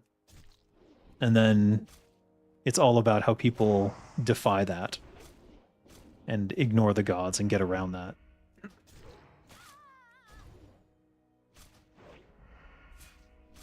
I think it will be interesting, assuming I'm ever able to get it made, which probably won't happen in my lifetime. We have to be realistic about that.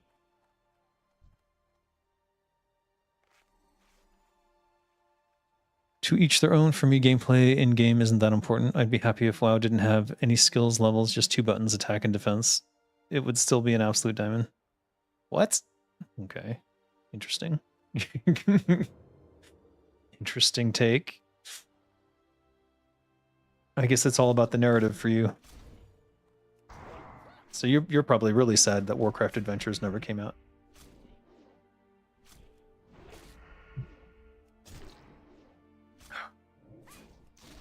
Imagine going Assassination Rogue and then just not wearing poison ever. Doing. That's not a basilisk.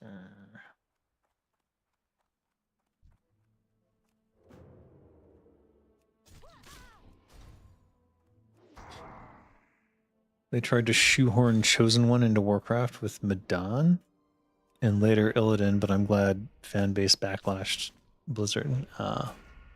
Madan? Oh, is that like the son of Medivh and something?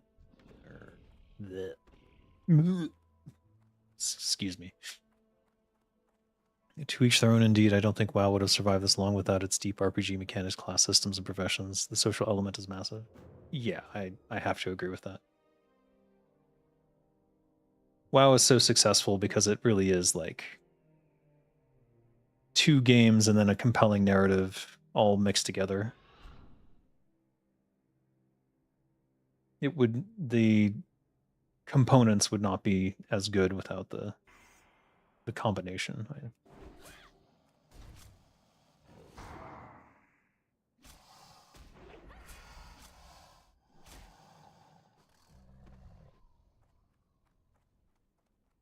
I just need these guys.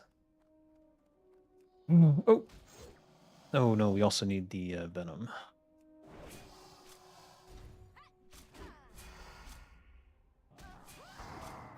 No!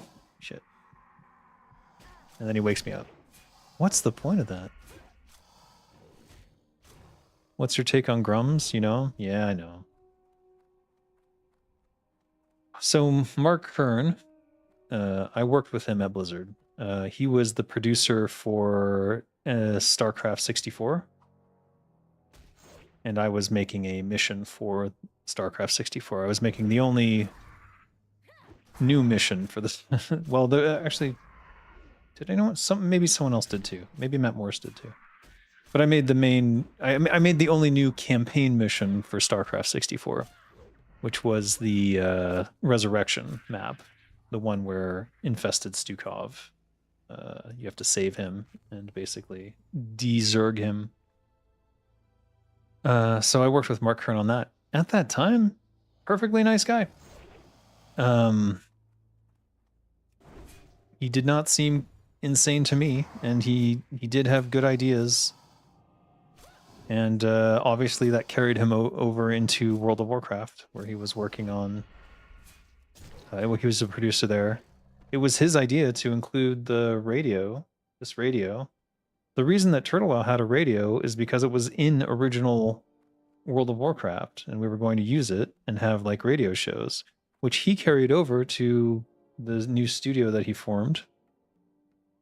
How is it still charging? Which he carried over to the new studio that he formed, Red 5. Wherever was it, Red 5? They made Firefall. I don't know if you remember that MMORPG. Anyways, so he worked on that, and he was like the CEO. Basically, he was the one in charge. And he wanted to do all sorts of media for that one. And it became a big spending boondoggle over there. Something about that whole process seems to have broken him. I don't know if he was always an extreme right-wing kind of loony bin, but something happened. Or it was always there within him and I just didn't know. And because I didn't necessarily go to lunch with him or anything. Ooh.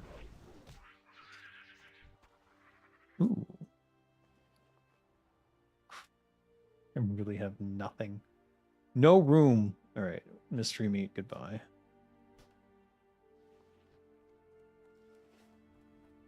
Do I have this? Oh, not collected. All right, let's collect it. Then we can destroy it if we want to. How many more? 2 more. Who is this? Mark Kern? Grums on Twitter? He's got really fucking crazy takes. It's... Stay away is my advice. Stay away.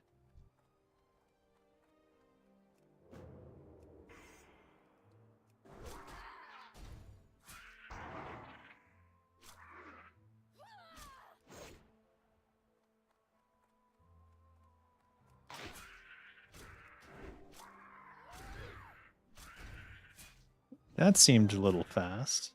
That was a 3-point kidney shot. Oh, fuck, yeah. All right, one more basilisk, and then we are out of this bitch.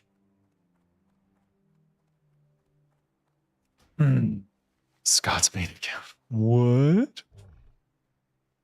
I was on your website and didn't find any mention of work on the Golden Compass. Yeah, I deleted that from my resume, so... Why would I mention it? It's shameful. He has no shame at all nowadays. He's almost 60 years old too. Jesus. Yeah, I guess that makes sense. I don't know. I think he must be quite wealthy because he's basically made himself radioactive in terms of ever being hired or anywhere.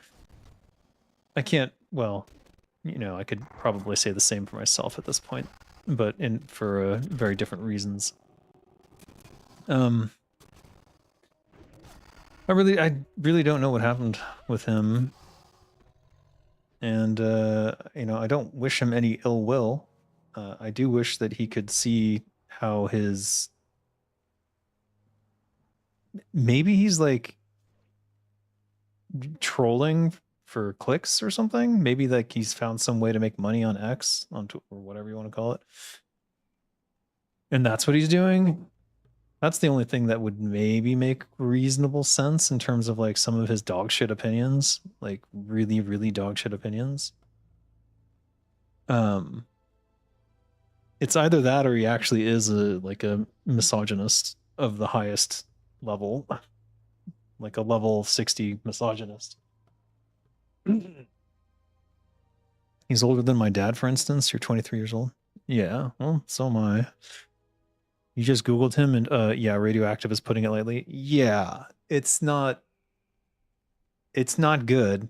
And I have trouble in my head understanding how he got from the person that I knew at Blizzard to whatever's going on now.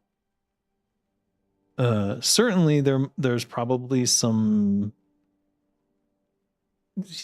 Well, when he had his own studio, and something was going on there that wasn't good. That's pretty clear to me now. The way he was treating people there was not good. And was that always in him? I don't know. He was pretty nice to me when he was my producer, so I just don't know what happened or why or what. I don't know. I just don't know what. Encrusted tail fins. Vile Reef? What are you doing? I don't want to go there. Martek the Exiled. In the Badlands. Oh, another Badlands one. Okay. We'll hold off on that for the moment. Did I not turn this in? I swear I did. Okay, Wharfmaster and Ratchet. Got it. Let me look at these two real quick again.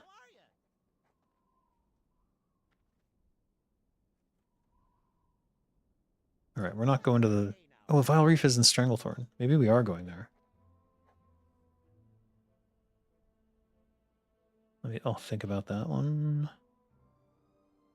And then Badlands. Where is Badlands? It's... No? It's on this side? Where is Badlands?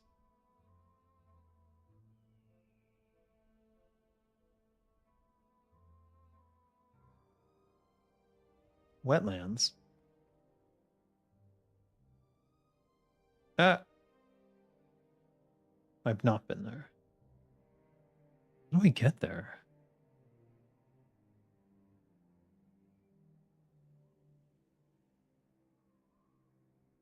I think my limit is like Stonard. Maybe I have to go up.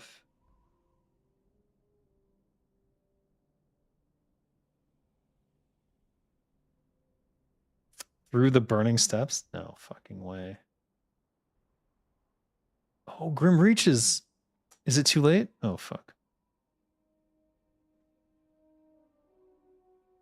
Off and away. All right. I don't know about the Bile Reef. We're not gonna do. Blizzard predicted Discord kittens confirmed. What? Have you ever considered a third-person fantasy game where you play as either Tyrande, Sylvanas, Malfurion, or Thrall? No. Why would I? I don't own the Warcraft IP. Why would I consider that? That would be a big waste of my time to think about making any sort of game in the Warcraft IP. Now, if Blizzard Entertainment wants to hire me to do that, then I could certainly think about those things, but I don't want to waste my time. Hello. All right, at least one of these said to go to Gajestan, right? Wait, I never ran into this guy. On the border of the Shimmering Flats. How did I miss this quest?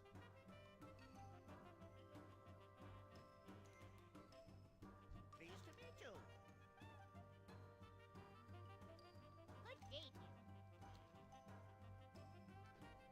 I think it's those guys over there on the corner, and I just forgot. Because one of them is stealthed. I think maybe it's the stealth guy. Going from Designer Dave to Designer Sood.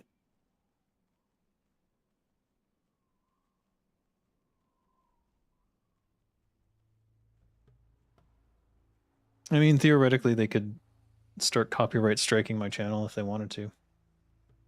I don't know that that would go over too well with anyone.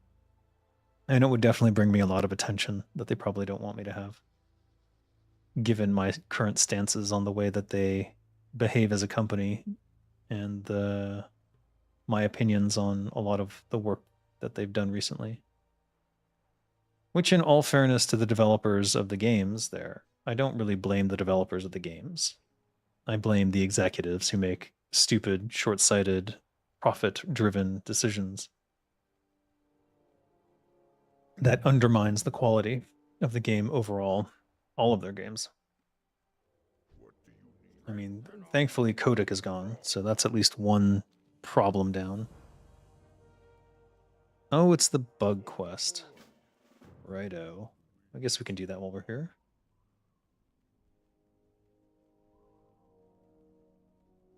Did I miss anything?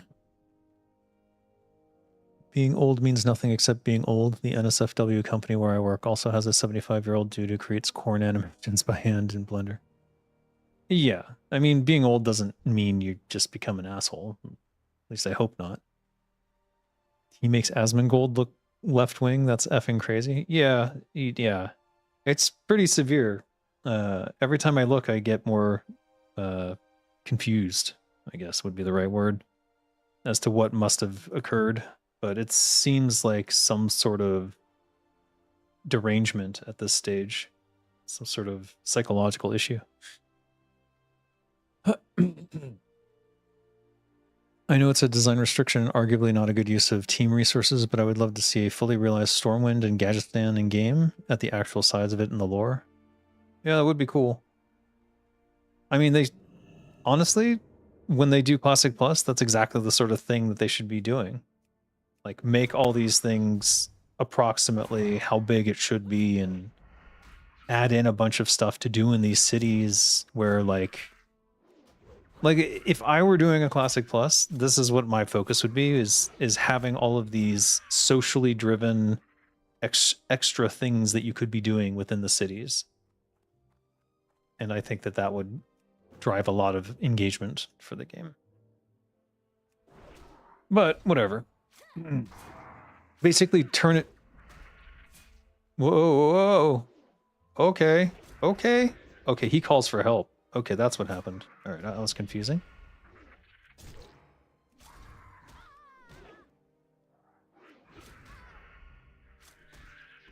Did you see him running? He came running from far away. I was like, what?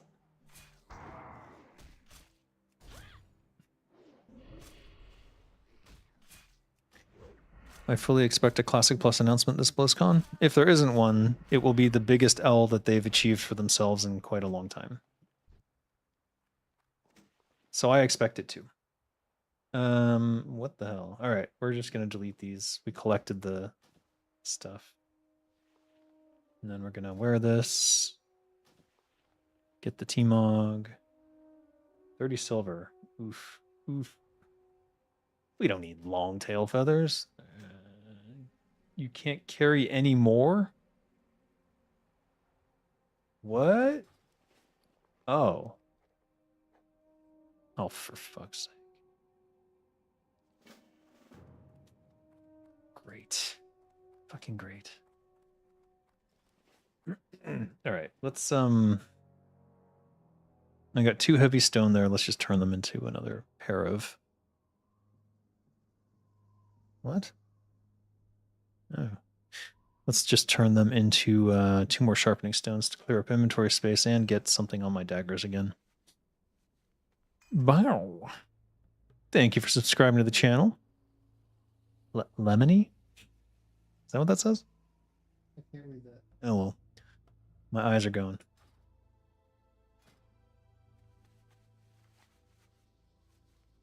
Did you ever notice that the way Teldrassil burned was that the Horde used catapults from miles away to launch burning projectiles at it at a tree of that size? Didn't know. Turtle well minus. Yeah. That's the big fear, isn't it? I think that's the big fear for Blizzard is that they... Wow, they really aggro from very, very far away. They put all this work into this Classic Plus thing that they're doing, and then it just gets compared to Turtle WoW and everyone hates it. And that is the danger for them because, quite frankly, Turtle WoW did such a good job that now that comparison is inevitable. Inevitable. And the only thing they can really do is stop players from seeing and making that comparison themselves, which is why they were so invested in deleting it from the internet as much as they could. All right, we're losing money left and right here. 23 silver. Is this where we start deleting axes and hammers? I guess so. You don't need more than 1 heart, do you? I think you only need 1 heart.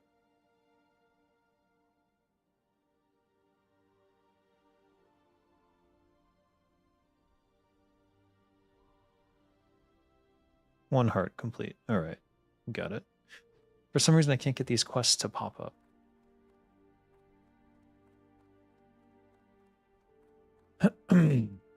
I think it's a Turtle WoW quest. I'm not sure, though.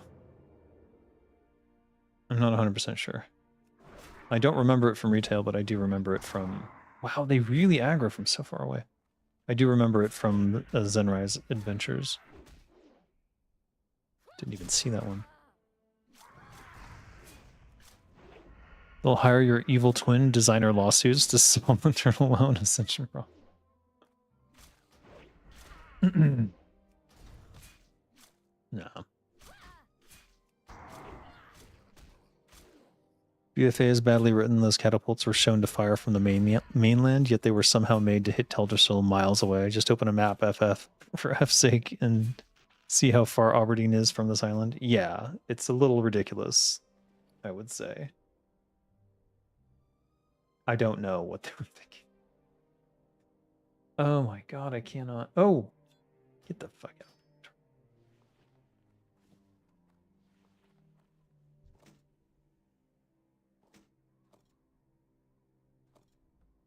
Already looted. What do you mean? Okay, so we're done. Oh no, 1 more Talon. Okay. Right? Yes. Yes, yes, yes. At the crossroads.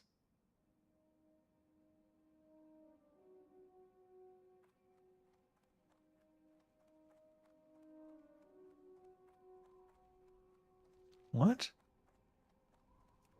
What? Ooze covered? What? What the fuck is going on? Why the hell did the Horde attack Theramore? It made no sense. Yeah, it doesn't make any sense. I have no idea. I don't know what the fuck was going on there. Alright, we got the last Talon. I'm curious about this ooze-covered mithril, though. What does that mean, really? Is it just mithril? Oh, it's silver.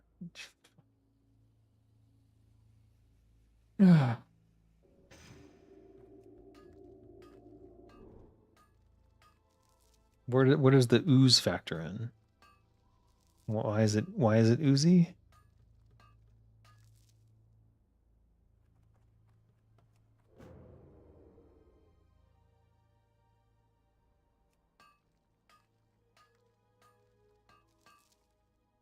Oh shit.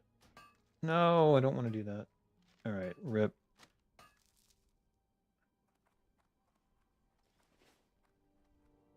Can I get out of here? Or am I going to have to find a path up?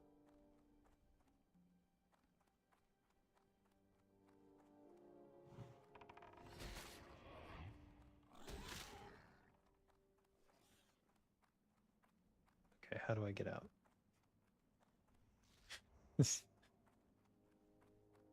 No. I know you can if you hit the right angle, but it's very tough. All right, let's get on the mount. The ooze comes from the insects? Well, I would imagine so.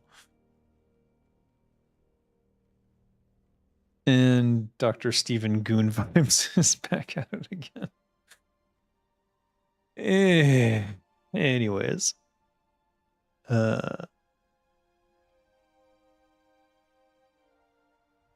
Even if they hit, what are they supposed to do? Do they not know the size of that tree? It's surrounded by water and it has rivers and lakes on it. Not to mention an army of druids defending it who can call rain. Yeah, the whole Teldrassil burning doesn't really work. At least not the way it was portrayed there.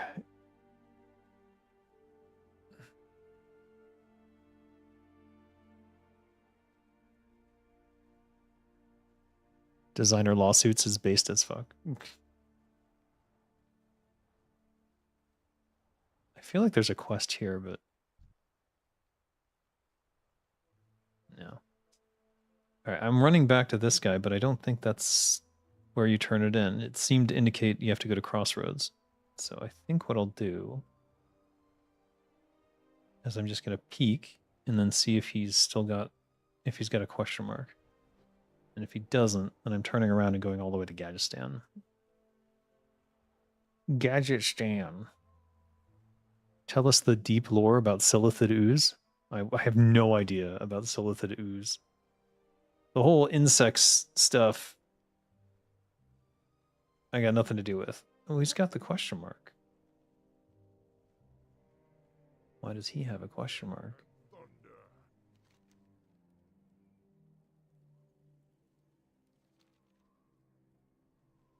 Did I not complete the quest? Oh.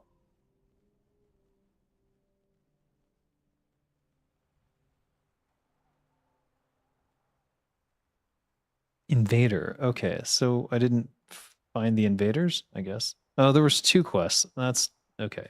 This came from the right. My bad.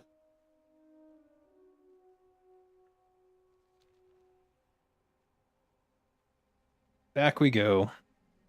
Oopsie daisy. You weren't paying attention. You're bouncing back and forth from multiple screens. Welcome to my world.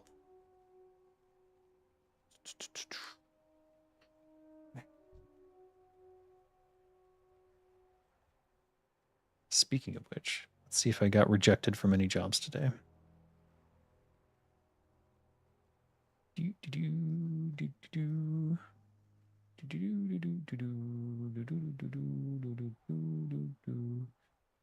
Your application. Oh, we're reviewing. Okay. Nope. No rejection yet.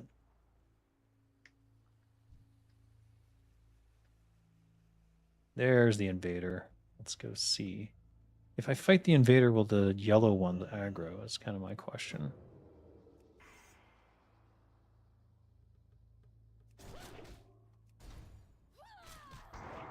Seems not. Why not just disease the tree instead? Much less noticeable. Yeah. Well, I guess that's the thing. Like they had to make it make sense later, so they decided that it was for the purpose of starting a war again, so that the jailer could win. I don't know.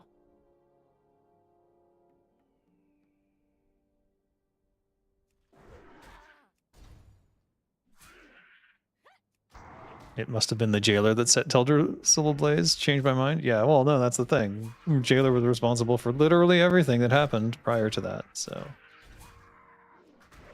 at least according to their own lore. Okay. So 2 searchers, 4 invaders. So where are the searchers? I get the feeling the respawn, I'd have to like kill them to get the respawn I want. Seems there's a lot of people here. Let's go kill that invader over there, maybe.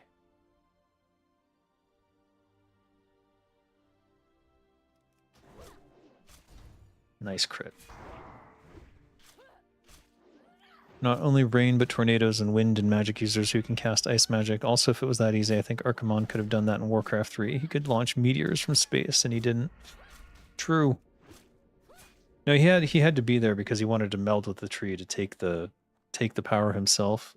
I mean, that's one way to argue it, is that Sylvanas was just trying to destroy it, not control it. Archimon wanted to control it and have the power for himself, so that could be the difference, I guess.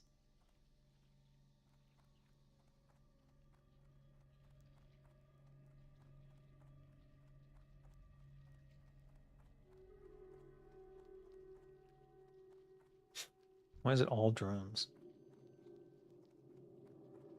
Do I have to start killing drones in order to get the other things to spawn? God, that would suck.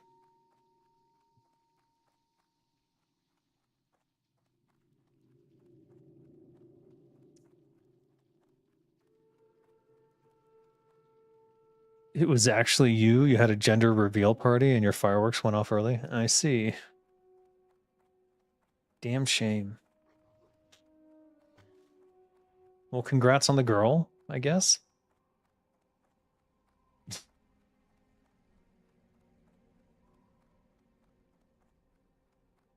Your goon spirits. Power of gooning compels you. Elves hater number 1 here. Arthas did nothing wrong. Okay. Don't say that.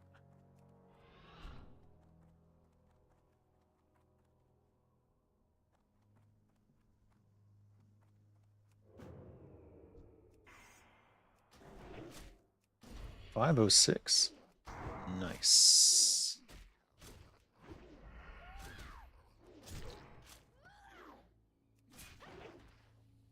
Okay. 1 more searcher, 3 more invader. Aha.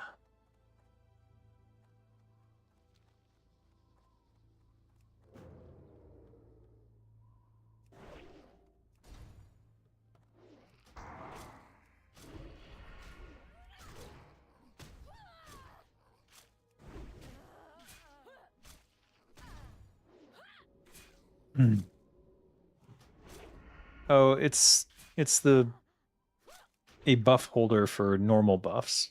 Like basically the buffs you would get in a raid would be stored in here. And then if you wanted to see them, you would mouse over them. It's part of consolidated buffs. It's how they save you some space, so you're not what would you call it? Inundated with so many buffs Most of which are, the standard issue buffs that you're not worried about. Vanilla consolidated buffs, that's what it's called.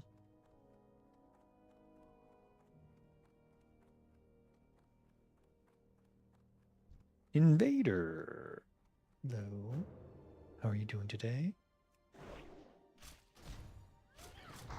Good thing in WoW you only control one unit. Indeed.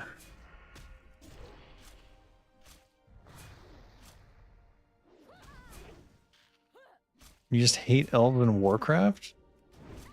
Can't handle having to actually like micro and play the game. Wait, what? Now I'm a little confused. I'm not sure how those things are related. That's interesting. Oh dear. There's too many people hunting for the same like 3 or 4 mobs, I guess.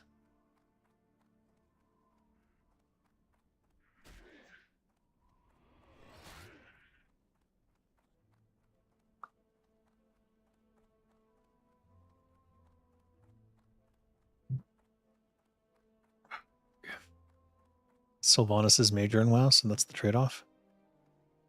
I suppose. The problem is just Sylvanas's character arc doesn't make a lot of sense. It could have been a very compelling story of her realizing that she had become a lot like the person who had converted her and who she hated, didn't want to be like, and then takes the Forsaken in like a less dark, more noble direction. Like, I can even imagine the whole speech of like, something along the lines of like, we may be undead, but that does not mean we must be villains. That's a terrible rendition of what it could be, but you get the idea. Physical damage increased. Okay.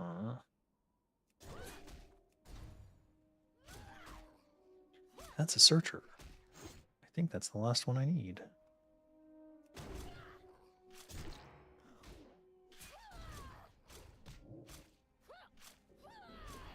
Please don't give me Silithid Pox. It is.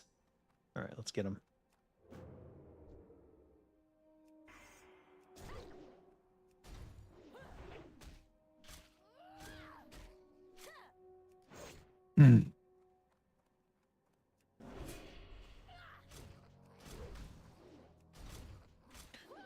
So is GM Island the equivalent of upstairs?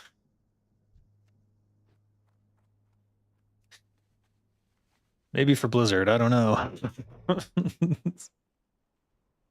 Alright, let's go turn this in. Typo, my bad. Yeah.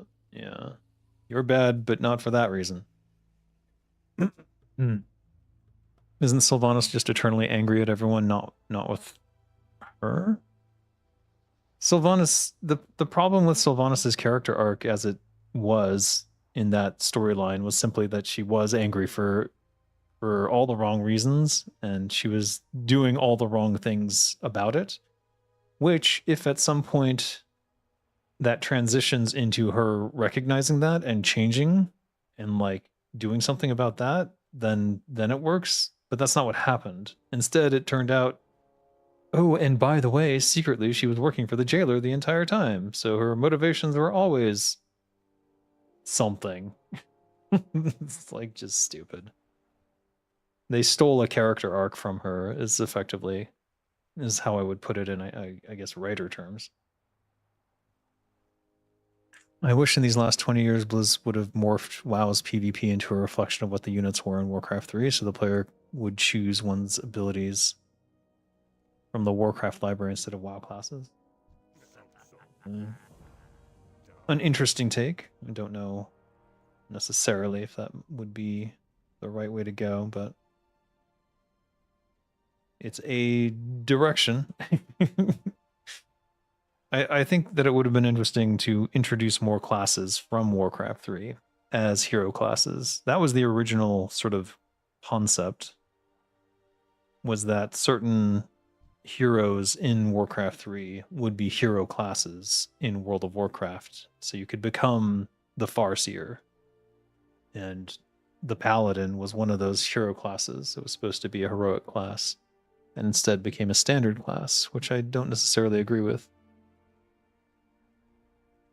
I originally thought that it would be like you start as a priest, and then you could level a warrior, and then if you leveled a priest and a warrior to 60, you would get the option to create a paladin. But whatever.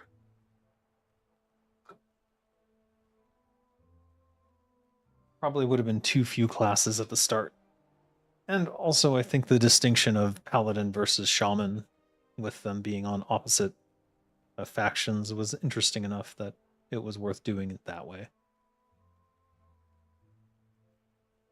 But I do think it sort of diminishes the paladin in terms of like it doesn't necessarily feel like a hero class. Come get her phone in 10 minutes. Okay.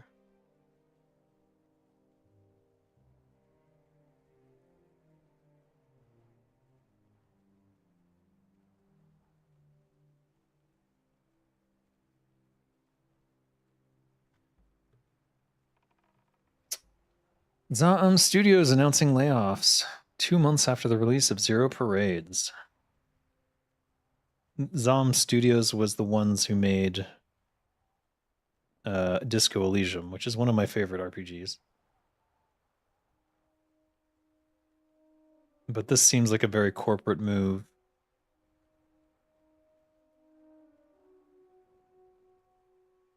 While Zero Parades for Dead Spies was released to critical acclaim, its commercial performance has not enabled us to sustain a studio of our current size, Zaum wrote in a message shared on social media. We have served redundancy or at-risk notices impacting up to 32 of our colleagues across all departments at Zaum Studios. Their work has made a lasting difference, blah, blah, blah, blah. Corporate bullshit. Oof.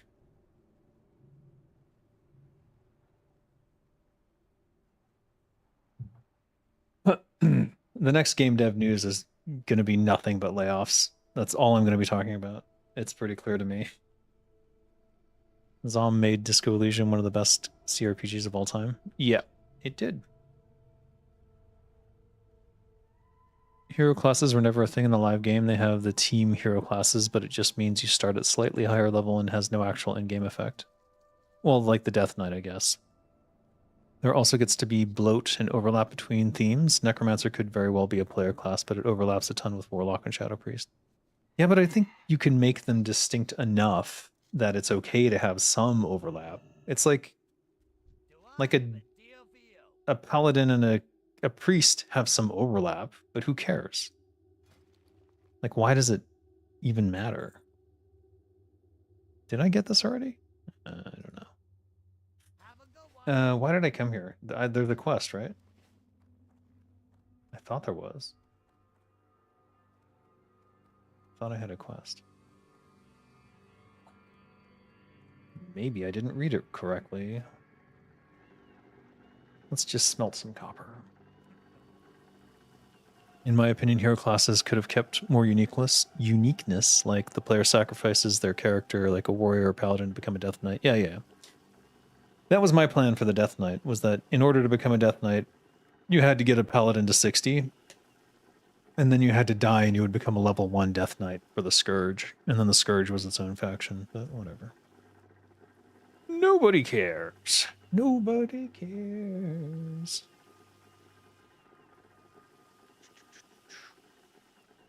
I mean, if anything, Ascension has kind of shown that you can have like all these different classes and people love it.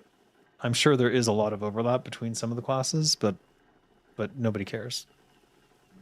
Because as long as they're themed correctly and you feel like that class, you're living that class fantasy, no one minds if there's some overlap or some shared spells. It doesn't matter. That's not a reason to not do it. It's a reason to do it because it makes it easier. Depends on if you care about classes feeling unique. One of the problems of WoD was the weakness of classes were eliminated over time. even so, you can find a way to make them as unique as you want. Anything saying that it can't be done is just laziness. It absolutely can. It's just a design problem that you can solve. All right, this needs to be sent. All this turtle meat. Probably going to go in the auction house. This should be sent to Drala.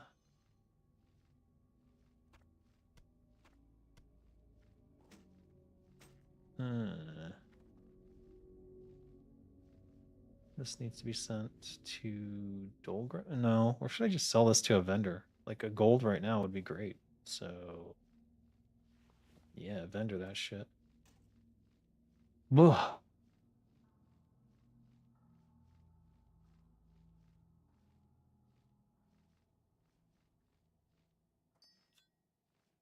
And this.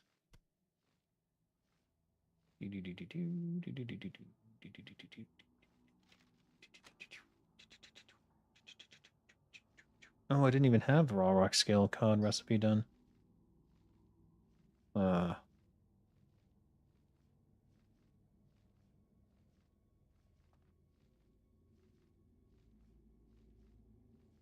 Why am I holding on to these? These should be sent to Drala as well. Okay.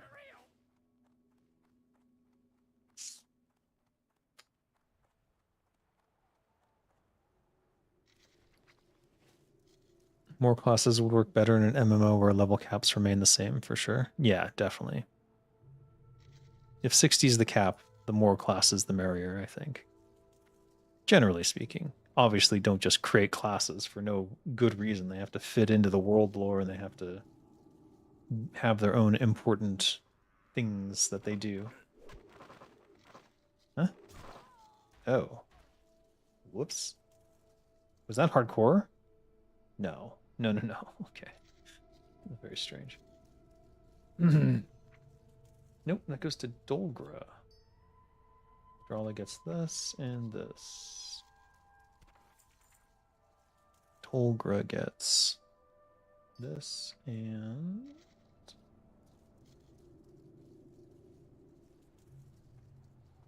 Yeah, I'll send it. 1 gold. No, sell it. Sell it to a vendor. What am I doing? Can't afford not to get gold right now. I've got to save up for like the Goblin brainwashing device and all sorts of other shit. All right, just sell it to a vendor.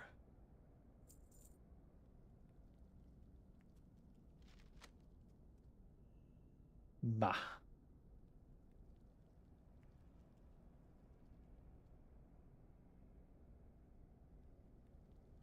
I don't want to.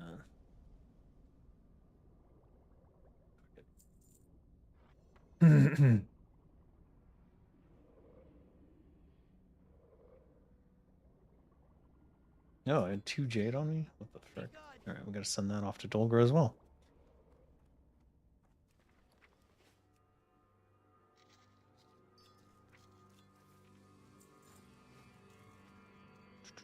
Less bloat and things to maintain. Oh, and if there's a 60 cap, yeah. Gotta go start your day. Have a great day, Nate. You too, Meat Shield 7. Have fun. Whatever you're doing, have fun. That's the whole point. Watching you looking through your bank there and seeing all those Chinese kanji characters, it really feels like I'm watching an Asian grinder MMO. Don't know why. Like watching a Lineage 3 stream. That is interesting. Well, all the Chinese characters are in people's names. It shouldn't be on anything in my inventory because I've got the English version of Turtle WoW.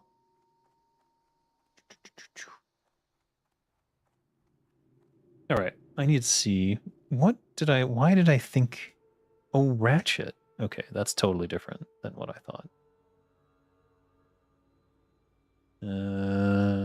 Did anything actually want me to go to Gadgetstan, or did I imagine? Did I hallucinate this? Feels like I hallucinated it. Yeah, I fucking did. Holy shit. All right. So that's the Badlands. This says Crossroads. This says Ratchet. This says Ratchet. All right. So Crossroads, Ratchet. Crossroads, 6 silver, Ratchet, 8. All right. Crossroads, then Ratchet. That one's a straight line. I'm going to get some water. I'll be right back.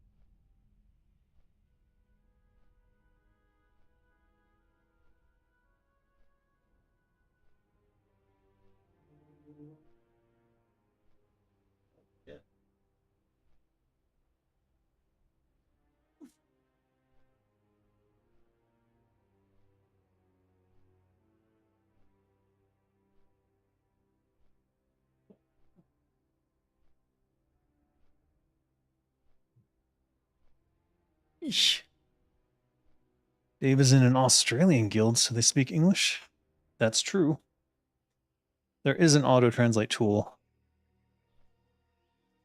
You do have to install Python though. But I haven't tried to do it yet. I have this delusion that I'm going to learn Chinese. I want to learn Chinese. I lived there for 2 years and I didn't. All I could learn were the numbers. And now I'm even forgetting that. It's kind of sad. The foreign players turn you off from playing? No. Don't be like that. They're actually very nice for the most part. Yeah, I'm in an English channel, and there's 3 English guilds that I'm aware of.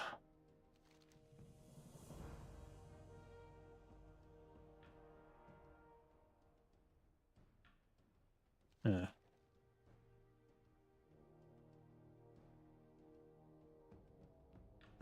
Well, that would have been great a while ago. That's a very cool looking axe, though. Yeah. Belgrim Rock Mall in Ogrimmar. All right.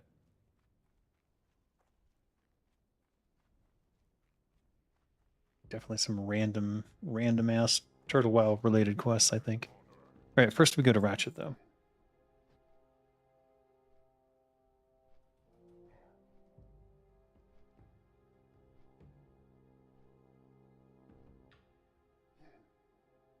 Got me some soda water. You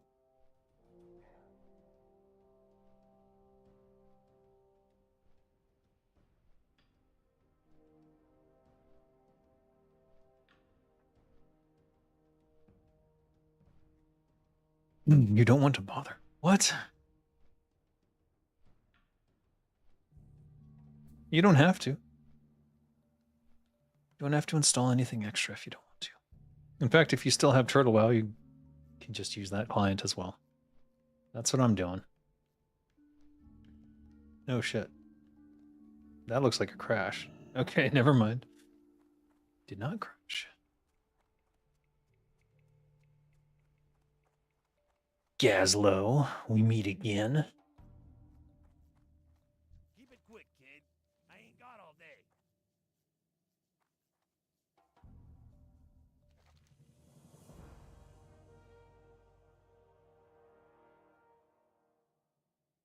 Okay.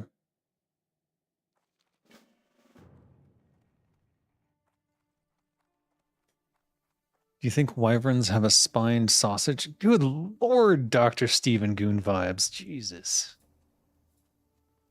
You can't, not even... I thought that was a one-day thing. This is just... this is just who you are, isn't it? I'm gonna go with no. I think if you have... Actually, it could be anything.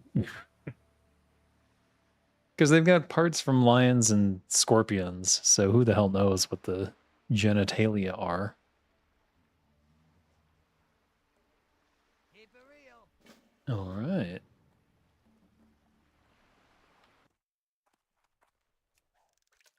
Just for that, I'm fishing for the next hour and a half.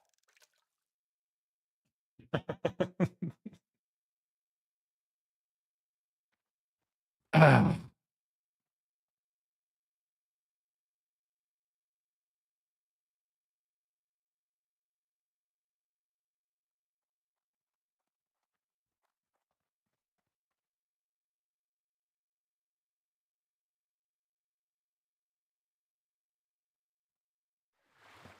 They clone themselves vegetatively. Next question. Acceptable answer.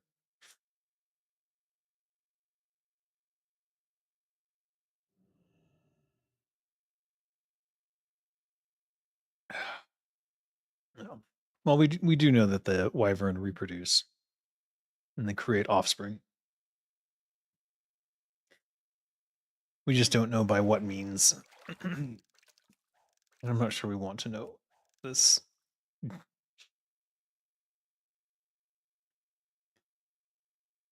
It seems like a spined sausage would be perfect for them because they're tails. Or maybe a corkscrew sausage like what ducks have. Oh my god, dude.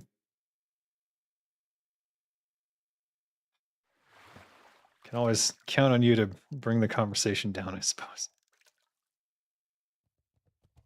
Do I have to create separate Gooner streams where we discuss all these things? Maybe that could be a new show. I'll call it Spicy Warcraft. We'll just talk about all these things that you seem to care so much about. Though I don't know why. Parthenogenesis. There you go. That's one way. Or like ogres with mitosis. Or they just split in two. If we go by Turtle Wow lore, then they didn't clone themselves, as you can find wyvern trainers in Mulgore training them from youth. Exactly. I mean, I have a baby wyvern. Right here. Wyvern roost hatchling. Which means they hatch from eggs. Okay, here we go. Now we have an answer. If they hatch from eggs, then they have a cloaca. In which case, could be corkscrew or whatever, some sort of weird shape, but I wouldn't say spined. Definitely not spined. Crazy Dave streams? Yeah. World of Spicecraft? Parthenogenesis supports babies still, though? I mean, it could. We're talking eggs. No respect. Hardcore. Ugh. Piece of shoe. Now it's a race.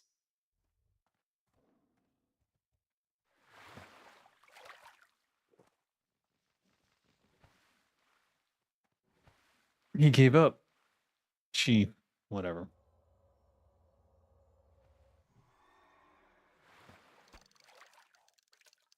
Yeah. More oily black mouth for me.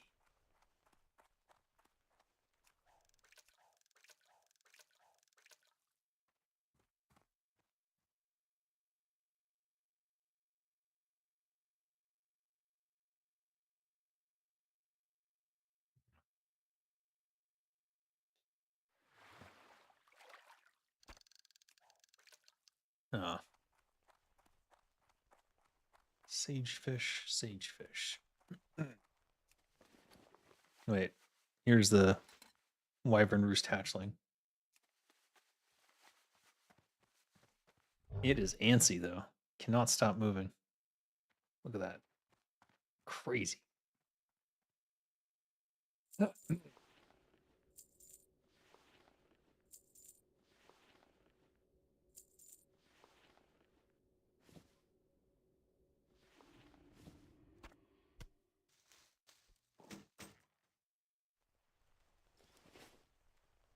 All right, there was one other ratchet thing, right?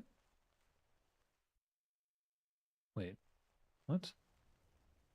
Oh, in Booty Bay. Son of... Oh, I should have taken the boat? Fuck. Ay, ay.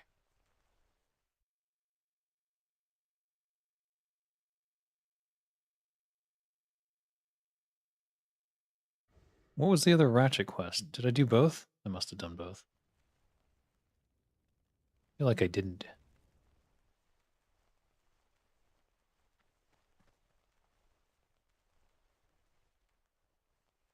Hmm.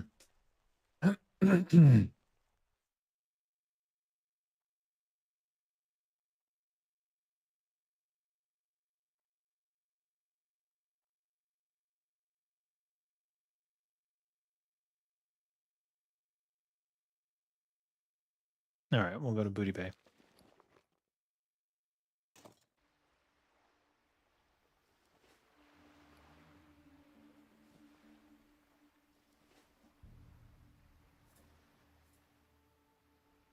Plant lore is less interesting regarding reproductive life cycles, less entertaining. Why? You can find some in Skolazar. They introduced some quests there with some flavor. Interesting.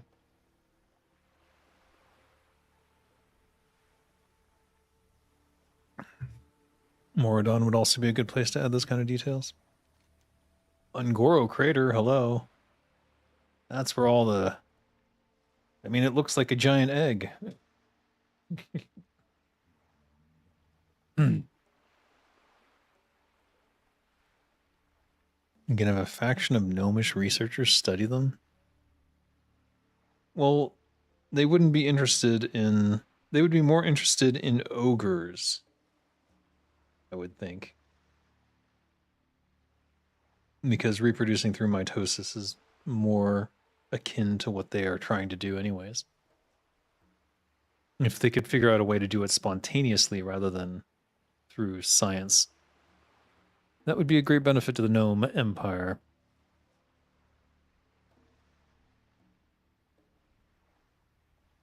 They have plants walking around with tentacles and thorns. Lots of fun stuff to be done there. Ungor Crater, what do you mean? Regarding plants and environments, how did y'all in Warcraft 3 decide what to use before starting the map creation? The creeps, terrain type, doodads.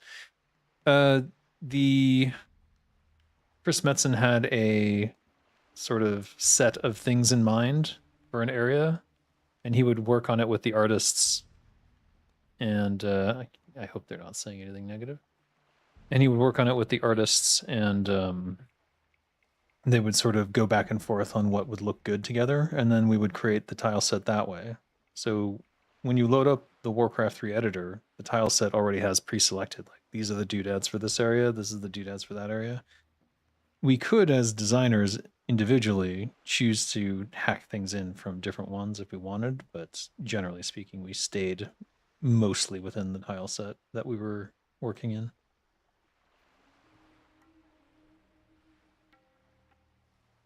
It was generally quite easy to make something look reasonable. Reasonably good.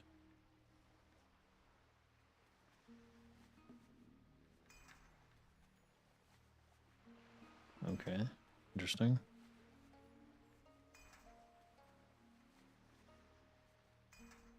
Where did this baby come from? Oh, they're asking me where they got the wyvern.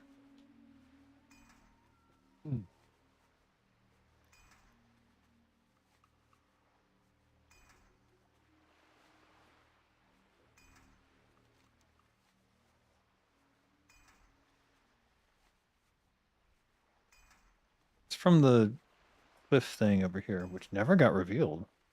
Oh, shit.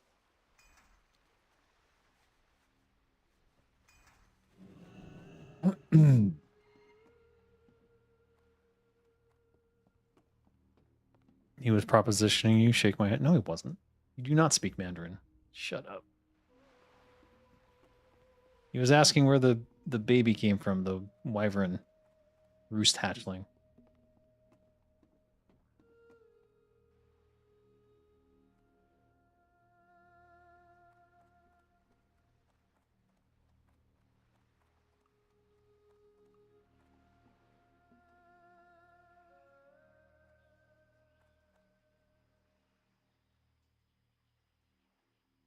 It's so twitchy. It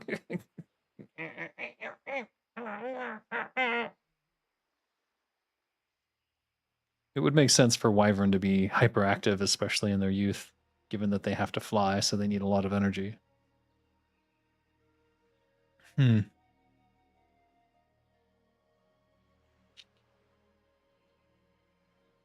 Where did the name creep come from? Of all things to call non-player creatures, it came from creeping across the map.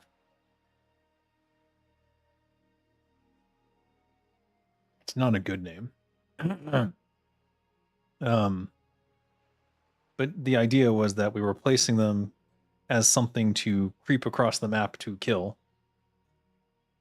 So when you're creeping across the map by killing creeps. I guess they could have been called anything. NPCs, monsters. I don't know. They just ended up getting called creeps. Creeps for some reason. I don't know. I wasn't there for that meeting, if there was a meeting. I don't know if it just happened naturally or what. But that's sort of what the name was coming from. It's something to do on the map that is not involving the other player in Warcraft 3. So you creep across the map. It makes some kind of sense, right? Is that Blackstone? That's not Blackstone. What is that? Shit. Maybe it was Blackstone.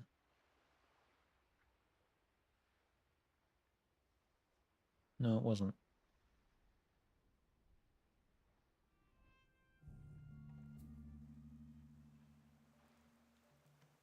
Oh well.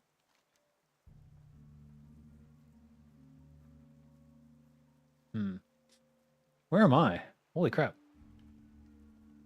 How am I gonna? How? No, fuck. Oh.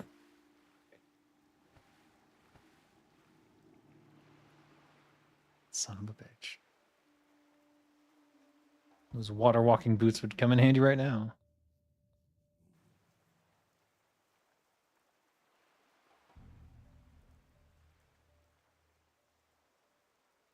Oh, the quest was right there on the docks too. I could have quickly talked to him and gotten back on the boat. So,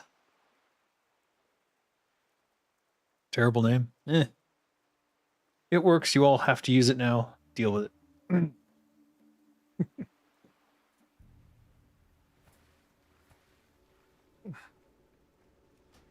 You were all cursed. Cursed with having to use the name Creep forevermore. For as long as Warcraft 3 shall live. There you go.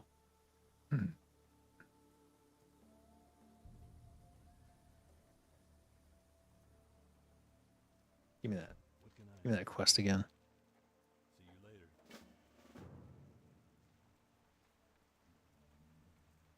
One of these days I'll actually complete it. Probably not the day though. What? Okay. There's Wharf Master Lozenge. The hubris of man to be unique. Indeed. Time is money, friend. Baron Rebelgaz. One. You got? Oh. That's the sea giant over on the other side of the map.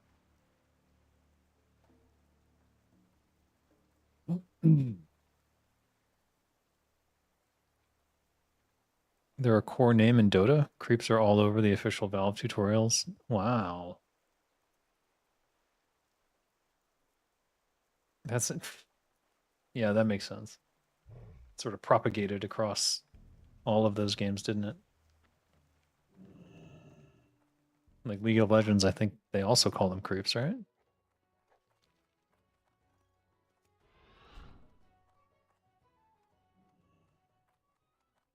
Ah! Too fast. Keep your nose clean in my town.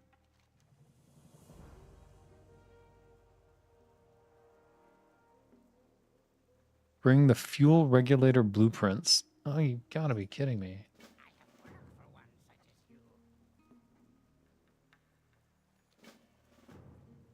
It's got a real problem with the Nesfertiti people, huh? Hurry back. Blood scalp. Hmm. Interesting. Talk to me. These are the trolls. Okay.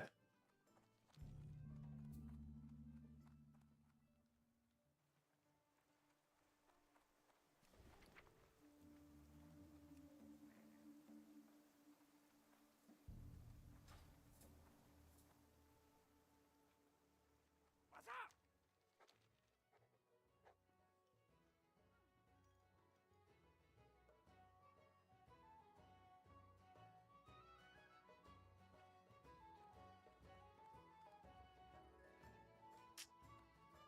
Vanville.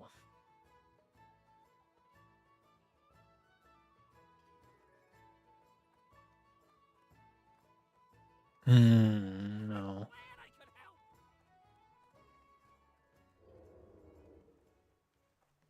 All right, we're not going to do this, are we?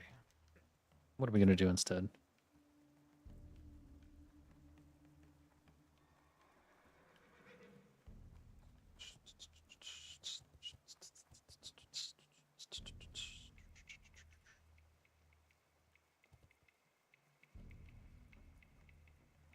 What did he just give me? He gave me something.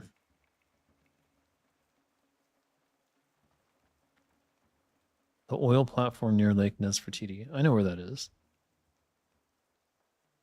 I need to do this one. He's in Strombrad, which is in Arathi Highlands. So what we should do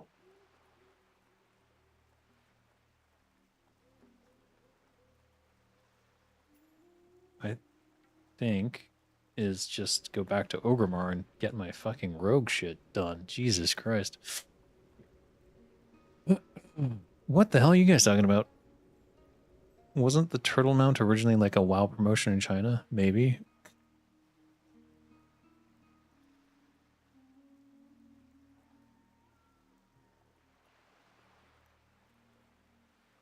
Guess it's hard to call them creatures or life forms when they include bandits, demons, wolves, and hydras all in one class of enemy types. Yeah. I mean, it was always going to be tough to find a name for them. Creep worked out simply because that's what you do with them.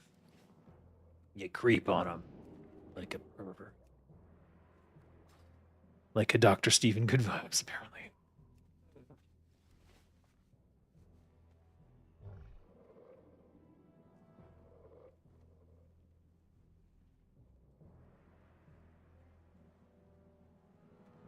You all failed. This mission has failed. Oh, shit. Alright, I gotta go get a phone away from a child.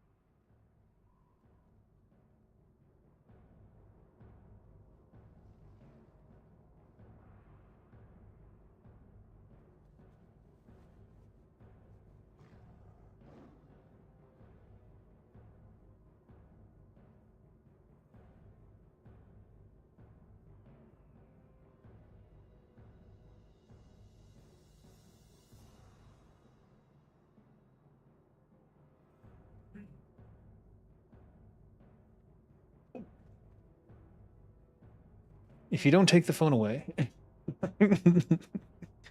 they'll stay up all night staring at it.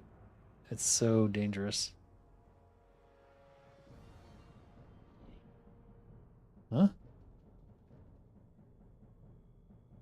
What was that? Oh, excuse me. All right, what did I need? Blacksmith hammer.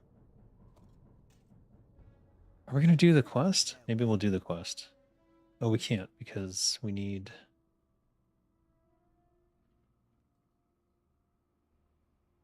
Maybe we can. I'd have to go get the quest again to even see what it is. All right, I don't even know where this quest giver is. Not that. Where is it?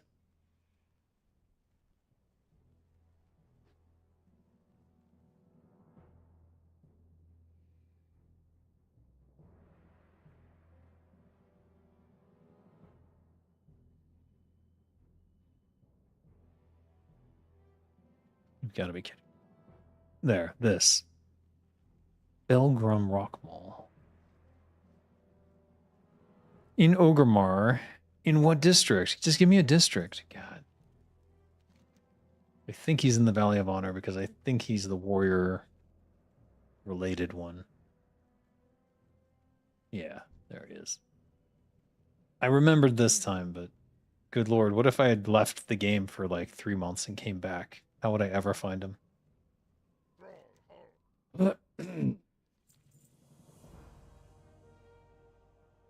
Looks like he has some escalated quest, but it's grayed out now.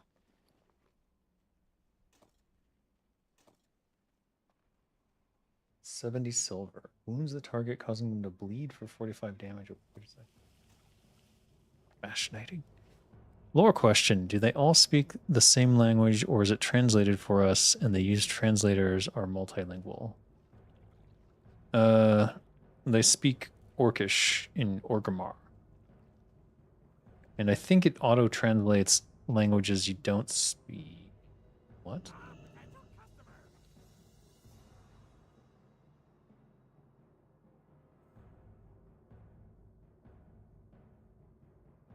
Okay.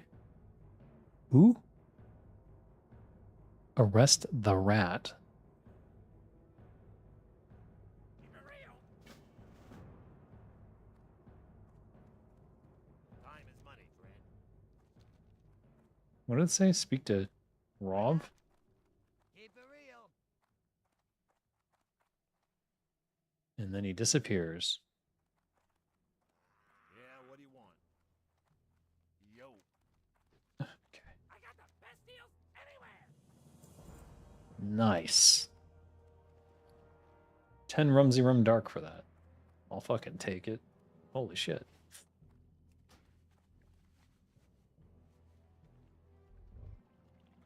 Pure bread, son. I have done nothing but eat bread for 2 days. What? That can't be healthy.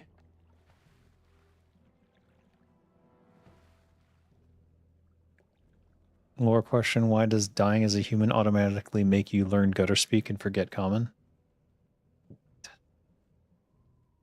What? What are you talking about? Is that Forsaken? Is that what the Forsaken speak? Let me check. What languages does a goblin start with? Orcish. I don't even speak Goblin? Well, that's sad. Why don't goblins have their own language? Turtle wow. Oh well. Alright, no, wait. What am I doing? Get my frickin' rogue shit in order. Holy crap. I gotta make a bunch of poisons? Good lord.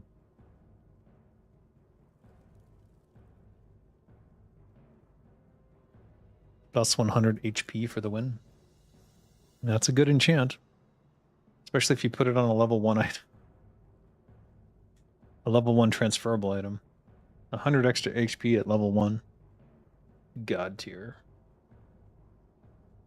Used to have that for Zenrai, and then I'd throw it on any new ult I made.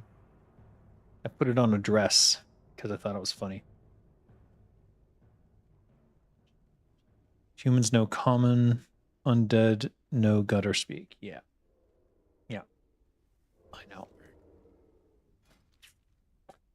New rupture. New backstab. New instant poison.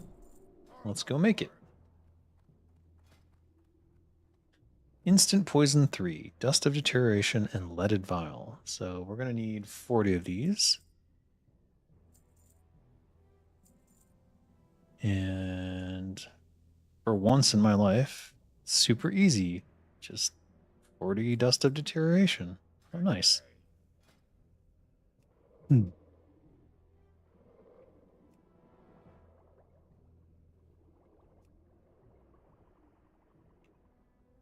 When do I get the new corrosive poisons, though?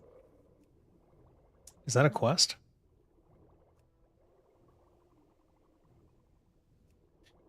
I understand how orcs and humans can talk to one another, both as Thrall spent time with humans and it's been long enough. Yeah.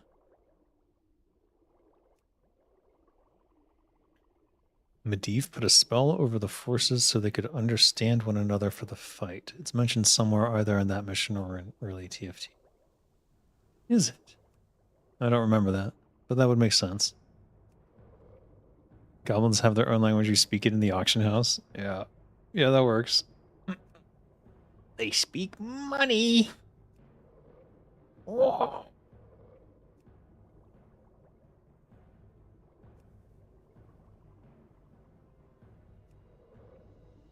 Short answer, Medivh translator LLM.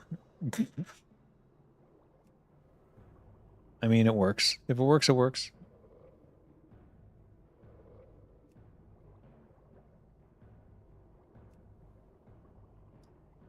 Let me check if anyone's shouting at me anywhere.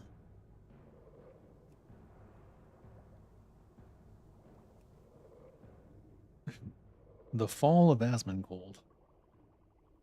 Would it be funny if I only did one React video ever and it was about the fall of Asmongold, and that's my one React video, and I never do another React again? Would that be funny? Would it be funny enough to justify doing one React video?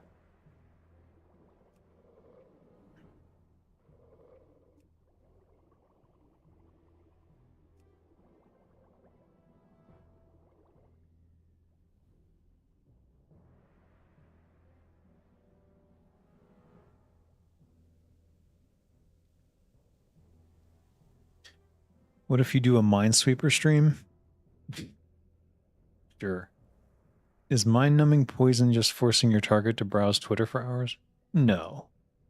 Though that would be funny. It does increase cast time by 40%, so if they're a mage, I guess that they might just browse Twitter. Scott would love me talking about him. Then I guess I won't do it. And you'd hate me forever, which might be enough. Well, it's just a video about how the decline of him, so I would think that would be interesting for you, but maybe not. I will avoid it though. I don't want to do a React video. Let's be real. My content is already low enough. I don't want to take it down to the level of React content. Like I'd never get out of the hellhole I would have dug myself into in that situation.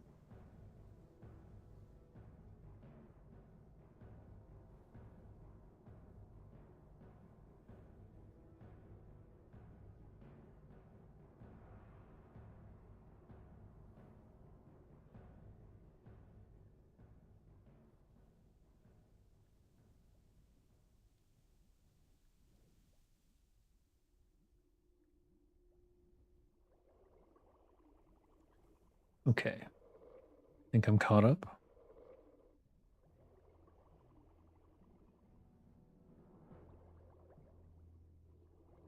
Where am I? Wait, what's going on? Hold up. Hold up.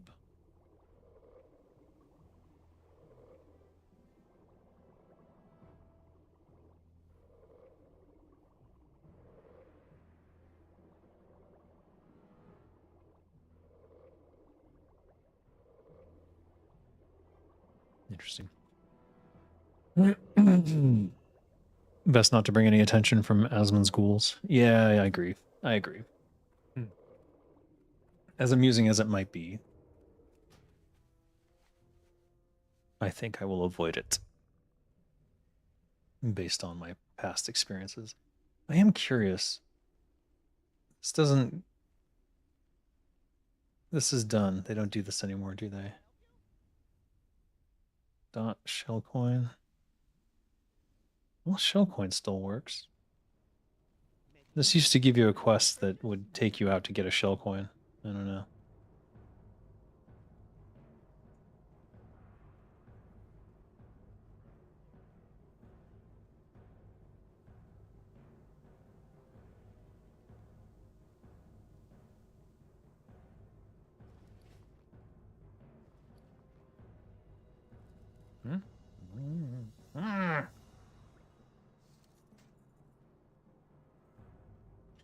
We just sell this? I guess we do.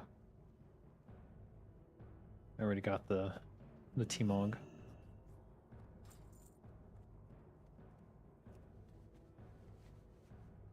Todd Goblin Ross build the multilingual super real-time translator. In his words, it just works.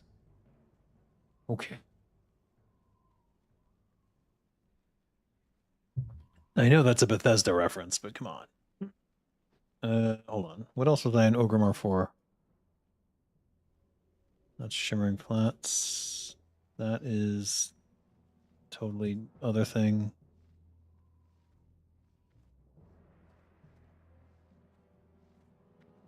Desolus.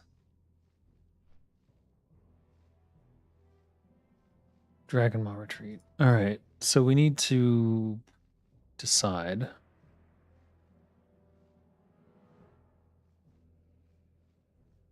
Are we going to do Dragonmaw or not? And if we are, we need to go unlock that section of the map. I think we would go to Undercity and then head south. I'm not sure how far south I already got, but I know it's not connected to the southern region, at least in terms of flight points, so it might be quite the journey.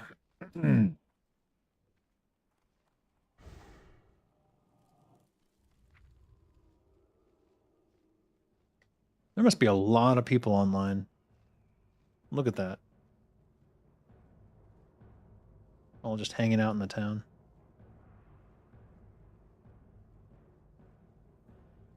Alright, nothing I got was new, right?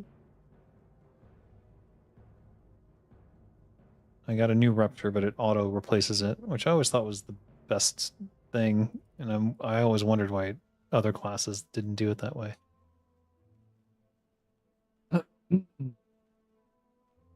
We got a new backstaff.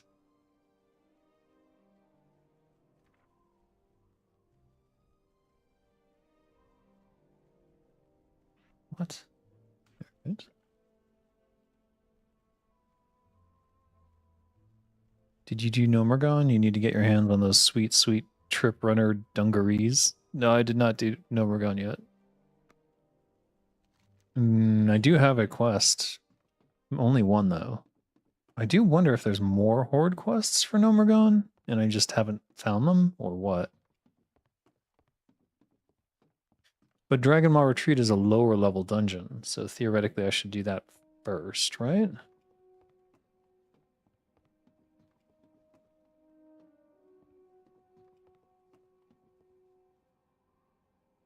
Harrison Jones? Blech. Never liked that. Never liked it. It was too pop culture referencey, I think. World of Warcraft went too far. And that whole Harrison Jones thing was just too much.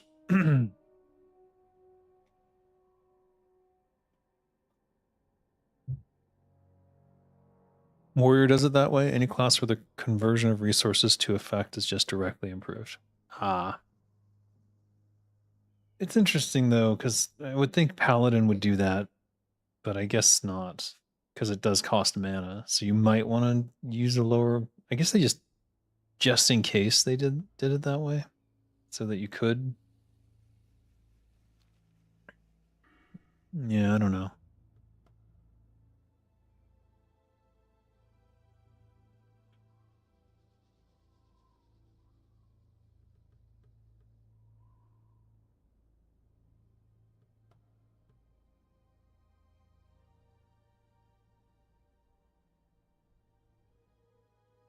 Do you think 2 points in vigor is a waste?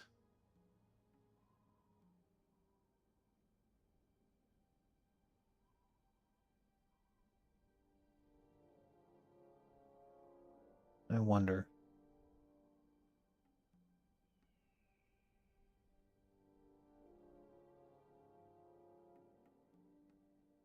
Downranking as Paladin is effective for healing? For healing, yeah. That's where it makes sense. I just wonder about their other abilities.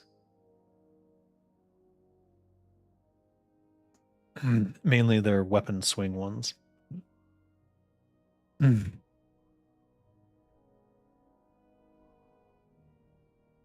Retail completely got rid of spell ranks. It's just percent resource for percent effect. Oh, I see.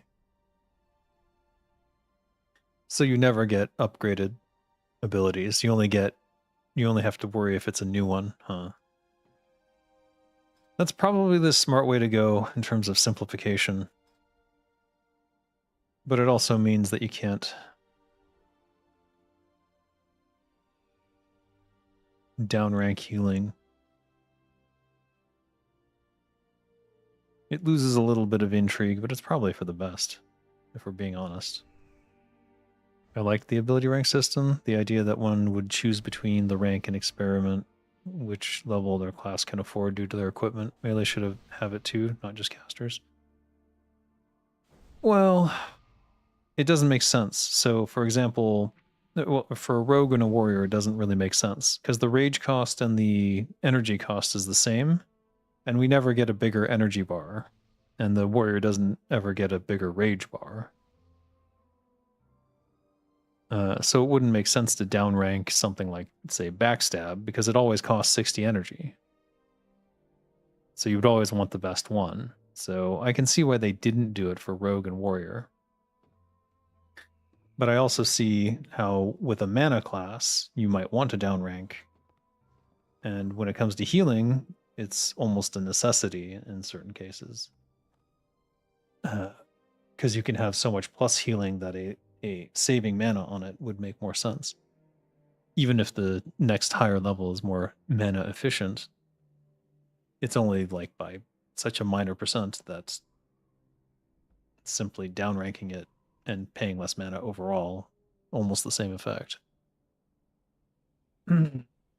Mage, for example, feels terrible in the last couple of levels before you get your next water. Yeah, Mage has that problem throughout, though. Like, I played a Mage up to 40, and whenever my water was effectively... when water was going to be the next upgrade I get on the next 2 levels, or in you know what I mean. The old water would just like basically feel like drinking nothing, and that was pretty consistently feeling pretty piss poor. With the rogue, the lower rank abilities use less energy. No, they don't. Backstab and Sinister Strike are always the same energy. They never go down in cost. Or are you saying that you would make it so that the lower rank ones cost less energy? Which wouldn't make sense because they never get increased energy, so you would have such little wiggle room to work with. Or the early levels of Sinister Strike and Backstab would have to be so ineffective because you'd be able to spam them later that it wouldn't feel good. It wouldn't feel like a backstab. I don't think that it's a good way to go for Rogue or Warrior. And I don't think downranking makes much sense for them anyways. Why would you ever want to hit something less hard? You might want to heal something less hard to save mana, but you would never want to backstab something less hard to save what? Energy? But again, then you'd have to have weaker and weaker backstabs and stuff. It just doesn't make sense. What's the game I have the most hours in? Yours is Dota with over 15k hours. WoW is a close second. Probably WoW would be my main at this point. Mostly because of Turtle WoW, to be honest. But I also have to factor in probably several, like 100 days of original retail when it launched, or like a year or two after it launched. I'd say the next highest, my second highest, is probably still Warframe. Let me check. Is there a way to arrange my Steam library by hours played? Probably. I have 2,000 hours in Warframe, roughly. So I would say that would be my second.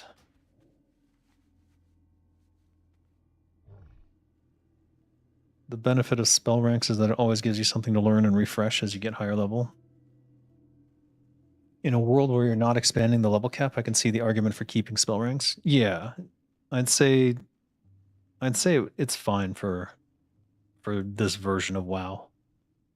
But I'm just being honest as a game designer and thinking about MMORPGs in general from a perspective of a player who has to like learn what all these things mean. We're used to it, so we don't think about it. But if you brought in a new player to this and tried to explain spell ranks and stuff, I guarantee you there's like 10 to 20% of players who never know to look in their spell book and pull out the next level of the spell.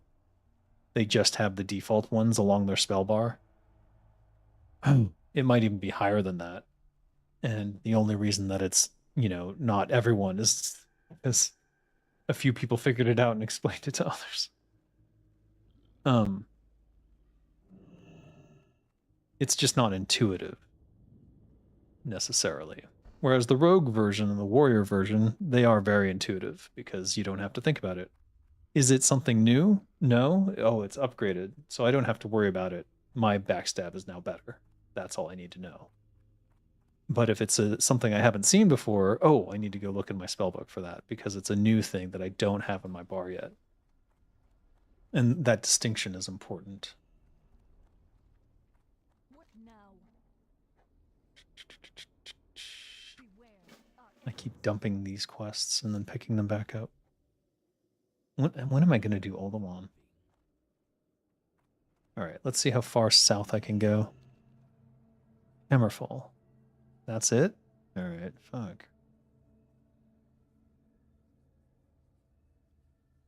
What are we going to do then? Should we just go to Tarn Mill and try to wrap some of these up?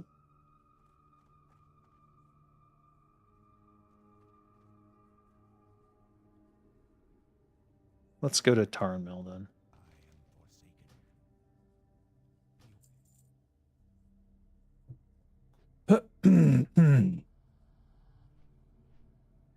Backstab would be excluded. Some abilities indeed should only hit for max 100%. To be honest, though I haven't brainstormed it all the way through which ability to offer ranks and which not. Yeah, if you think about it though, you're gonna, I think, come to the same conclusion that we did on World of Warcraft, I suppose, where rogues and warriors, it doesn't make any sense to downrank, and for any mana user, there's a potential for it to make sense, so they erred on the side of you let them.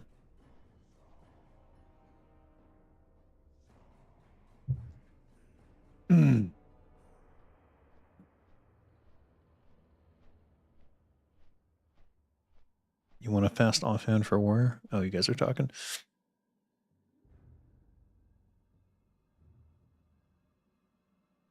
Or the very funny BM Hunter with Hurricane and Pure Haste. Yeah. As for the tooltip issue, you're right that it's unintuitive. The game would do a better job letting you know you've learned a new rank and it's not on your bar. Perhaps a tooltip warning. I think it would have to be... I think the way that I would do it now, that I'm thinking about it, the spell book is the problem. Like, it's hidden. You don't know. So what I think I would do is, in addition to it, like, glowing, it would, when you stop talking to the trainer, it would pop it up and move to the page where the first new thing is. And glow the... put a glow on the thing that is new. So it would just automatically be like, whoop, here you go. This is new. It's glowing. You get it. They might miss out on the other ones, but I think with the glowing effects on the other tabs, they would figure it out. At least they don't have to make the logical leap of knowing to open their spellbook because it's done for them. And I think that solves the problem without it being too intrusive or treating you like an idiot. But I could be wrong. Anyways, that's the way that I would probably go about it. Though, again, that's just off the top of my head, and I haven't thought about it that much. All right, we're not doing Dungarok. We're going to the Syndicate, which is north of here. Just want to make sure that I don't have any missing quests. These two are Dalaran. But we'll do them when we come back. All right, let's go. I believe the Syndicate stuff is just straight north.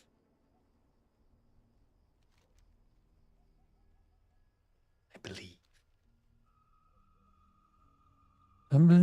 I can fly.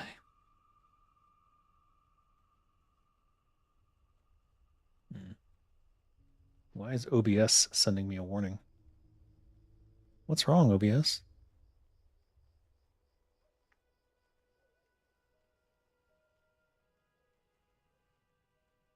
It seems fine. That's weird. Removes a bit of friction. As for not treating the player like an idiot, I wouldn't phrase it that way, but I never make assumptions when designing things these days. Yeah, well...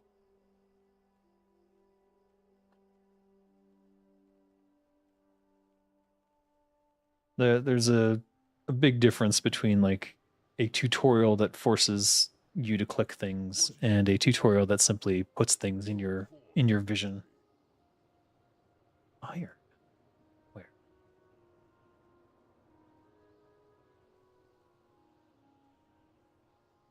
So much potential for faction expansion. The ex-Ultrarock Noble Syndicate is basically not expanded at all.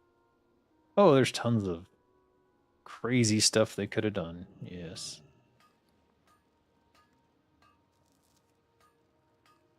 But they probably never.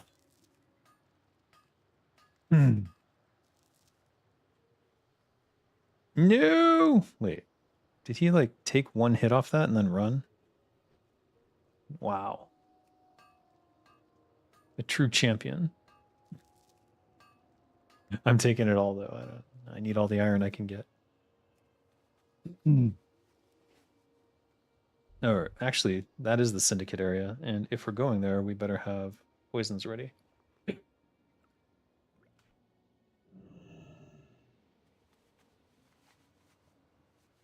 Wasted the syndicate. Honestly, that could have been something for the rogue class quest. Oh yeah, Ravenhold. Fertile Wow was starting to do stuff with Ravenhold, and I'm kind of sad that we'll never get to see whatever the final version of that might have been. Strombrad. There's like 3 things I need to do here, right?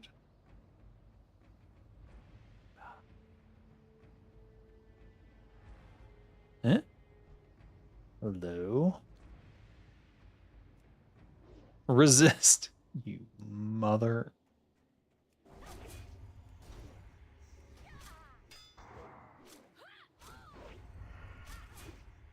They dodge a lot.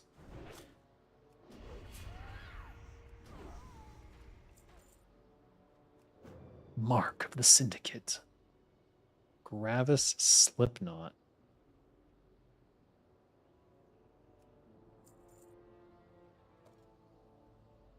Two iron deposits. And a shadewood tree. Holy shit. This place is loaded.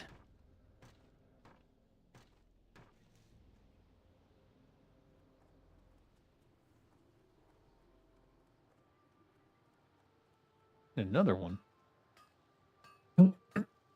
The impression that they were... What did I miss here?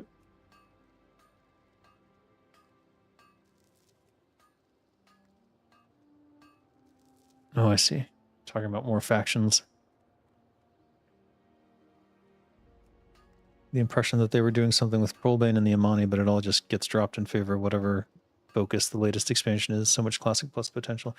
That's the problem, I think, with Blizzard, is simply that the people who are considering doing these things often are the ones who get the axe.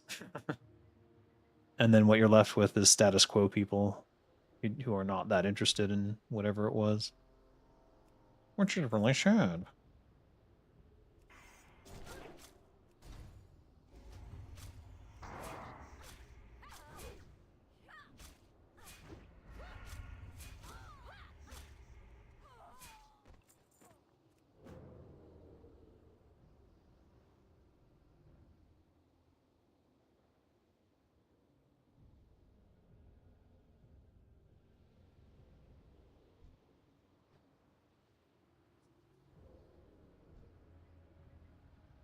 Do I have quests for these guys? I don't.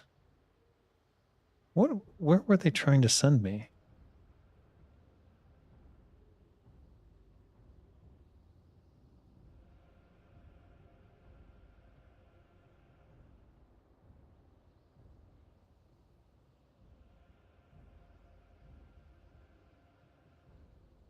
Durnhold Keep to the southeast.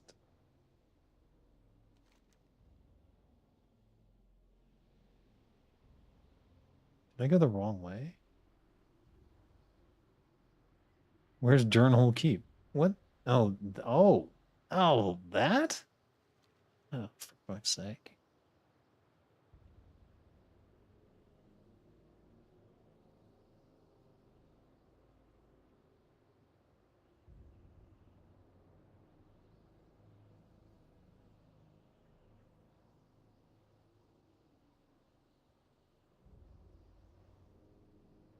This one says to the north. which would be Strawnbrad, or up there, somewhere north. Strawnbrad is definitely directly north, and then there's another something over here. All right, let's look in here for Goldier. Maybe he's in here. I don't know.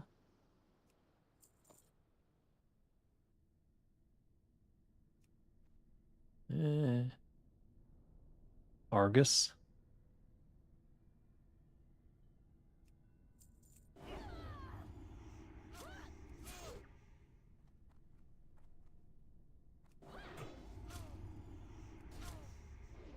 What?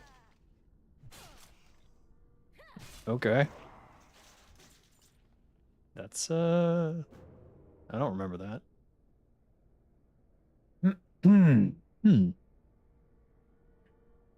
Durnhold is also the same keep that Thrall was kept in when he was enslaved by the nobles. It's from whence he got his name. Yeah. From Blackmoor. Sally Whitemane becoming a Death Knight was fan service. What?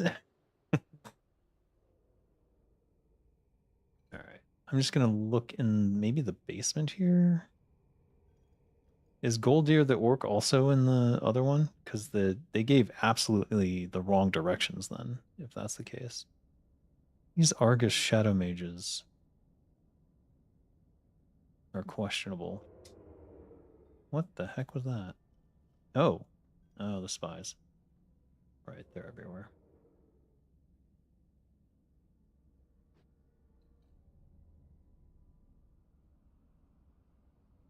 Oh, there he is.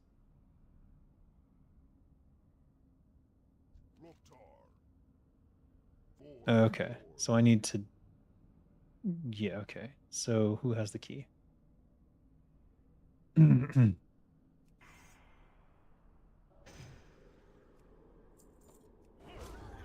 Whoa! The heck? Never seen a mage book it look quite like that.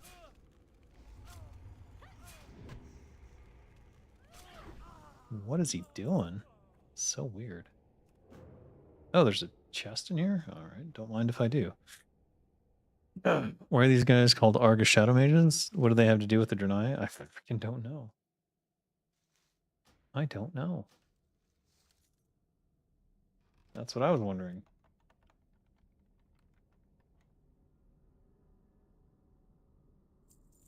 Essence of Pain. Okay, well now they're starting to give stuff, I guess. Not valuable stuff, but stuff. No, I forgot to send all this shit off. Oh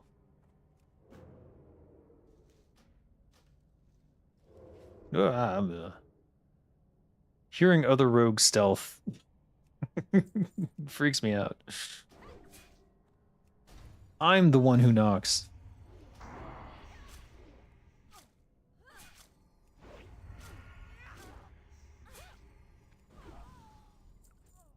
All right, I need them to drop this rusted key.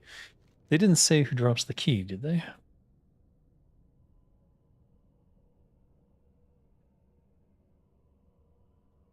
Okay, no. He didn't tell me who drops the key either. He just said to get the key.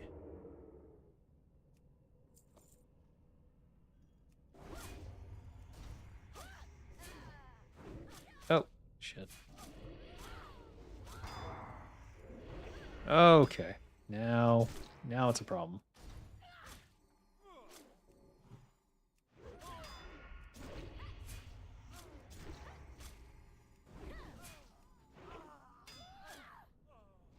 Or is it? What the shit?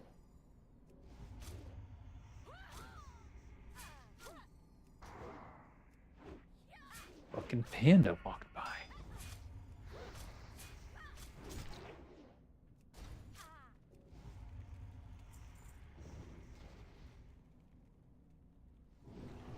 No, for the love of all that is holy. Alright, I'm not getting the key I need. I'm wondering if it drops off something specific.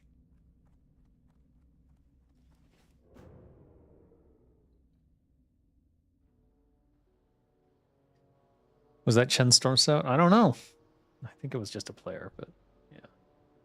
Alright. I don't necessarily want to mess with the shadow mages, but maybe they have the highest chance of dropping the key.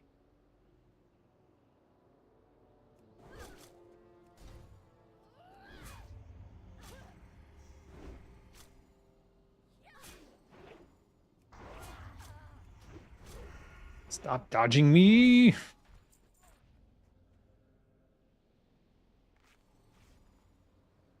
Chen sneaks out. Private server experience, indeed. Alright, maybe...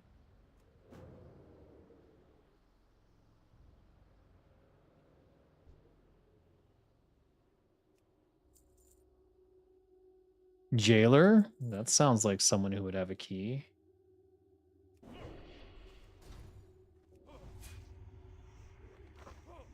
Okay, he has a net. Very on point in terms of that would make sense. You do not run away from me, you piece of shit. Yeah, there it is. Okay, what are we getting rid of here? Essence of Pain.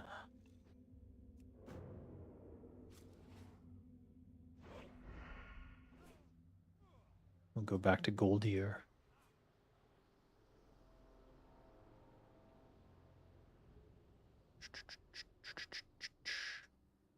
Rogue Stealth gives people PTSD and flashbacks to Stranglethorn Veil leveling experience. I believe it. I believe it. Even me.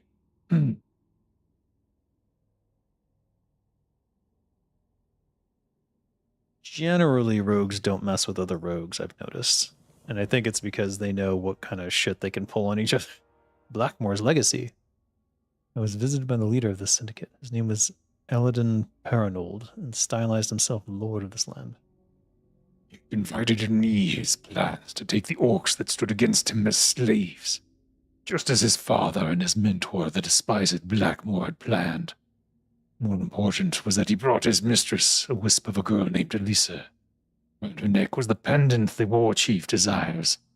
Now I go. I will make my own way, for I have settled my business here. Okay. Oh, you can do that while stealthed. Nice.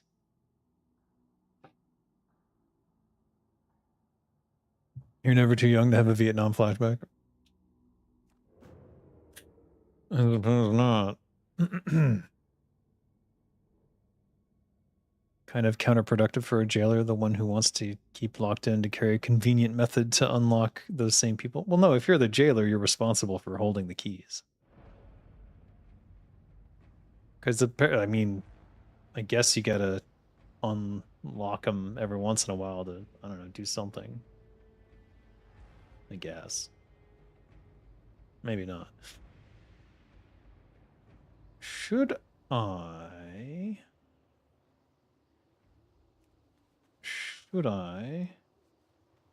go into Western Plaguelands now?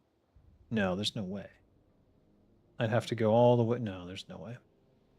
That would be a dumb thing to do. Big dumb, dumb. No, not gonna do that. No. Okay. Didn't aggro.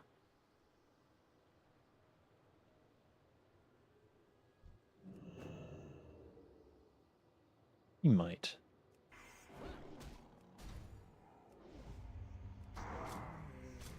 Stranglethorn Vietnam. All right.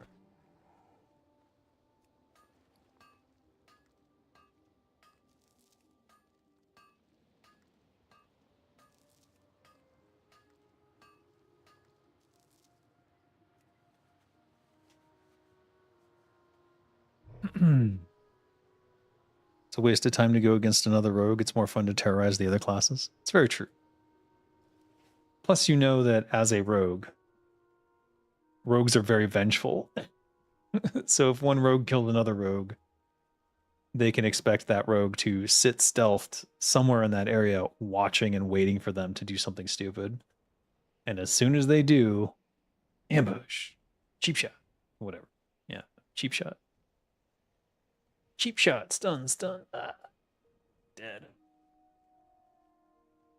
Every time. So this doesn't work yet, right? They haven't opened this battleground?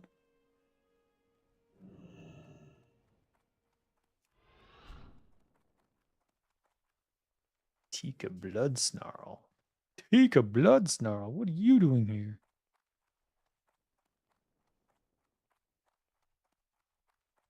Do these work? No. It's red. Red means it doesn't work, right? Yeah, you can just... Yeah, it doesn't work.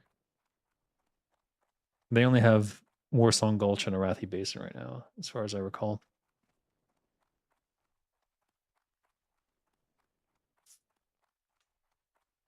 This is my first time on a progression server.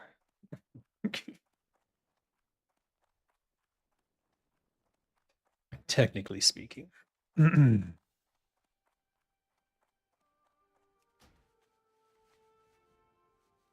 If Stranglethorn is Vietnam, is Zul'Gurub Saigon?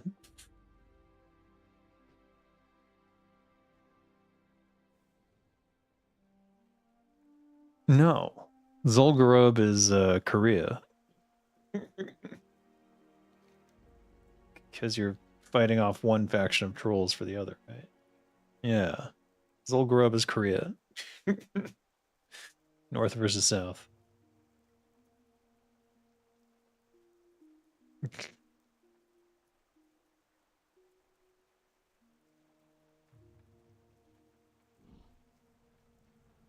Learned how to rogue during vanilla when a guildie showed me the ropes of how to play subtlety. Community was more tight-knit then. Well, that's the thing that everyone misses already from Turtle WoW is how tight-knit the community was and how accepting and welcoming of new players they were. And then I just watched a video the other day about basically a super toxic guild in retail classic, and it was like unhinged, the shit they were doing, like ridiculous. And GMs at Blizz weren't doing shit about any of it. It was just a ridiculous thing. I watched the whole video being like, I can't believe they didn't do anything about that. Whereas here in Turtle WoW, someone pulls even modest shit like that, GMs would be all over them, handing out bans left and right.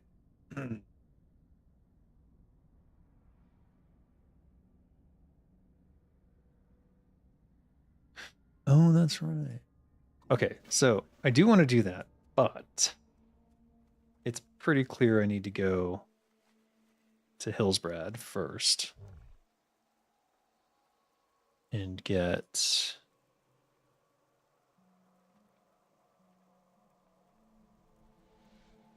Turnhold Keep. At least that one done. I think there's two. Am I right? Mer. Oh shit. Shit. Alright, fuck. Alright. There's a mailbox. I need to send some shit. This is ridiculous. This is ridiculous.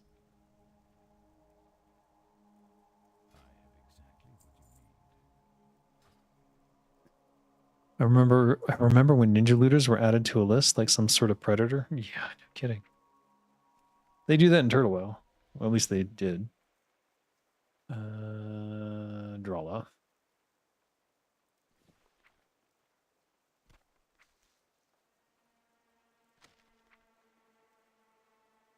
I think Drawla's gonna run out of inventory.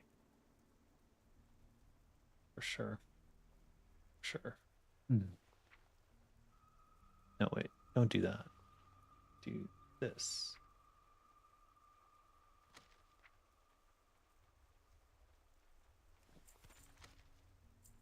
And then Dolgra.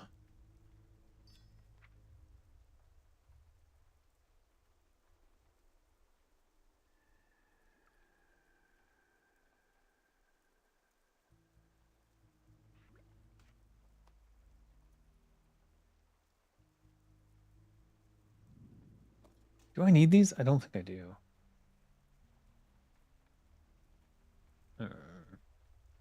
Send that. We've got all this iron ore. We can smelt it down.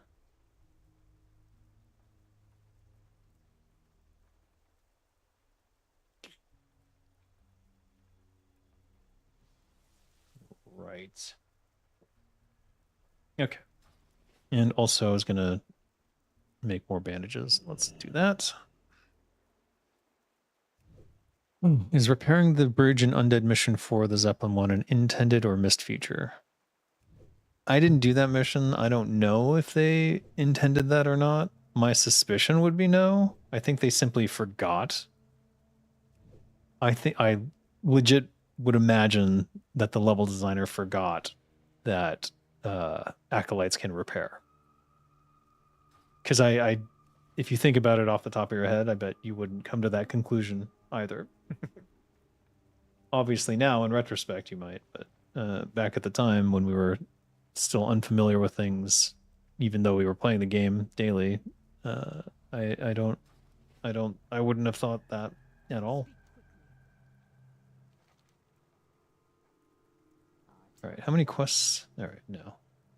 If I'm going this direction, I kind of want to take both the Dungarok quests, but I don't know what I would drop for them. There's no way I'm going to remember to go back to that frickin' Goblin and get these.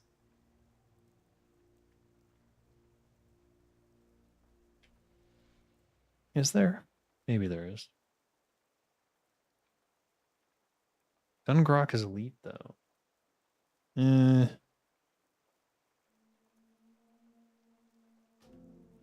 Fuck. They're both from the same goblin, so I just have to remember that particular goblin.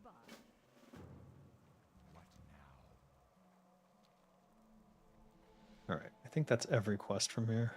No, there's still the 2 Dalaran quests. Alright, shit. Should probably do the Dalaran quests before I do the Dungarok ones, but we'll just do this since we're going in this direction. And I want to go into Durnhold Keep for, I think, the last time. Maybe.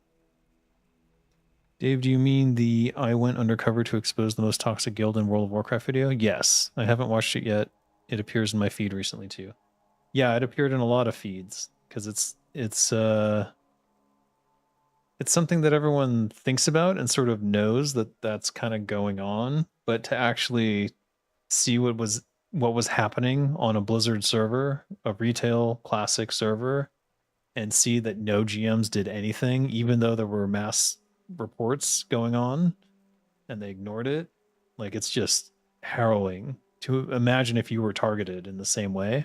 And I could very much see myself getting targeted if I went back to retail and was playing and I said something that someone didn't like. I can imagine very much what that experience would be like, because I've experienced a little bit of that in a different way. Regardless, if you check out that video, yeah, it's grotesque. And the fact that Blizzard GMs do nothing about it, whereas I know that would not fly at all on like a turtle server or this server. Capy, it might take longer for them to figure it out just because it has to go through an English speaking channel for someone to see that kind of thing. But they also are very good about stopping toxicity here, so. Was it like a mass report abuse thing? No, it was like a literal racist guild that was like defaming another person because they didn't like him. And then they would literally shout that they're a racist everywhere, and it was like ruining his everything. Because oh shit, these are orange. It was just ruining his play experience, obviously, because people actually believe that shit. If enough people spam that about you, they'll think it's true.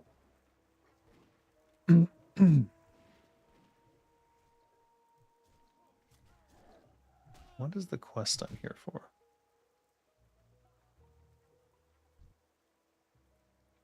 It's for blood of the innocents.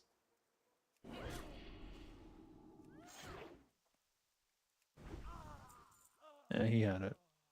Vial of innocent blood. We've already done all these quests, I think. This is just like an extra quest that came from a different area, which is kind of weird.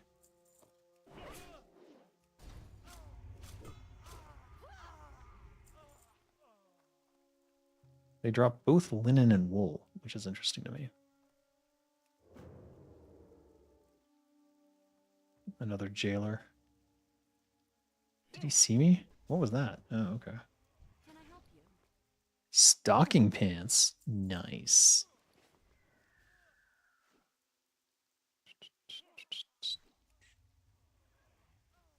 Saber leggings. Non-unique. Unique. Hmm.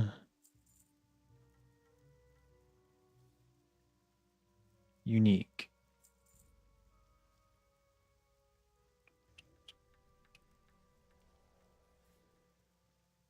Farewell. Hmm.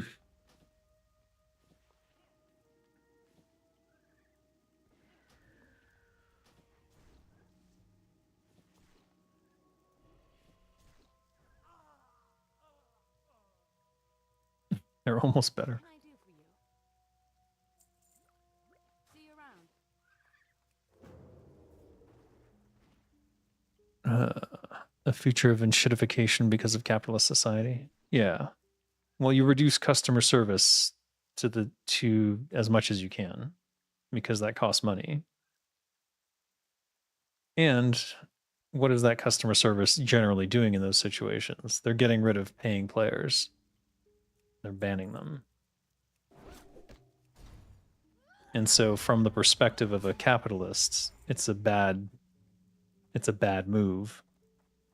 Because you have to pay all the salaries of all those people to keep watching everything, and on top of that, you're getting rid of paying players.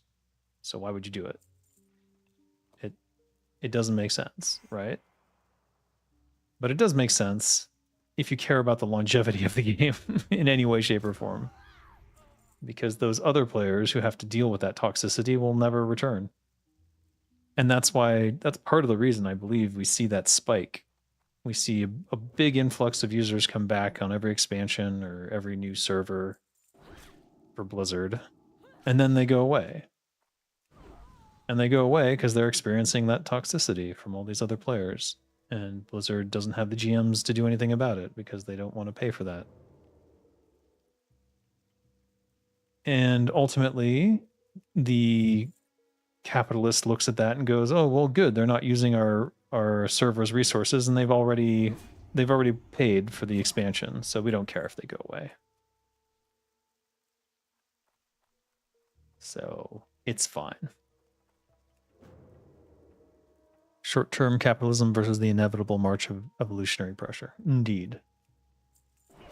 It's just unfortunate that there hasn't been what people would call a WoW killer, but like just basically it doesn't have to be better than WoW, it just has to be as good and then do all those things. Which is why all these private servers go fucking bonkers with people. Like, it's exactly that. They just have better communities. And you don't have to deal with all that toxicity. You would think it would be obvious, but apparently it has to be explained over and over again. To Blizzard, who doesn't listen anyways.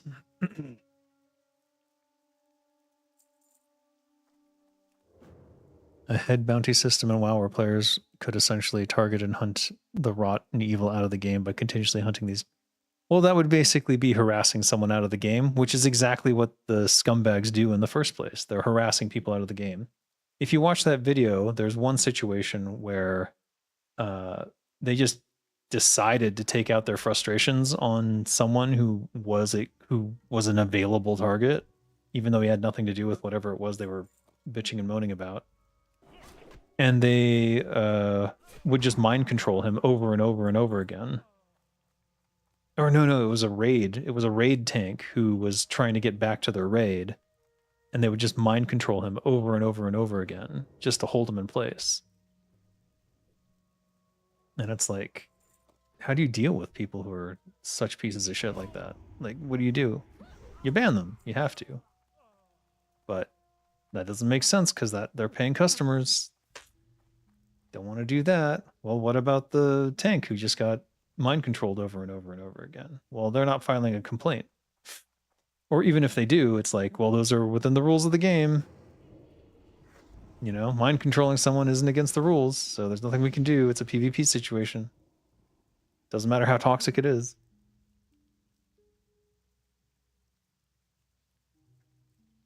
in terms of a bounty, those people generally are guild masters of big guilds and have lots of people to protect them all the time. Because they build up this toxic, disgusting community around them. So you can't even punish them, even if you wanted to. You'd have to have like some sort of next level player group. It would a guild to punish them, another guild. A lot of this is a fear factor of Blizzard being an openly traded company and has been for most of its lifespan. Valve, for now, is not subject to the same evolutionary pressures. True. Valve has done a very good job of doing nothing and winning. Ah! I literally said I'm going to do Dungarog while I'm here. It is elite. I'm a little bit worried I might be overestimating my ability to deal with it. Let's go find out.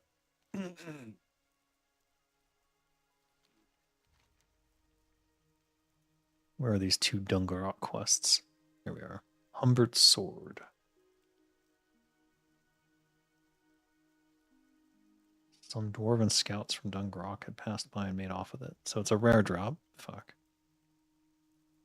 Kill. Okay. Can I bring this up? Oh.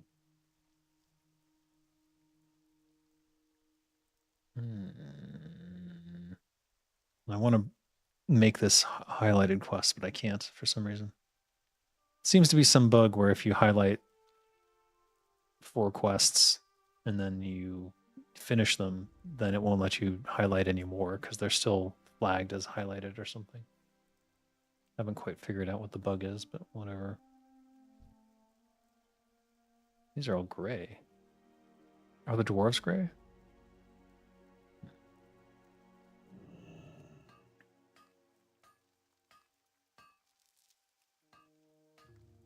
I find people doing less gaming instead, and myself too, I'm kind of less interested in general now. Yeah, I will say, if it were not for the communities that are inherent to the, like, this is not Turtlewell exactly, but it is sort of built from the same people in terms of the Southeast Asia version of that, and they still adhere to the same requirements on the server in terms of like behavioral expectations of the players. And so I found this community to be as nice as the previous one. If it weren't for that, I certainly would have bailed and not been interested. Okay, so he's got a lot of... Oh, I don't have any poison up. That's... no wonder. Uh-oh.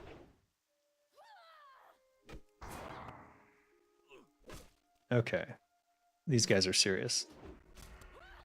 Even with the level advantage I have.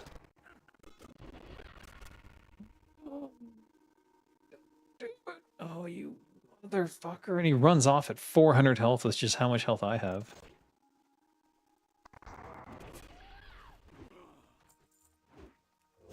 Alright. I see what I'm dealing with now. I question whether or not I can complete this quest.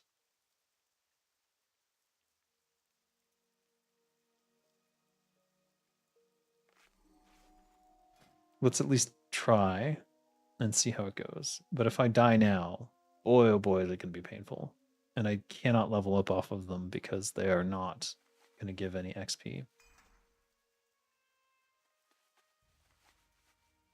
This could be rough. Do I have any other... Got Rumsey Rum Dark. I'll take it. What else?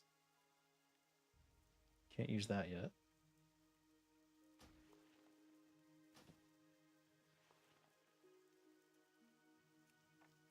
Got some foods here we can eat. Well, we got one food. 2.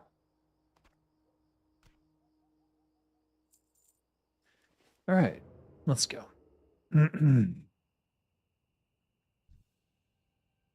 Oh, I see. They're just just there.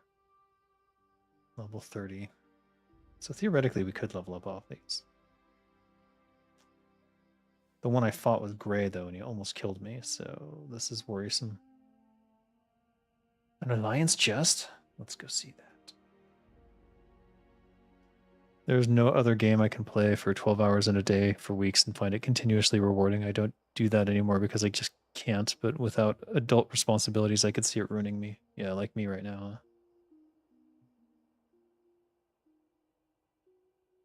Nobody understands better than I do.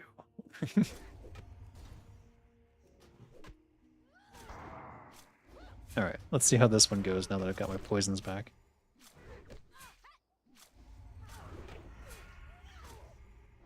Oh, stop running. The running is definitely going to get me killed. There's no way I can... Yeah, I'm not sure what to do about that. Alright.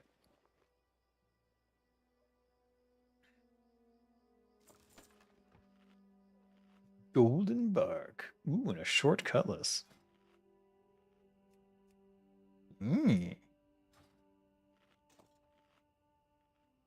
Infiltrators, bracers of the whale. Infiltrate what? With your spirit and stamina. That doesn't even make sense. I guess it's the look of it, but I can't see what it looks like.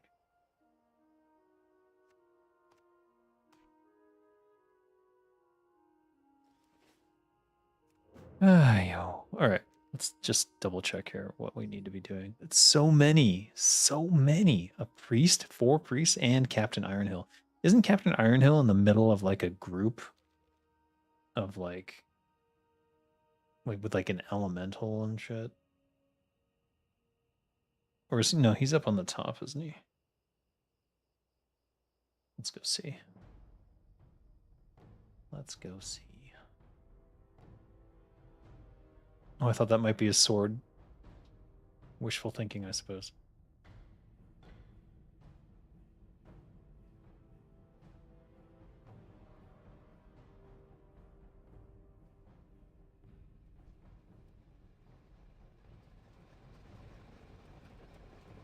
Did someone just clear these out?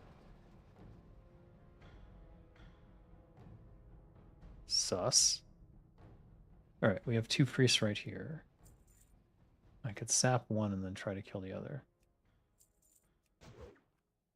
Oh, it didn't even aggro. Okay, it did aggro. Okay. Great. Wonderful.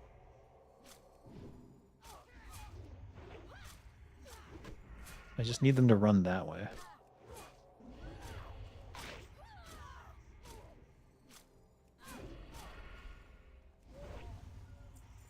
Okay, that's quite doable, I would say. It's quite doable. You say that, but I had the time in my life where I created a hardcore classic warrior and I got to 60 in 2 weeks. Oh my god. That is commitment.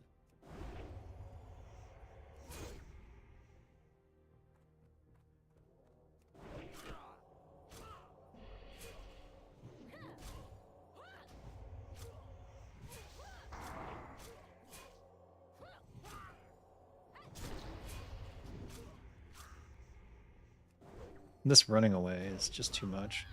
I think I would have to do crippling poison or something.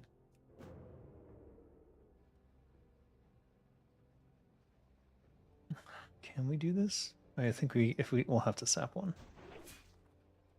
Did he aggro? It didn't aggro. Alright.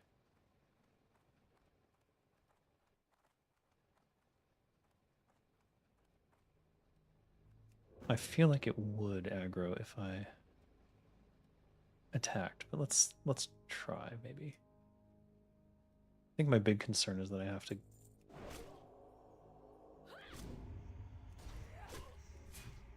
if they run in that direction.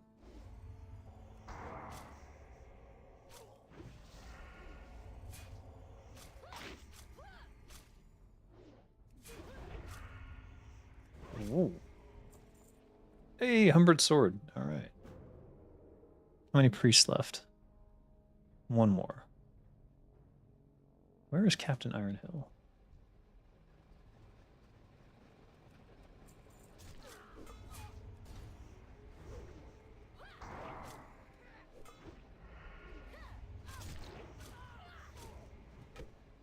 I am forgetting to use Envenom, which is terrible.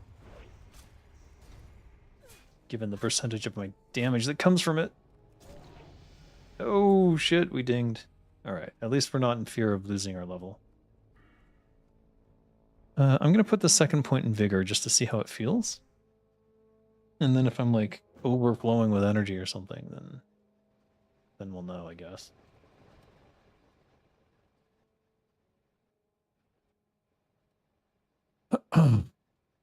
If you know, why does Half-Life 2 look so detailed for a 2004 game? Did others not have such technology to handle it, or was it too expensive or unnecessary for the time to develop such graphics? They had their own proprietary engine, which they built on sampling these textures at high res and having that at that time. At that time, it was quite, new to do that. And it's just because they could have their own engine, so they could do whatever they wanted. I'm wondering if Garrod is a better opener for these guys.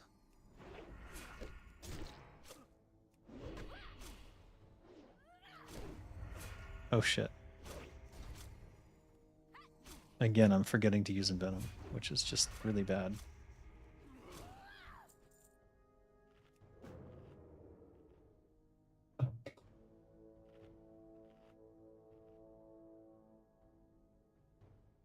I remember almost dying when I was 19 because I played WoW for 39 hours straight.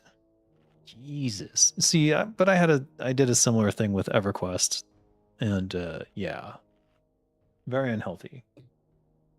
What I'm doing right now is probably not very healthy. I did run today, so I don't feel too bad, but I probably should have taken more breaks and done some squats or something. If AF were here, he'd be yelling at me, I'm sure. I'm almost positive the party game Jackbox buys your personal info. What? We've had conversation topics.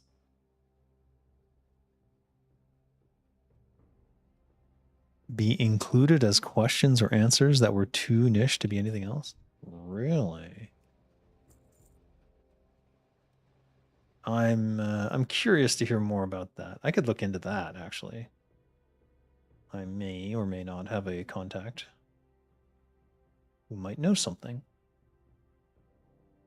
I wonder what they're up to these days. Nope, not this side. What is the captain something? Is he in the middle? God, I hope not.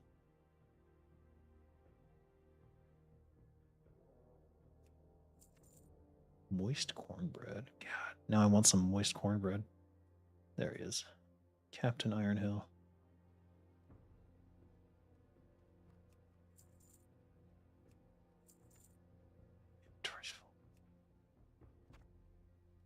Do we try to kill this guy on his way back?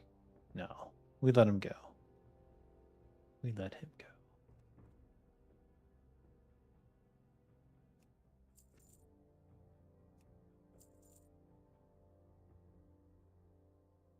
Maybe we sap him.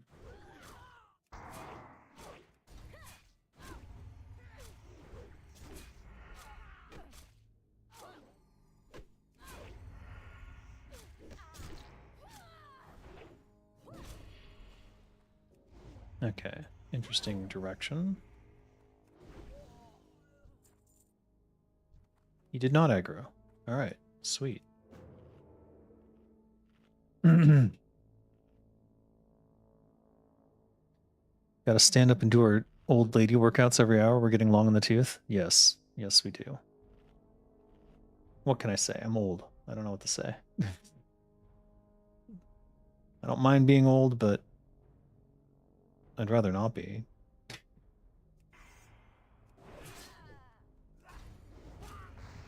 Oh my, oh my.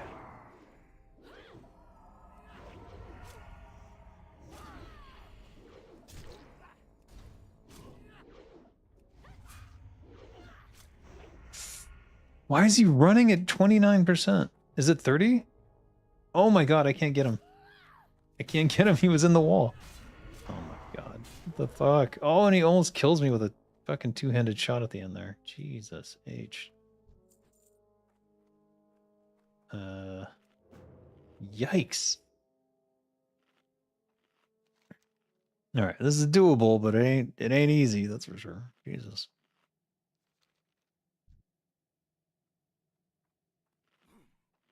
Oh, okay. Can I help you? Come here. Come here, you. I just don't want him to run into that same wall and, like, almost disappear. That was too annoying.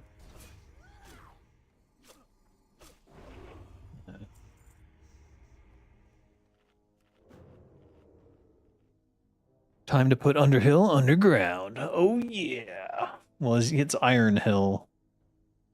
So we're going to put the Iron Hill back in the ground. Yeah. Well, I mean, I guess we did already.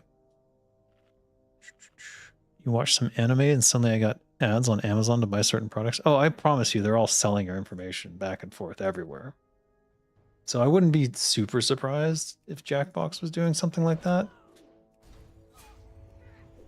I just wonder to what degree they're doing it and how they're doing it.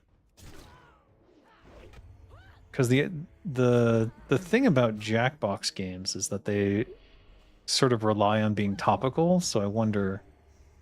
They might just be buying the same information that Google does, and Google's the one listening in. And they might have hookups for Google, I think would be the concern. Dwarven mild.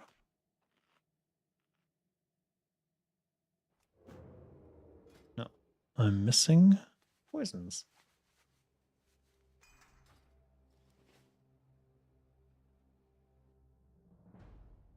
I'm not old. You're a seasoned warrior rogue paladin. You became like a class trader to us all. Okay. I'll take it. I ain't gonna complain about that. I'll be your class trainer, no problem. Issue is we would have to travel all the way to Thailand to learn the ways of the Dave. No, you can learn from me online. We live in a digital age. You no longer have to seek me out in person. You can learn right here on this channel if I ever bother to create something worth learning again. Which I am. New series coming soon. A new series where I delve into what makes for good quests. I think it will be a fun series. And it's definitely, I think it's going to be perfectly in time with this new era of MMORPG design that's coming. Because apparently no one fucking learned any lessons from what we did on World of Warcraft in terms of like what makes for a good quest versus a shitty quest. At least based on some of the MMOs I've played. Seems like they were just like, eh. There's some text. Kind of tells you what to do. It's all good. Like a little bit of effort wouldn't have hurt you. A little bit of explanation, a little bit of explanatory, this is where you are in the world. Like, I don't know. I'm gonna write out a whole series for this fucking thing because I think it's necessary at this stage. And then hopefully that next generation of quest designers will watch it and learn and make better quests. That's my hope. That's my hope. Oh, come on. Oh no. Alright, hold on. What can I do? I do have evasion. And I can drink a shitty pot.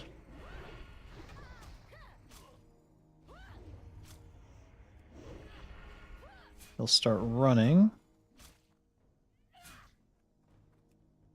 Oh, that's so fucked up. I can't hit him. That's so fucking lame that they do that.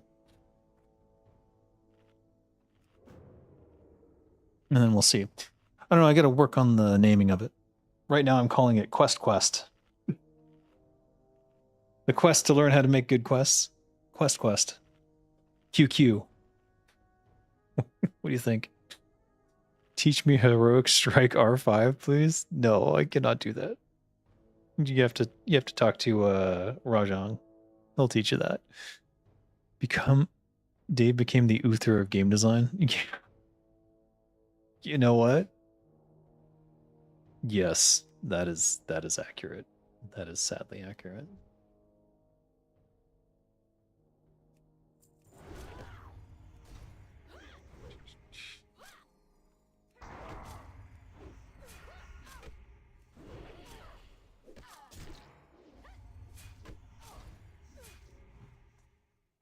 Stop running from me!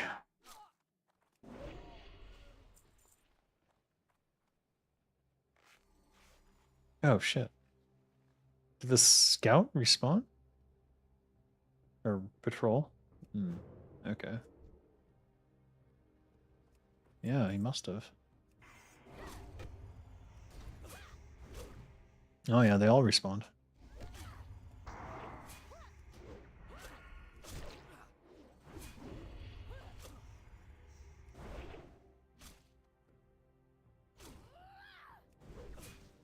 Stop going on the edge. That is so nerve-wracking. A lot of them wanted to be like WoW's quest system, kill 10 boars. You're still streaming. I am still streaming, Undead. I am still streaming. I think we're getting towards the end, though, so don't get too comfy. I feel like whenever I look at Uther in Warcraft 3, I think of Dave. Just the only difference is he didn't die in this world. He abandoned his home due to the corruption it had fallen under. Muddy. Yeah. Yeah, kinda. It's just that the United States became unlivable if you weren't willing to do questionable things and tolerate questionable people. Even Blizzard had those issues. Because in the pursuit of money, you allow things to occur that you should never have let happen in the first place. Actually, if there's any more food boxes, I would definitely grab those now. Never thought I would see the day where that would be of interest to me, but here we are. All right, we need another priest. And now they've all respawned. Ugh.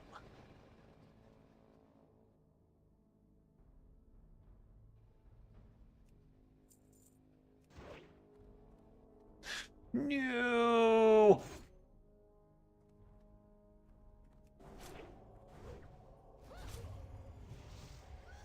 Oh no, I'm missing a poison.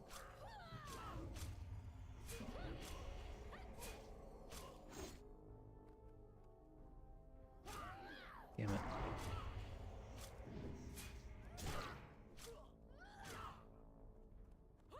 Stop going in walls!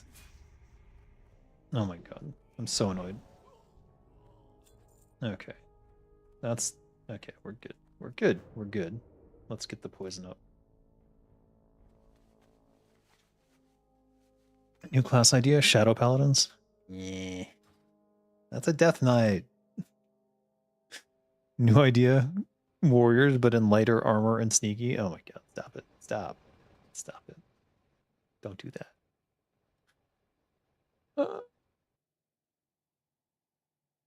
You just kicked your feet up? Well, look, I'll give it another hour. I could even go later because technically I need to start. I need to stay up later than I would normally do in preparation for other things. I have to move my schedule a bit. So I could hang out for maybe 2 hours, but I think that'll be my limit. Barbarian class? Could be barbarian.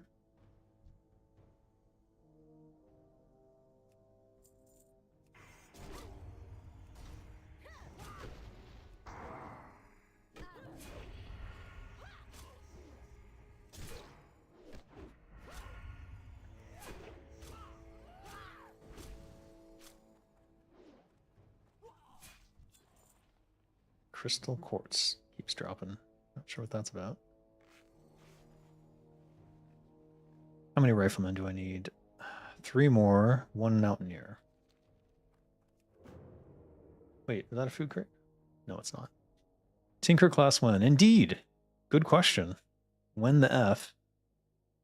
Oh, Ascension WoW did it. Oh my god.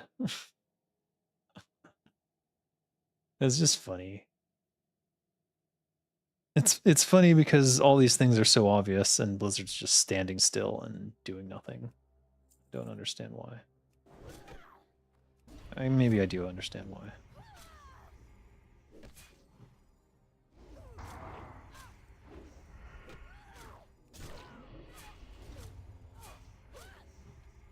What the frick?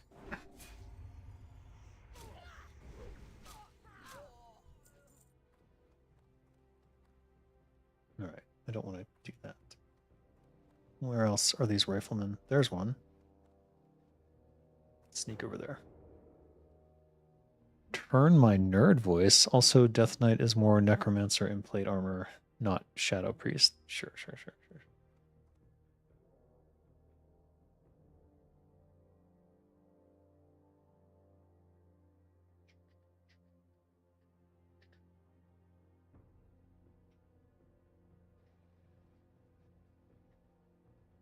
I'm gonna actually, no, let's sap you. And then you can't see me. We'll wait, and then we'll, oh, what the frick? He respawned already. That's crazy. That shit's crazy. If Ratchet is Thailand, that means Orgrimmar is China.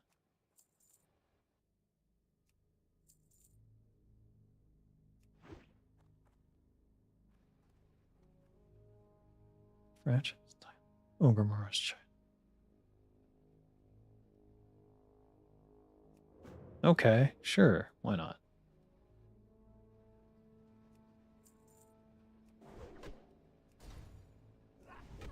Oh no, I lost another poison. It's not paying attention.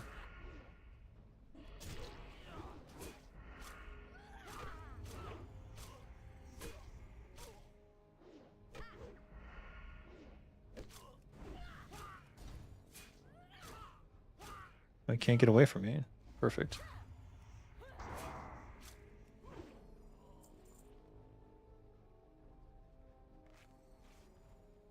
Where's that patrol, though?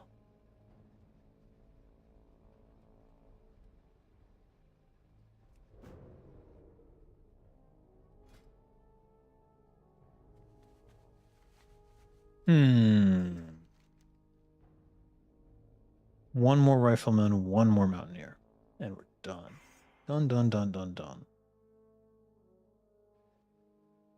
Could just kill this mountaineer.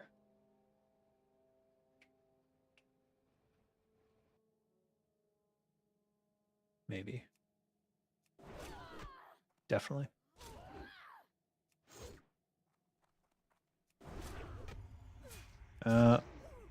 This is not going to go my way, is it?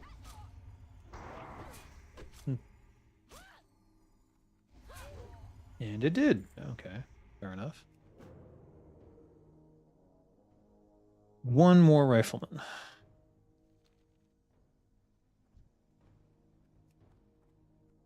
What if I do that?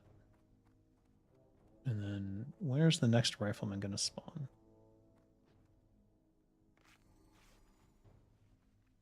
I think it was this one, actually. Maybe that was a mistake. Did you do the Thistle Tea quest yet? I did. Boy, was that a pain in the butt. I had to wait till I gained like 2 more levels to go back and actually be able to do it, so... You know. Always a good time. I feel like there's a quest for these lunch boxes, and I'm going to be sad when I get it and have to come back here. Alright, there's got to be another rifle somewhere that isn't all the way up in here. Are they all mountaineers outside? No. There's got to be a rifleman outside.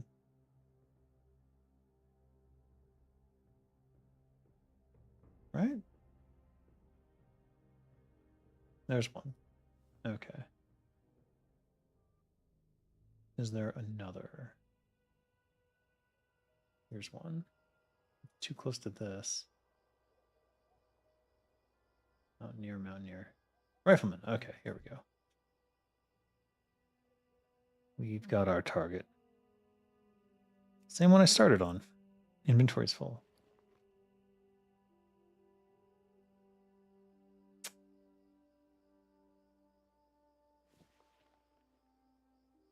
Rip.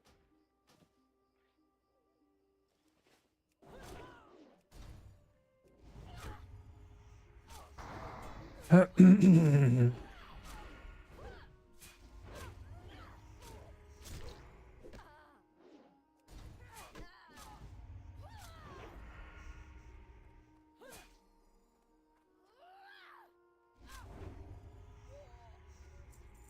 right, we're done.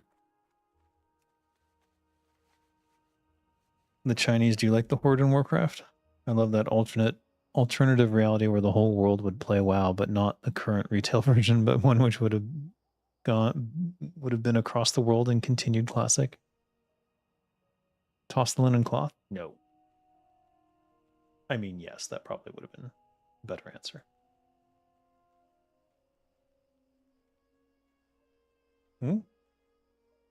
What's this? Roush.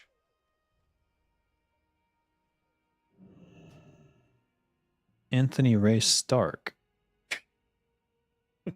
What? Is this an Iron Man tribute? That is an Iron Man tribute. Okay.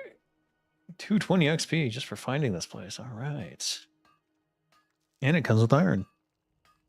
Sell items? I will. I have to get back to town. Oh, shit. Rip linen cloth.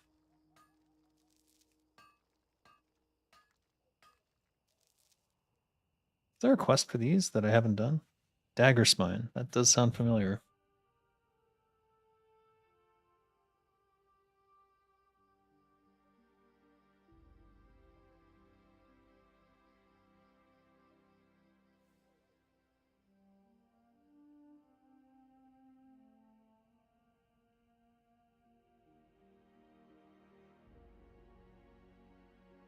Hmm.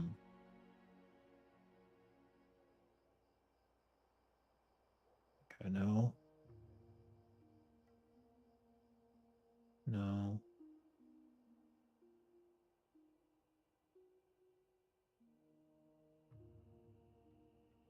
Hmm.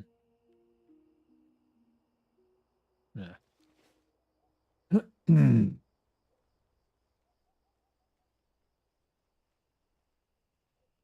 Who is Anthony Stark and who's the guy in front? I don't know who Roush is, but Anthony Ray Stark would be Tony Stark, the Iron Man. And I believe he was it 2005 when the movie came out where he dies, right? I think that's Endgame. When did Avengers Endgame come out? I guess is the question.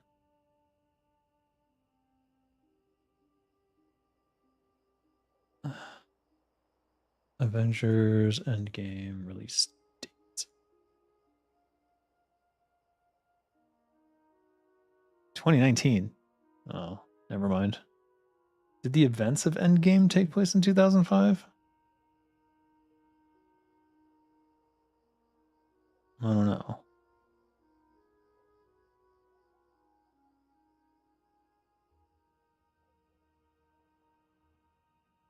Oh, Felicia Day's Kickstarter for her Guild movie is up. You guys should take a look at that. Let me link it in a second here.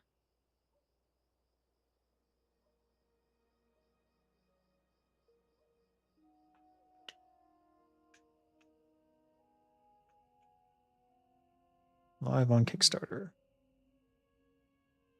If you want, you can support. She's already got 1 million, and she needs 1.5, so she's close already. What was my favorite Warcraft 3 character? Good question. Have I answered this before? I feel like I might have, but probably changes every time I answer it.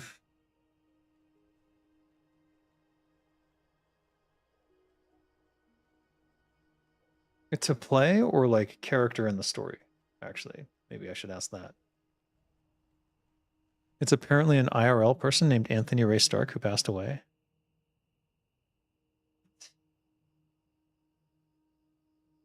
Did he work at Blizzard?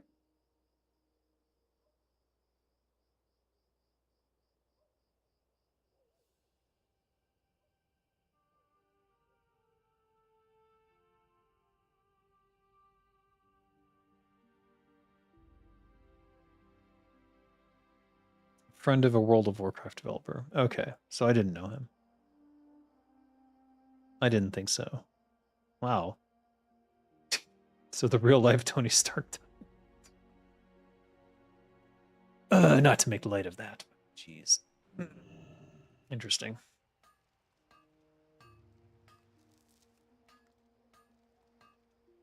I bet it was cancer. It's always fucking cancer. Fuck cancer.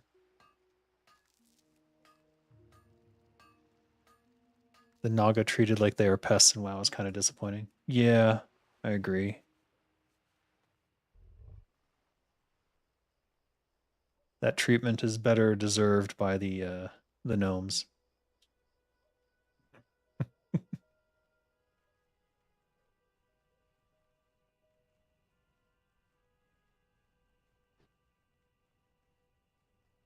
And I treat the dwarves as pests, but that's just because of this quest, I guess. Many creatures are treated as pests in WoW. Gnolls could easily have their own buildings, friendly murlocs, etc. They're all just trash to clear. Yeah.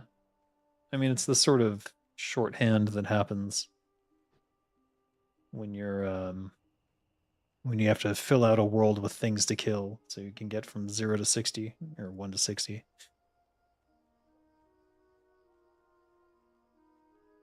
Do you think Thanos freaking what?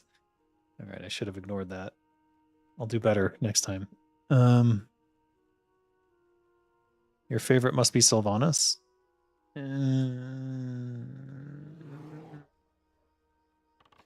No. I do a night elf. Okay, I gotta stop reading your freaking sentences, dude. You helped burn Teldrassil during BFA. You got a Forsaken bat mount for it. Nice. Nice. Now you're a troll bat rider, right?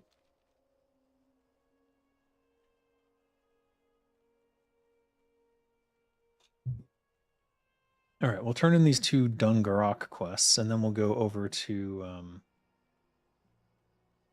assuming they don't escalate the quests, then we'll get the 2 Dalaran quests, and we'll head over there.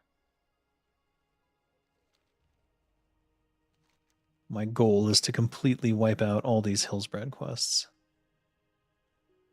This one was confusing. Kill. Oh, they're on the way. They're on the way to Hammerfall.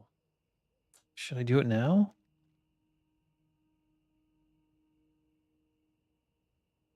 It's almost the same distance. Yeah. Let's go kill these. I'm pretty sure these are the ogres that are in that cave along the way to Hammerfall. So we may as well. May as well go get them.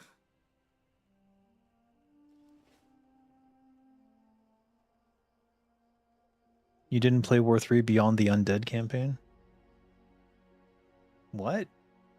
You had to play the human campaign to get to the undead campaign. You must have played that.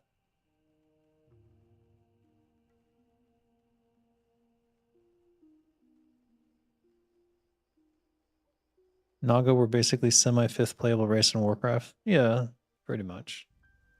They were supposed to be the new race in Warcraft 3, but the Frozen Throne.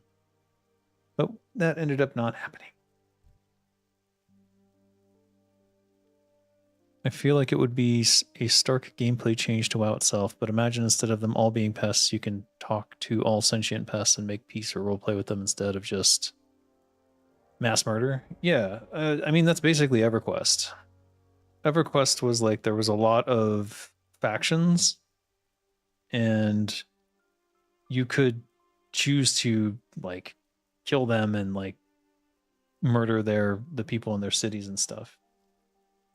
It was just kind of up to you how you wanted to deal with them. And then alternatively, you could do things for them and do turn-in quests, basically collect stuff from their enemy or whatever it is and turn it into them, and then get a faction with them, and then become like friendly with all the factions. Just depended upon how you wanted to play the game. Yep, these are the Boulder Fist I need. Boulder Gore.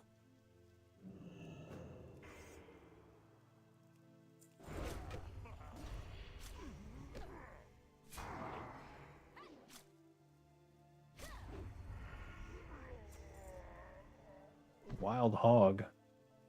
What? Oh, it's full of iron. All right. We're going in. What does this look like? A jerkin?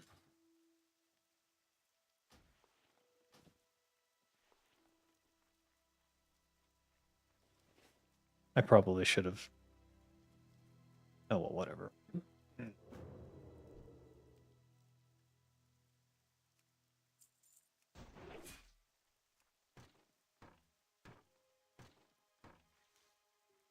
Khadgar's whisker? Wait, this is outside? Where? Oh, okay. You did the human and undead campaigns and Rexar's campaign in TFT. Interesting jump. That's quite a jumping distance there, I would say. All right, what are we gonna do here? It's sadly no, we can't do that. It's you. You and Brightwood, get the fuck out of here. Give me Darkwood any day. Wait.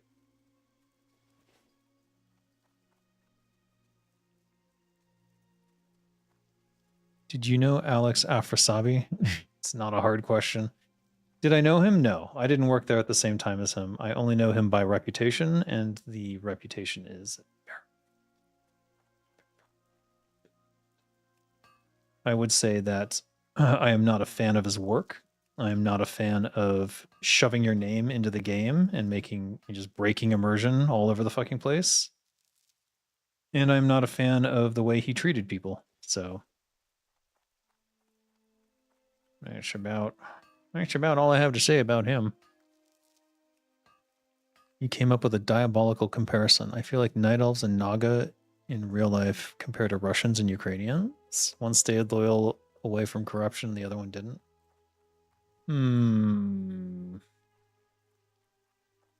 Not sure about that. I think there's some corruption on both sides there.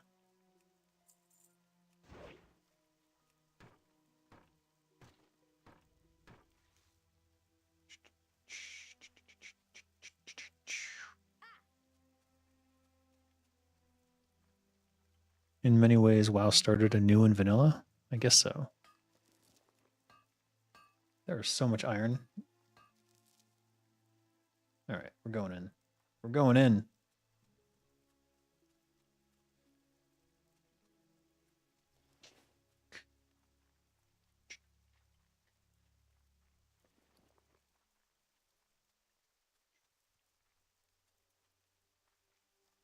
One bright leaf. Oh, someone's already been in here. But they are apparently not a miner. How convenient for me.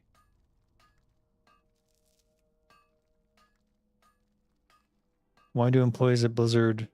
Ooh. Oh, shit. 1 second. Rip blacksmith hammer again. Why do employees of Blizzard self-insert themselves into not only the game as NPCs and such, but also as story-related characters? I don't fucking know, and I hate it. And it would be, I would basically have rules against that if I were the creative director. Like in general, I would just say that this is not something you do. It's not professional. It's immersion breaking in many cases, especially with a name like Afrosabi, which is just fucking off the wall. Not a Warcraft name. I'm sorry. Yeah, it's just so annoying. So fucking annoying. And then on top of it, to be a piece of shit. Like, wow. Wow.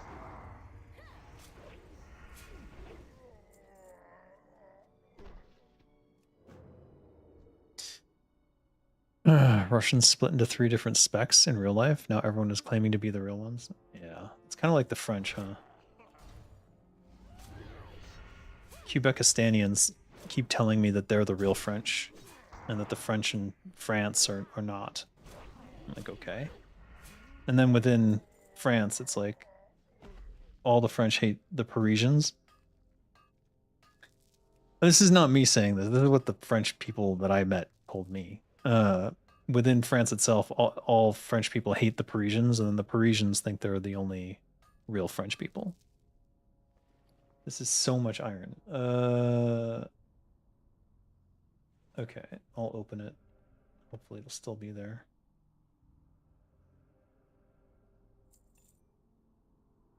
Oh man. Alright, just destroy it. Give me that last piece of iron. Nice.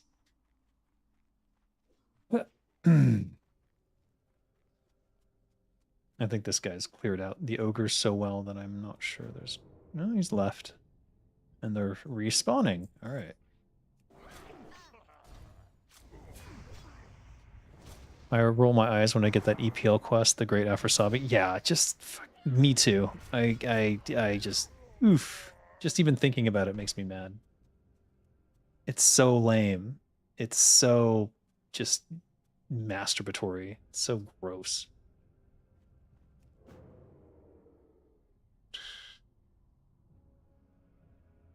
Another writer, Richard Knack, retconned War of the Ancients from the Warcraft 3 version and added his self-insert and his favorite characters to it via time travel. Isn't that top-tier writing? No, that's pretty pathetic. I didn't realize that. Are you sure that's true? That sounds weird for Richard Knack to do that. Given I would consider him a consummate professional in every other respect. As far as I'm aware. Not that I hang out in writers' circles or anything.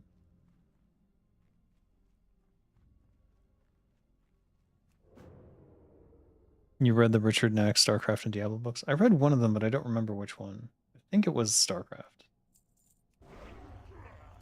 I thought it was okay. I thought it was good, actually.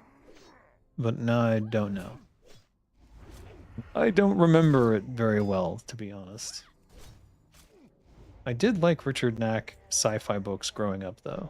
So I'm a little worried to hear that he would do a self-insert with time travel, no less. That's like 2 of my pet peeves in a row. You haven't thought about those books in years? Yeah, me neither. I wonder if I ever asked this, but what's your take, or do you know why the Blood Elf models in WoW look so different from the Night Elves? Aren't they supposed to be all the same in lore?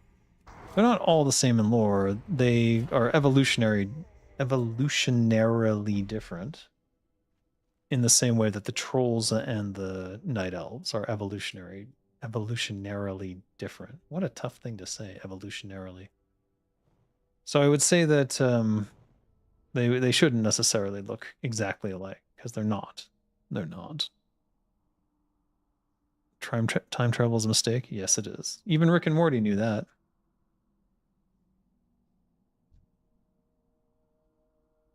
Wisely.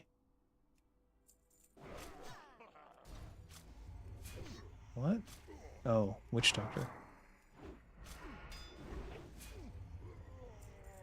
When I get to Hammerfall, if they send me back here to kill these, I'm gonna be sad. Like there was no blood elven model during the War of the Ancient, were there? What? What do you mean? Hold on.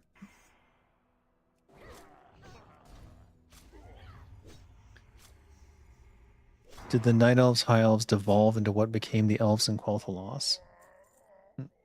What?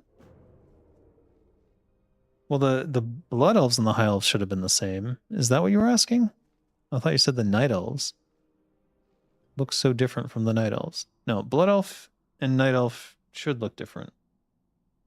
But High Elf and Blood Elf should be effectively the same. Yeah. Blood Elves are just High Elves on Fell drugs. Yes, that would be accurate, I suppose. Would it change their appearance? Maybe a little bit, but certainly not the same way that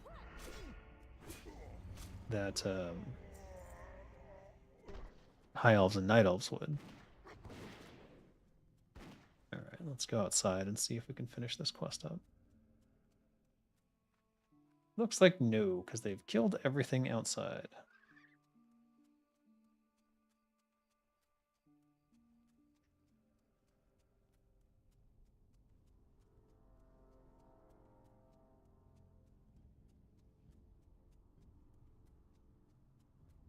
There's one. Nope, that's a Witherbark. What are you doing, Witch Doctor?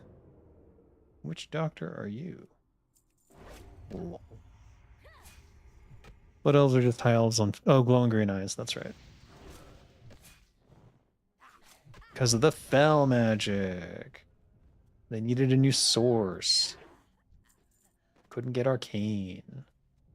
Had to settle. Settle for demons.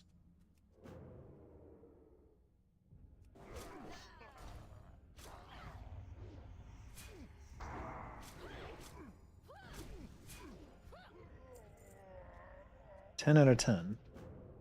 What are the... I'm missing... Oh, Boulder Fist Ogre is different. And they are outside? They are outside. Great. Let's go outside.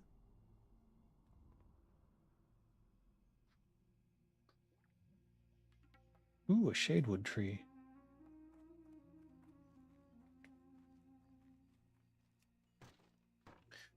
The burned out druggies, like the wretched, should look different in my opinion. They do in Turtle WoW, which is fun. Alright. I don't know why I did that. I just burned 15 silver for no real good reason. Could have just left the tree up, but I feel bad doing that.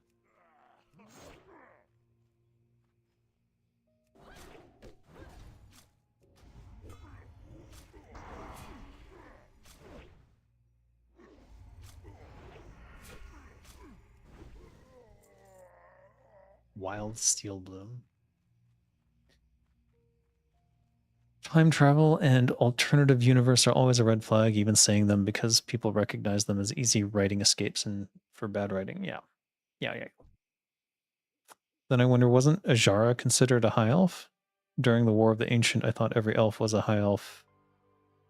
Then devolved into night elves and those Quel'Thalas elves. I wouldn't say devolved. I definitely wouldn't put it that way.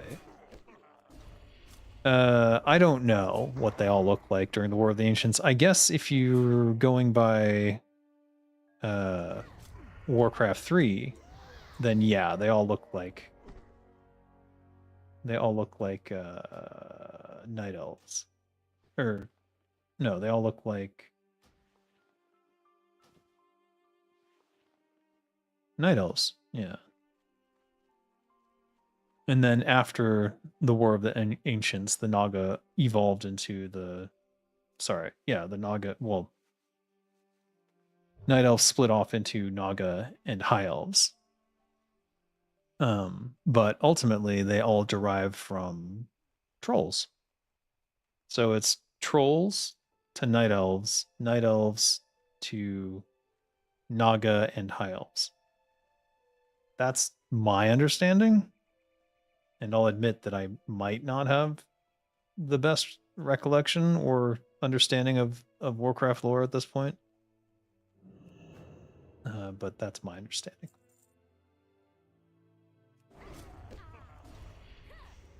Oh shit, my poisons are dropping. Ujara was 100% Night Elf. Yeah, that would make sense. If she's from the War of the Ancients, then that would make sense.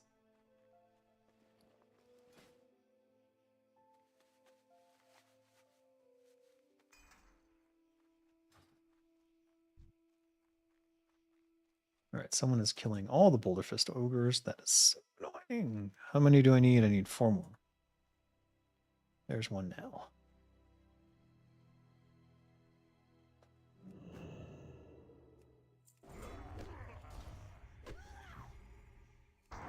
Dark Trolls, Night Elves, High Elves, Naga. There you go. I never heard Dark Troll before, but sure, we'll go with that. I don't. Is that new Blizzard stuff? I bet it is. Sounds vaguely familiar.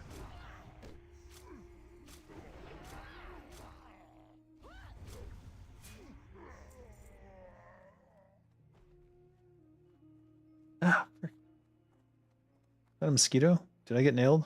I hope not.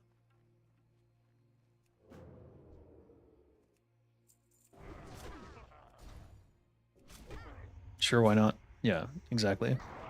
Biologically speaking, where did the tusks go? Well, they didn't need them anymore, so they just fell off.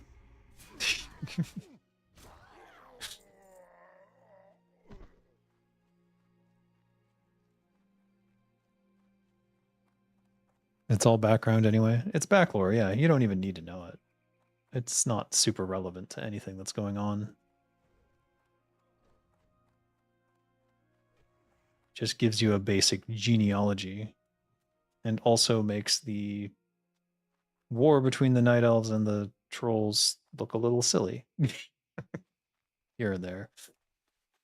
But either way, it works as in terms of like, there's no reason to hate it, at least that I can think of.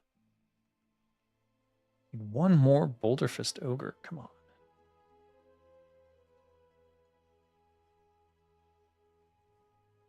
I don't know if those must be freshly killed because the corpse is still there.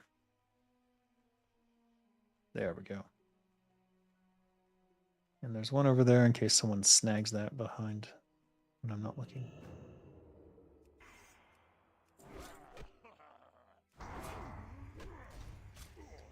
The war between the Cinderai and the Amani is kind of funny. Yeah, there's a certain humor to it. I don't even know what the war is about. What are they fighting over? Is it territory? I don't know.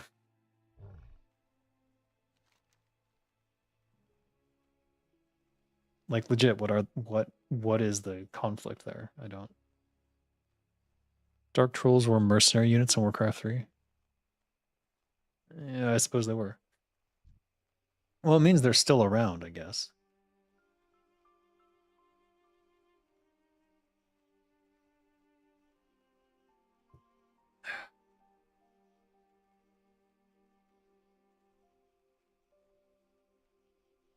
They fight over control of the troll women. Sure. Sure, why not? That sounds good to me. Northfold.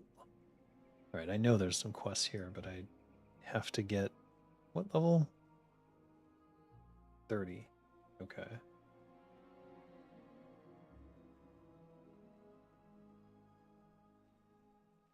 Did I do that quest? No.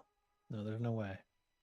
Alright, let's just go turn this back in way up over yonder.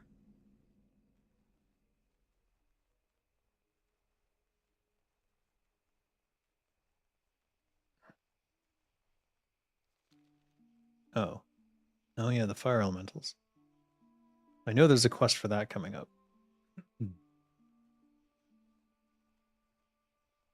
Territory, they fight over Qualta Loss and what became the Ghostlands between Zulamon. I see.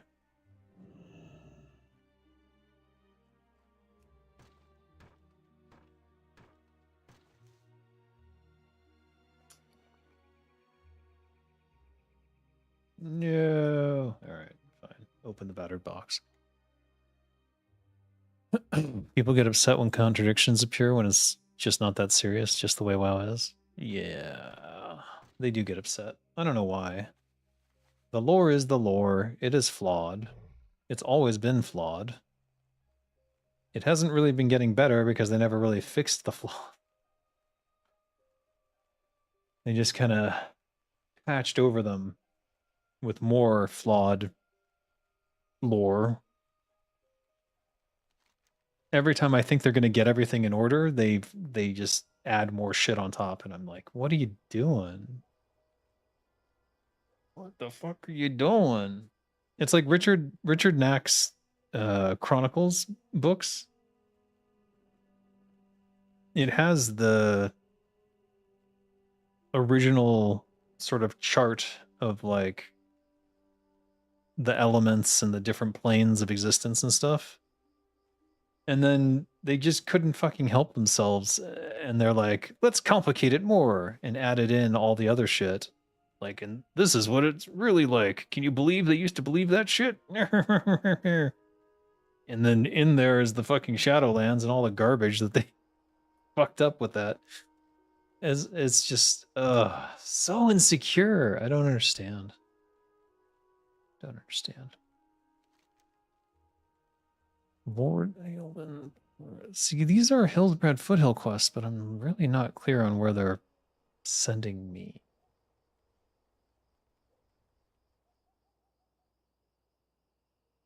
Uplands in the Alterock Mountains. Alterock Mountains. North of Tarn Mill. Am I being attacked? No.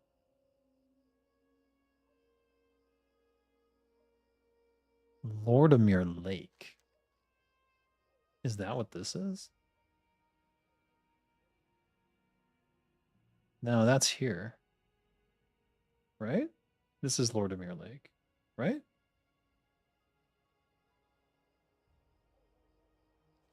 I think it is. All right, we'll get the two what you call it, Dalaran quests, and then we can head over in that direction and see what's going on with that.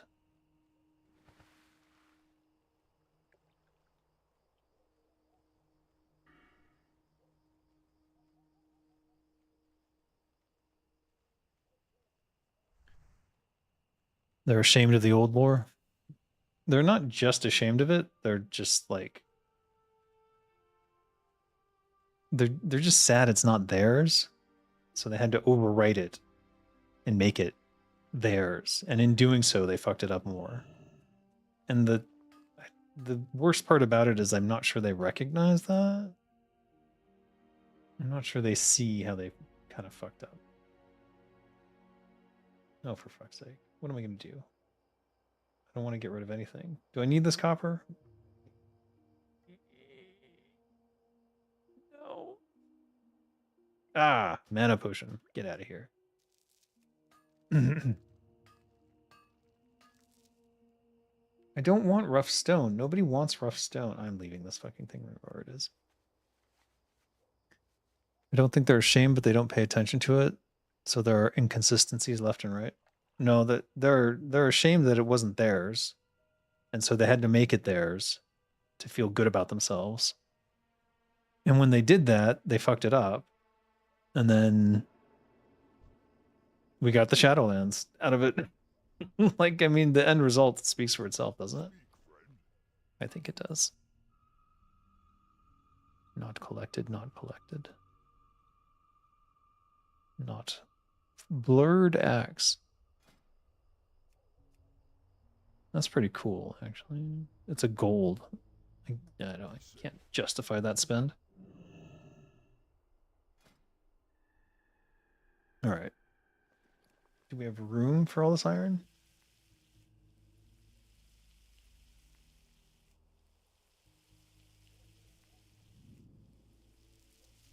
There we go. This will get us some space back. Sell items. I know. I gotta go do the blacksmithing stuff, I think. Otherwise, all this iron is just gonna sit there. Bathroom break. I'll be right back.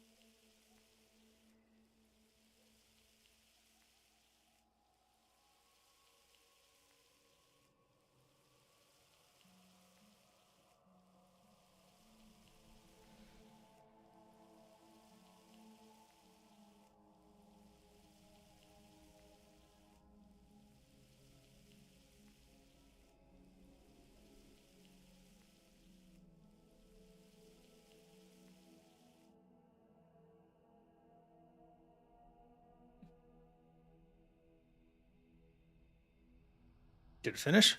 Oh, it did. Do I smelt these? I guess we do, and then we send them to my jewel crafter.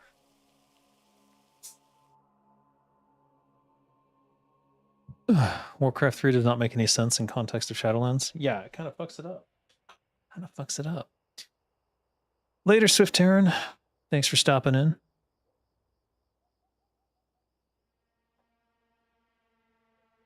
Shadowlands is probably the worst thing that ever happened to the Warcraft universe. Quite reasonably. Quite easy to reason that out, I would think.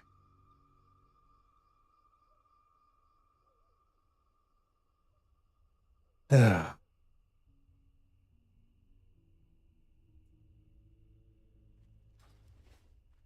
This is on top of it completely messed up Dreadlord's lore, like, you know, one of the most iconic demon races in Warcraft. Did it? Oh yeah, no, it totally fucks. It fucks up all the demons, really. And it kind of makes the whole spirit angel thing weird. Where is this Baron Vardis? Oh, what? Take the Tharlia's sealed commendation to Baramothras in Undercity. Oh. Well, that would have been cool. Well, maybe not. Runic Darkblade? Okay, that one's actually badass. Fucking two-hander. Couldn't have a one-handed version of that. And I'm gonna get shitty trousers. Non-unique too. Oh, bummer. Another reason to go talk to Varamothras, I guess. Here's your sword.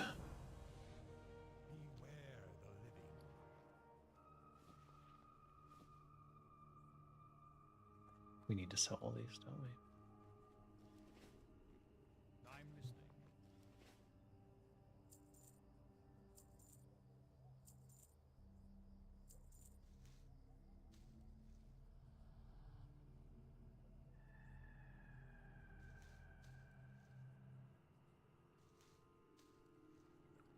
I have not been considering using these when I probably should.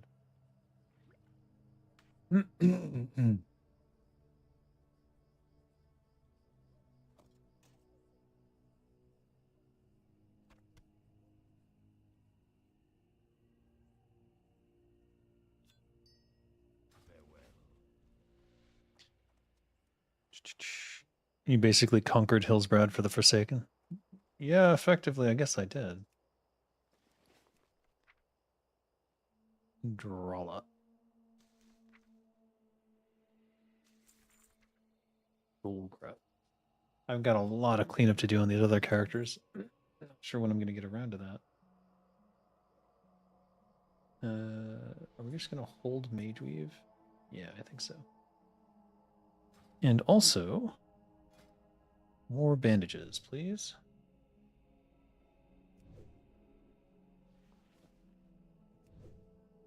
Got to start making that money for the mount. Indeed.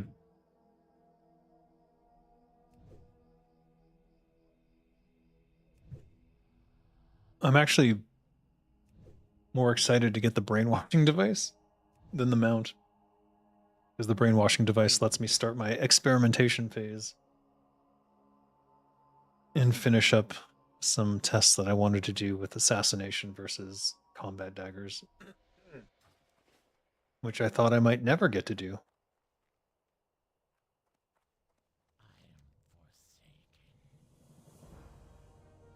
What do you say? Hold still? No. Thunder Bluff.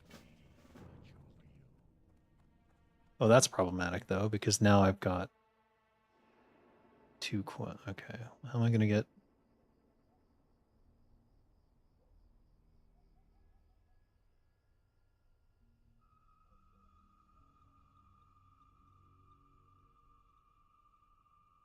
What can I dump? Ultrarock Mountains, Wayne Manor. Wayne Manors. Oh, that's a Batman reference, isn't it? Hmm.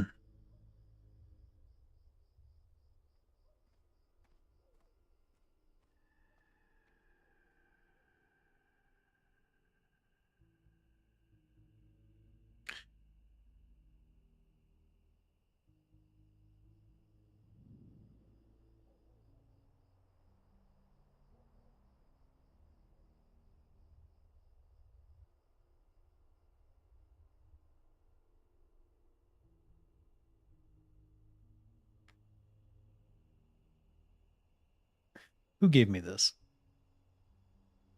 Veramothras. I will have to go back to Veramothras soon, so I can pick this up when I go. All right.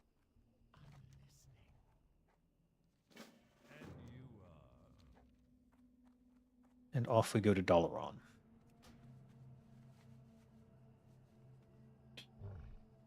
Whew. Did I miss anything?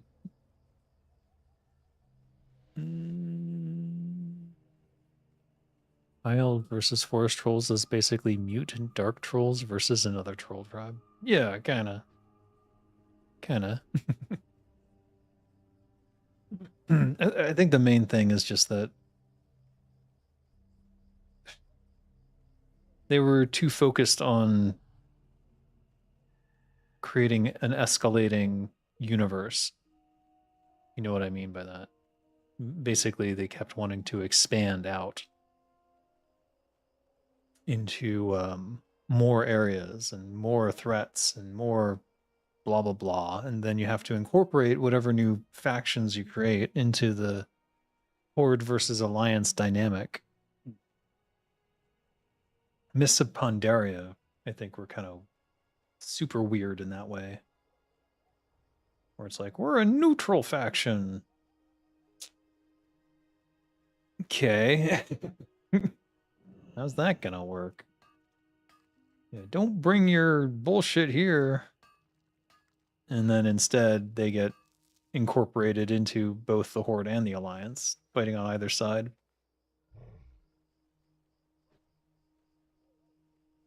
What a story. It's like the story of Warcraft. Let's take these peaceful people and turn them into two warring factions. What sort of message are we sending to the kids these days?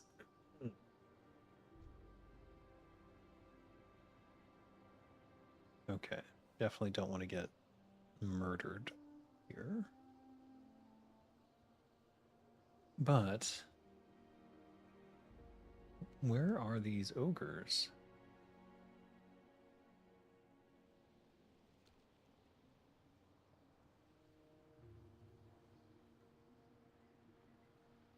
Mountain Yeti.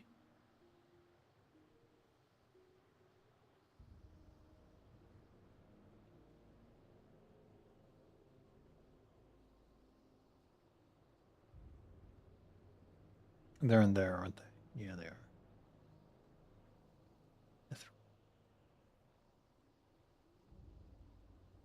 I just remember the giant Yeti here from the Christmas event, who was smoking people left and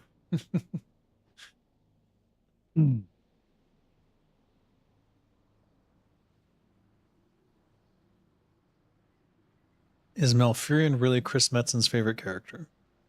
I don't know. You'd have to ask him. I would assume it would be Thrall, given he is the war chief. And he enjoyed playing Thrall. But I don't know. I'm sure his favorite character has changed over the years a number of times. Is Malfurion even in World of Warcraft? Like, the only time I've seen him in playing this version, I guess, is when you go into what you call it? That dungeon. Fuck, what dungeon is it? I mean, Malfurion got the girl and Illidan didn't, so... Well, he wrote it that way, so yeah, I suppose you could argue that. Oh, he is elite. I am not going to be able to do this. He's elite and higher level than me. If he's elite and like a few levels lower, maybe, but no. That ain't happening, is it? Alright. Malfurion had so many memes in Legion. Tyrande, help me, Tyrande. A demigod. Lol. They fumbled the whole neutral faction thing in retail MOP. Instead of going third and unallied faction due to convenience, they just let you join other Horde or Alliances pandas. Yeah, that's a total cop out. I mean, I must admit they are keeping to the Horde versus Alliance dynamic that the whole game was founded on, but it really doesn't make sense for the. Like, I wouldn't have chosen Pandaria to begin with if that's the. If you have a whole culture built around neutrality and then you force them down one side or the other, regardless, is just silly. It doesn't make any sense. Malfurion is in there. However, every time they bring him, they come with an excuse to put him out of the story. I don't know why they seem not understand what to do with him. Well, he's super powerful, so if he does show up, it's kind of a problem for the bad guys. Wait, is this... Are these... Oh, wait. Are these part of the quest? These are not.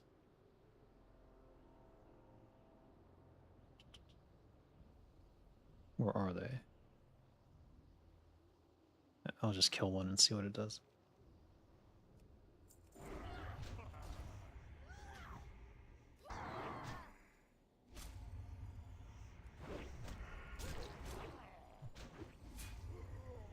Yep, they are part of the quest. Alright. Guess that answers that question.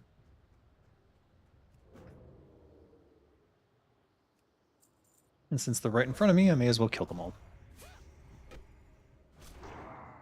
As is the way of the Horde. Though really, if any group should be with the Horde, it's the frickin' ogres. Malfurion just crying because causes huge storms? Yeah, well, he is sort of a demigod. Didn't he take the place of the demigod Cenarius? Or am I not understanding what happened there?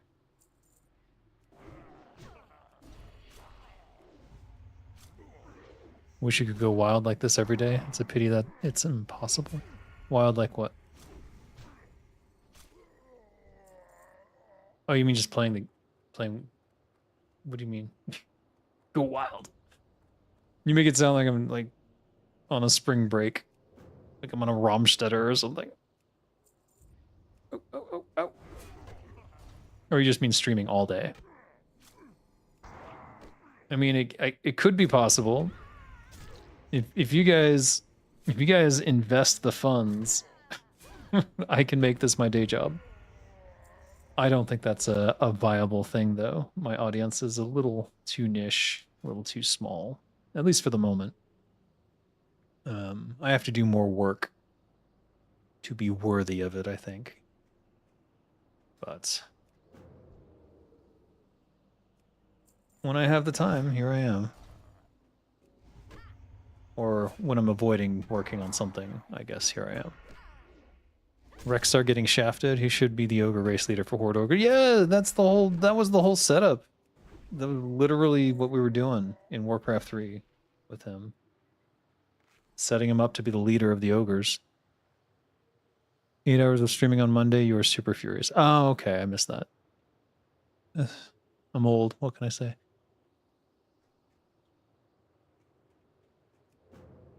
He's the first Sean Doe, so he's... Oh, Sean Doe, I see. He's too powerful, otherwise he'll just solve the problem entirely. Yeah. Well, when he does show up, it's like he appears briefly and warns you, and then he's like, oh, no, I gotta go back to the dream now. And then he goes back to sleep. And then they never explain that. Why does he need to be there? What's he doing in the Emerald Dream? Like, Turtle WoW has a better explanation for it, I guess. But even that, like, the enemies there don't really cater to that story either. Most ogres won't accept him. Yeah, but he still works because the ogres who do accept him, the ones that he saves, would join the Horde. And so you could still have Crush Ridge ogres not be part of the Horde and have a faction of ogres that are in the Horde who joined the Mognathal. And it would be all kosher, and it would be pretty cool. Because ogres should be part of the Horde, and everyone knows it. Everyone knows this. He ruled the ogres in Dustwallow. For some reason, they made him wander desolate. Yeah, it's a total waste. We all know. We all know it's a total waste. Hey, blinding powder. All right, first time seeing that. Do I have blind? I don't even think I have blind yet. Do I? No. He killed Korgal, so he became war chief through the trial of strength. So I think to become war chief, he just needs to defeat a few more bosses so that everyone will recognize his power.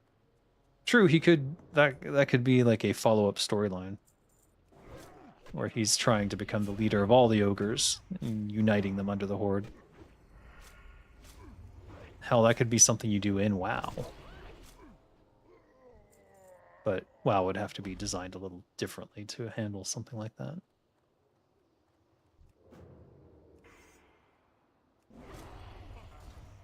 $425 week.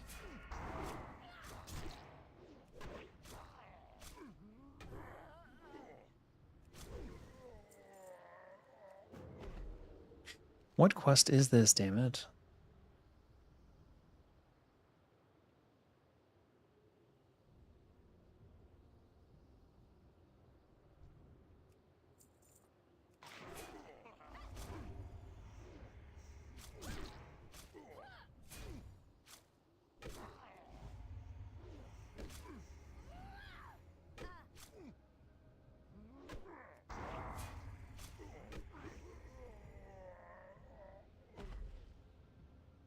Oh, what? No. Huh? It said 8 out of 15, but no, these are Crush Ridge. Where are these? Mauler. Okay, those are the elites. That I can't do. But this quest, where is it? Okay. 15 of each.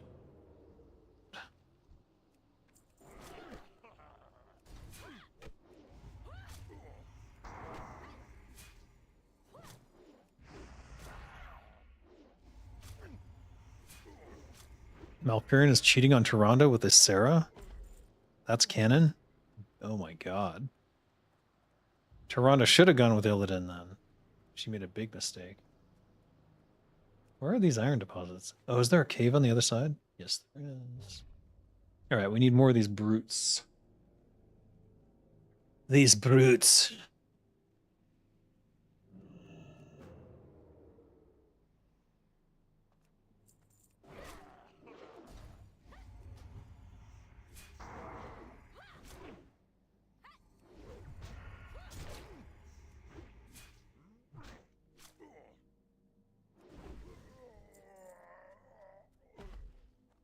There's a mauler. I ain't messing with those. I do need to get my throwing skill up though.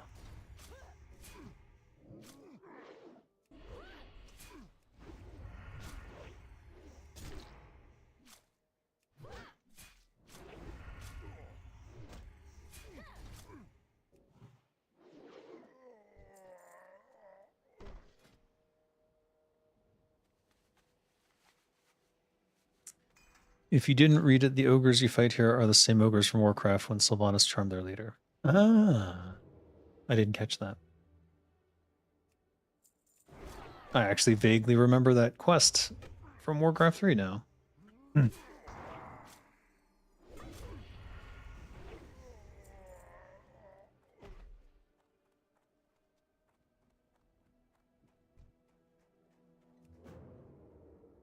you think they'll aggro? Yep.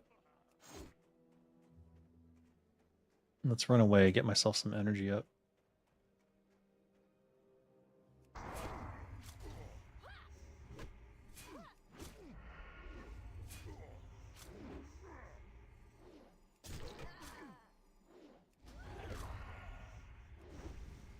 Dodge?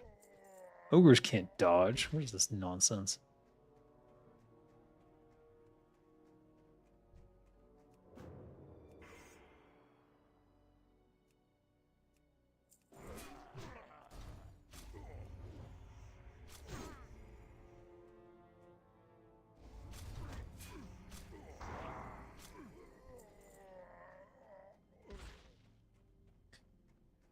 Their leader broke free of the charm by wearing a magic crown here. Oh. I vaguely remember some quest for that. Do I have that quest? Maybe I do. The Crown of Will. Here it is.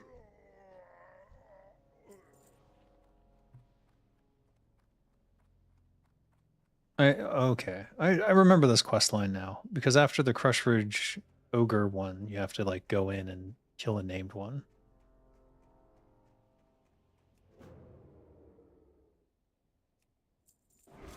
No, I could have used that. Oh well. Hmm.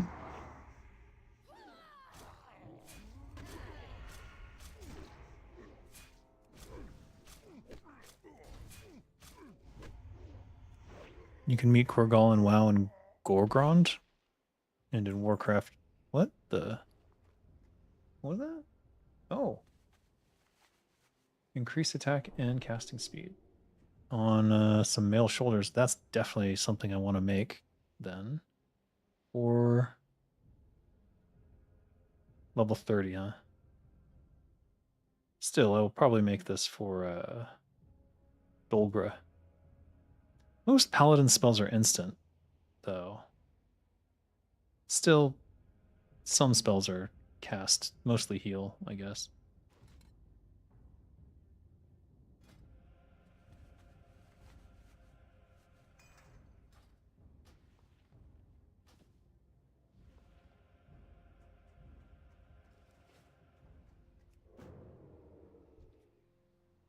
Bah. If only I could meet Korgal now. No, just kidding. He would kick my ass. He's probably level 40, right? Or at least like 36, 38. He's probably elite, I'm imagining. I could do that stuff with Zenrai, and that was with Zenrai at like level 50 or 60, right? That was a mistake on my part.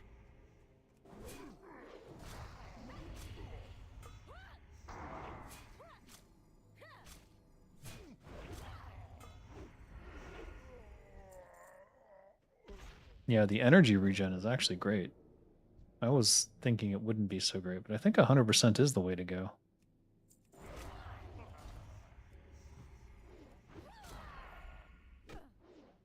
He's elite level 40. His clan was translated into Russian as Rockjaw, although the correct translation would be Stonehammer. Interesting. Ghostwalker Cloak of the Monkey. Where? Where? Nah. 4 agility, 5 stamina. Oh, it's better. All right. We're upgrading to an uglier cloak.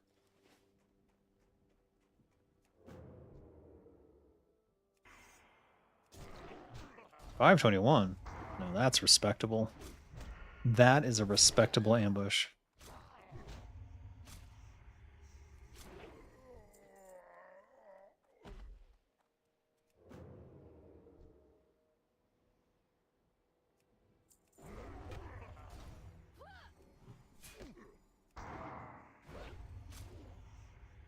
Outside of Necromancer, what other ideal spellcaster class would work in WoW? I feel there isn't spellcasters. You feel there is not spellcasters? There's plenty of spellcasters. What do you mean? Priest, mage, warlock. What else? Is that it? Priest, mage, warlock. Maybe you do have a point.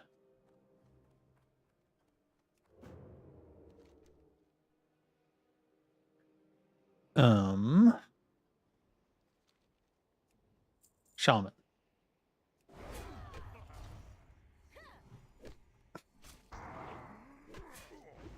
What was the first idea or plan for Disciple Priest? No idea. I wasn't involved. It would be pure speculation. You know who would know is probably Sammy. If I could just get him to accept an interview or like answer some questions, I would be so happy. But again, he's like, he went radio silent almost a year ago.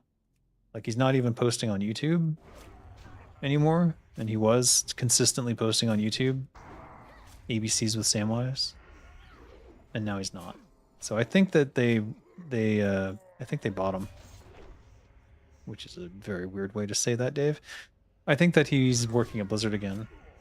I don't know for sure, but something's up. I don't know what. Maybe he's involved in Classic Plus. I don't know. Maybe they decided to restart that survival game. Did the survival game die during Kodak's reign? Was it Kodak who killed the survival game? That would be an important thing to understand, to sort of know what might be going on. I don't remember. Shaman is a hybrid class? Okay, fair. I would say Shaman and Druid and probably do count as caster classes, and I guess you could... No, Paladin doesn't work. Paladin doesn't work as a caster class. It's too melee reliant. You could argue Shaman is too, but not really, because you can literally just sit there and spam spells with most of it. Same with Druid. You could literally just be a boomkin, I guess. And that's a caster class for sure. I'm trying to think from like Dungeons and Dragons and like other TTRPGs what sort of a caster might be interesting. And how they would be approached in Warcraft. But then I was thinking what's missing from Warcraft 3 that isn't in WoW that is a caster? And for me,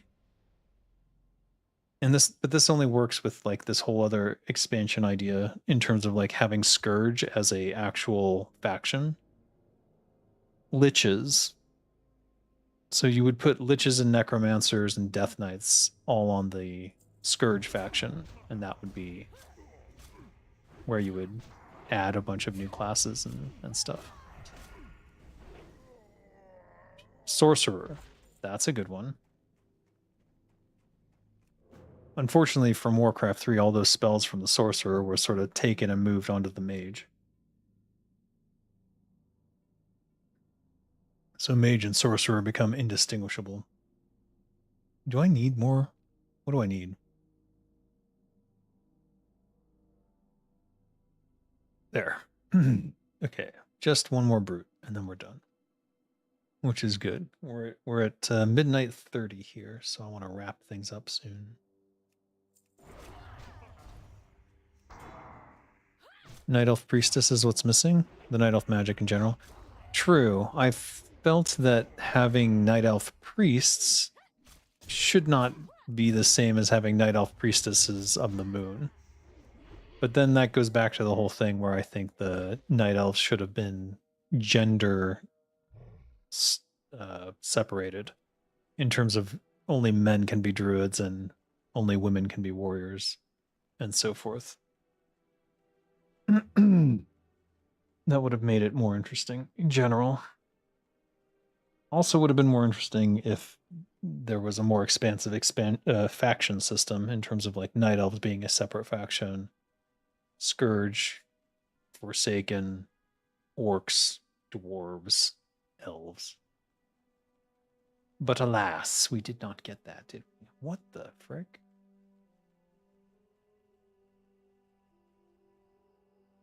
Wait, is that copper? No, it's tin. I don't want tin. I think we need to separate the guy who uses firearms into separate class from the hunter and call him the marksman. Yeah, I think that would be a good way to go too.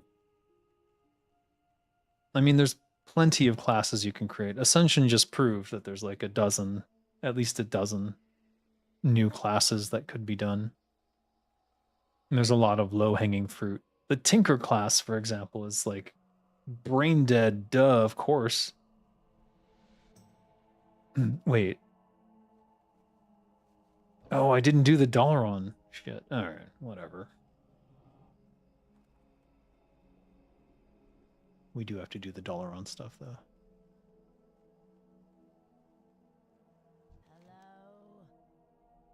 Do we want the dark knife? Okay, what's worth more? So the dark knife is worth the most. And it's a dagger. And it looks pretty cool. Even though I won't probably wear it. But whatever. Embrace the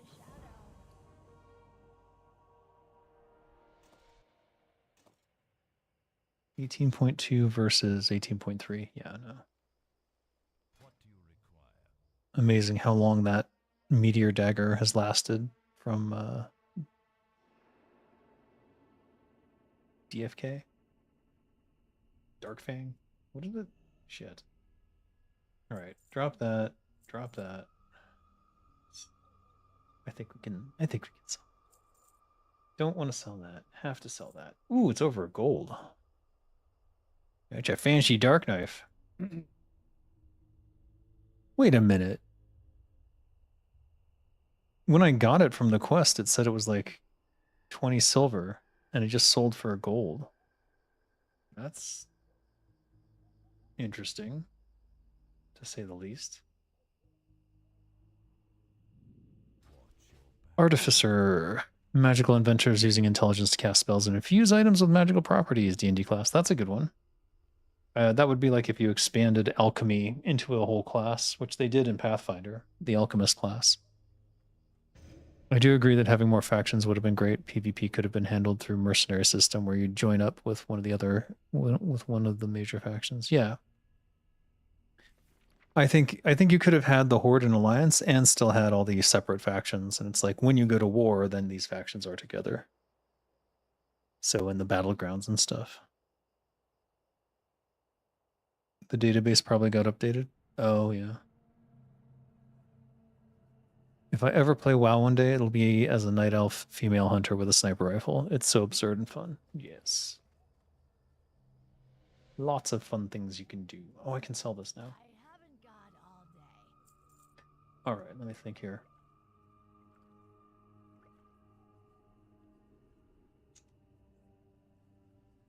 Let's make those bandages.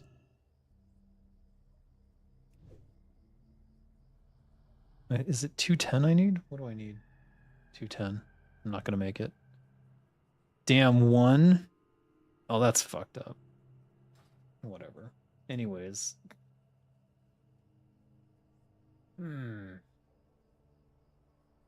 We'll send the copper to Dolgra, I think.